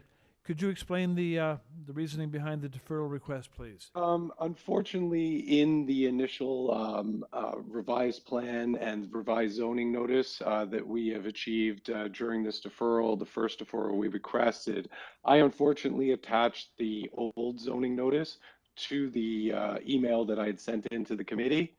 The mailer went out, I didn't catch it in time. So because of the fact that in the new revised zoning notice, our FSI has been increased from 0.95 to 0.96. There are other changes that are reductions. I felt that because it hadn't been viewed by the public, probably a deferral was a good idea. Okay, thank you very much. Panel members, we'll take this into, I know there are let's check with the moderator. Moderator, we do have persons standing by. Yeah, okay. I'm going to ask those that are standing by, Ian Ward and Erwin Buck, to stand by while the panel deals with this matter of deferral. We'll take it into committee to look at this. Panel members, on the issue of deferral, are there any comments? Mr. Reid, go ahead. It seems like this is a technical matter that we need to defer just for proper notice. I think you're right, frankly, yeah. Anyone ready with a motion on this then? Mr. Reid, go ahead. Thanks. I move to defer this application to allow for proper notice. And I would also encourage, because I know that there are some people in interest here, I would also encourage the applicant to consult with the neighbors who may be concerned. Thank you. Is there a second there? It is seconded, Mr. Byatt. So, moved and seconded to defer. Those in favor, please show hands. And that is a unanimous vote to carry the motion. Item number 42, number 4 Herbert Avenue, is deferred. And to those that were standing by patiently to speak on this, the situation the panel was faced with there was really a technical matter that really necessitated a deferral in order to have proper notice given to parties that are that should be informed of it. So that's the reasoning, and we've asked that the applicant use the opportunity to connect with those who are concerned about the application. That brings us then to number 43, 43 Norton Avenue. And this application was deferred in January, late 26th of January. So let's have the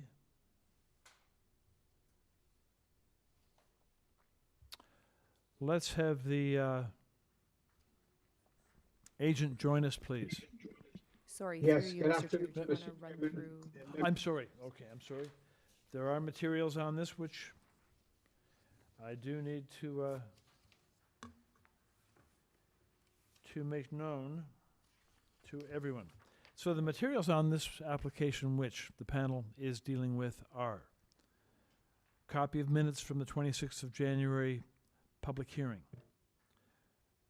copy of plan of survey and revised site plan, floor plans, elevations, covering letter from the agent, 8 February, planning justification from the agent, 12 April.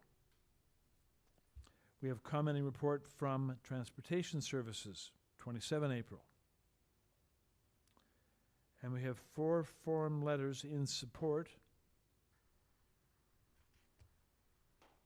signed by owners and occupants of 4, 5, 8, and 18 St. Clair Gardens, and a 9 signature petition in support signed by owners and occupants of 41 Norton Ave, plus 2, 4, 5, 8, 16, 19, 26, and 28 St. Clair Gardens.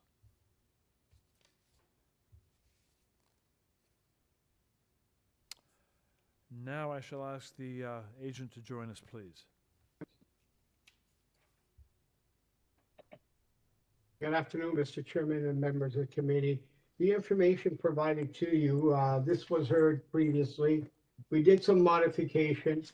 The location of the garage is pretty well at the rear lot to the south. And the neighbors to the south are also in favor of this application. 43 Norton is one of 4 properties that have this depth of what the size is now in order to accommodate the southern property, which is a small apartment building of 6 units. The variances, again, are minor in nature. The applicant, the proposal of the modified garage would fit a proper vehicle access and entrance. The garage that's there now was built many, many years ago, maybe 40 years ago, does not facilitate a proper vehicle entrance, and that's Okay. why we're increasing it. Okay, then. Thank you for that. Yeah, sorry. The setback. Thanks for that. I'm gonna just check. I'm gonna check, Mr. DeMarco with panel members whether they would like to have a full presentation, or do you have any questions, panel, for this speaker? There are some questions for you, if you don't mind, Mr. DeMarco. Let's go to those. Mr. Salomon, go ahead. Yeah, my question is, what is the use that's going on the property? Because some of the comments we have received, I believe, talk about vehicle repair or service. So, Mr. Chair, that is information, falsified information. My clients have been going through many years of issues. It's a single house, single family house. The tenant that wasn't there was there for more than 30 years. She was a hoarder, and we've had nightmares, but it's not used for, can you imagine? It's a 10-foot garage. How can you repair vehicles in a 10-foot garage? It was never used or meant for that purpose. It was misleading information. There's no repairs. It's personal. It's for personal use. Well, let me ask you then. I know there's another question from Ms. Chan. Ms. Chan, go ahead. That's my turn. All right. Yeah, I just one question regarding your soft landscape, which is variance number 1. I noticed that in your previous proposal, which has been deferred, it was 18%. And suddenly this time it reduced to only 1.13%. If you go to the minutes from the last the minutes for the last proposal, the variance number 1, the soft landscaping was proposed is 18 point. Yeah, it's 18. It was the previous just a few months ago. They proposing 18%. My question is, why suddenly such a reduction? Again. Yes, that's it. That's the one. Yeah. Was 18.3 18.53. Yeah. Was that an error? It was an error. It was an error. It was an error in our part in putting that. The setback, there is an addition from the building, a 10-foot addition. Then there's a 3.5, 4-foot stair existing going into the basement, all previously approved by the Committee of Adjustment. So we allowed the space between the stairs and the new construction of the garage. We put some soft landscaping there. But again, I made it, the size of the garage could facilitate a vehicle comfortably. Right now, there's no way we can put a garage, but that 18.53, it was an error on our part. Okay, that's what I want to confirm. Yeah, is that to the error? It was always about what it is now, right? What were you proposing now? It's about 1%, 1.5%. Okay, so I have a question along the same lines, and this is of great concern. You got a very, very sizable soft landscaping deficiency, and how can I consider that minor? Again, if you look at the size of the garage, that's there now, which is 10 feet. In order to properly facilitate a garage or a vehicle, it's only for one vehicle. We can't provide additional landscaping unless we put it on top of the garage. Well, our concern is that every property should be doing its part to absorb and manage its share of stormwater. You can't expect other properties to do the job for yours. So it's a very large deficiency. Any other questions for this applicant, Mr. Byatt? Thank you, Mr. Chair. Not having been able to go down physically to go and have a look at the property, I'm looking at an image from Google Map. And on the Google Map image, I can see the garage and the space between the garage and the main building.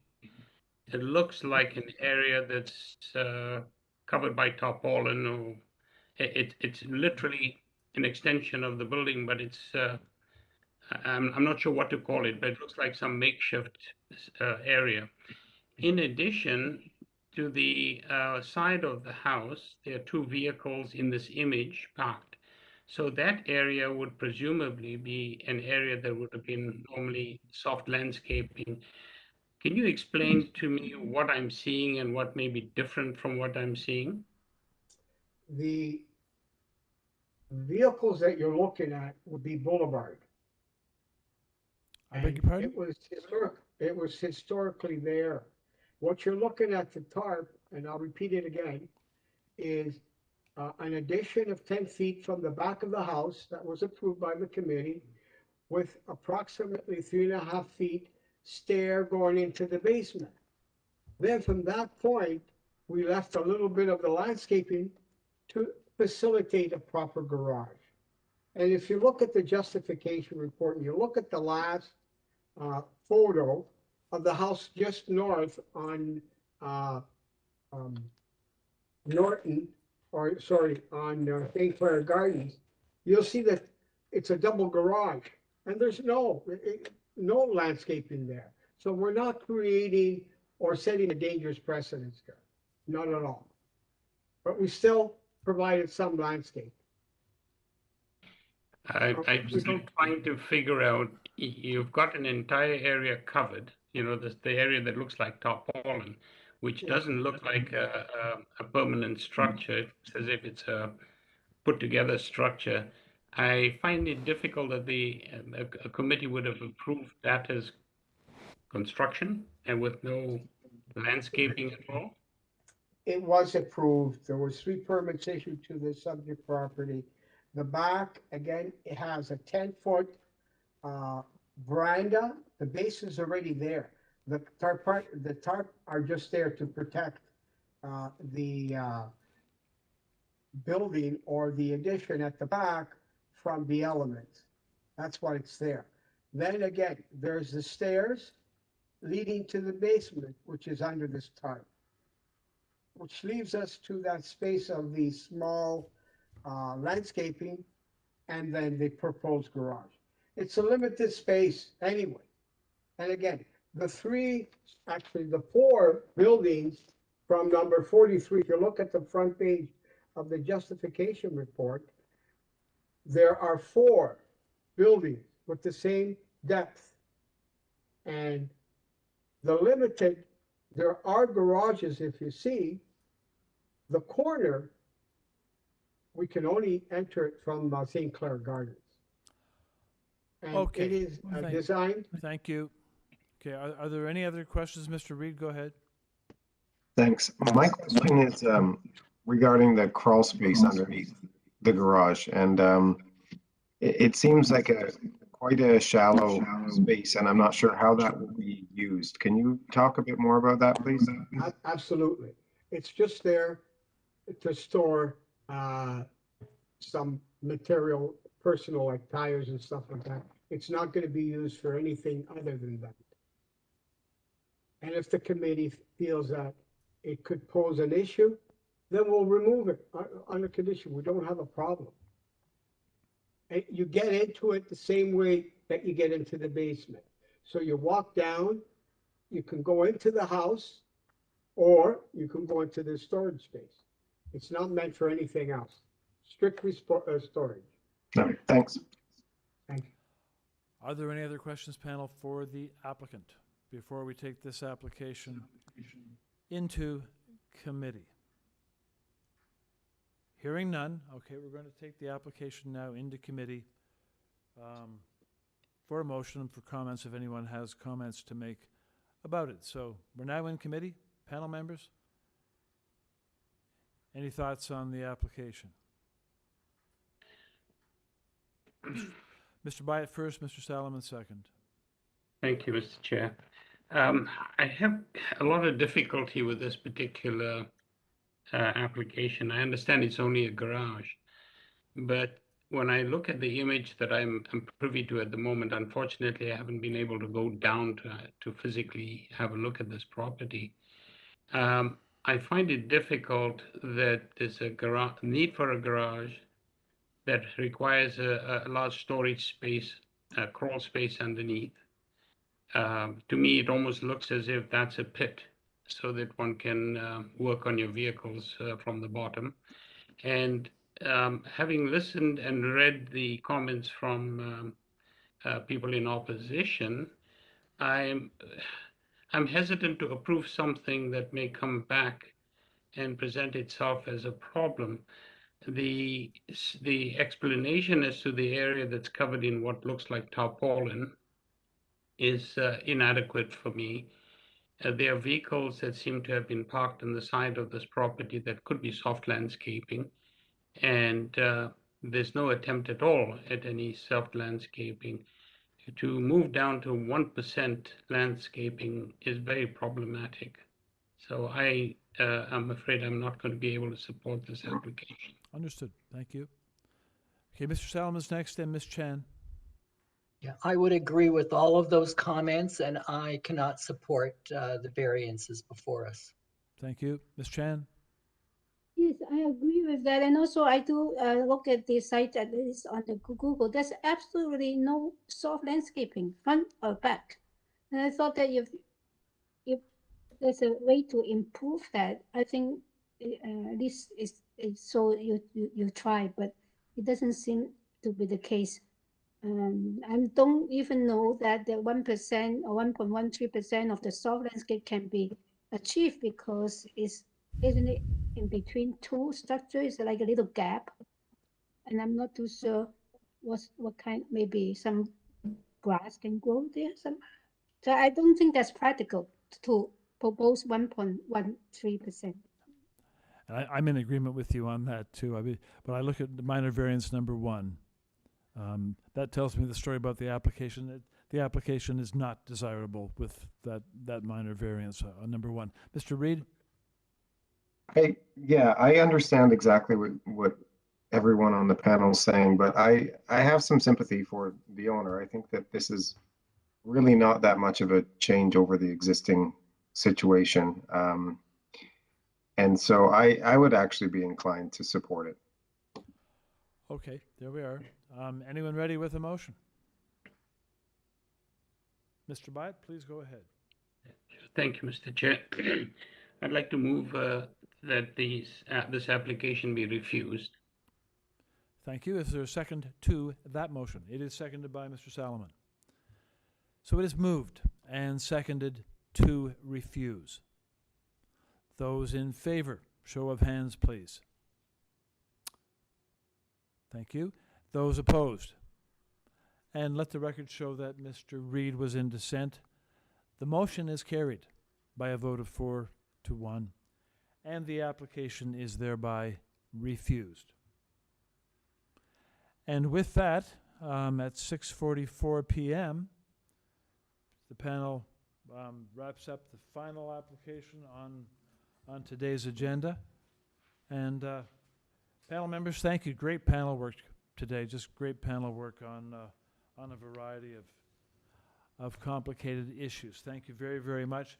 Staff, your support as always keeps us going, keeps us flawless, and the preparation we can always sense is there to make that happen. So With that, at 6:44 p.m., I declare the hearing adjourned. Thank you. Thank you, Mr. Chair and night, panel everybody. members. Have a good evening. Thank you all. Bye-bye. Good night. Good night.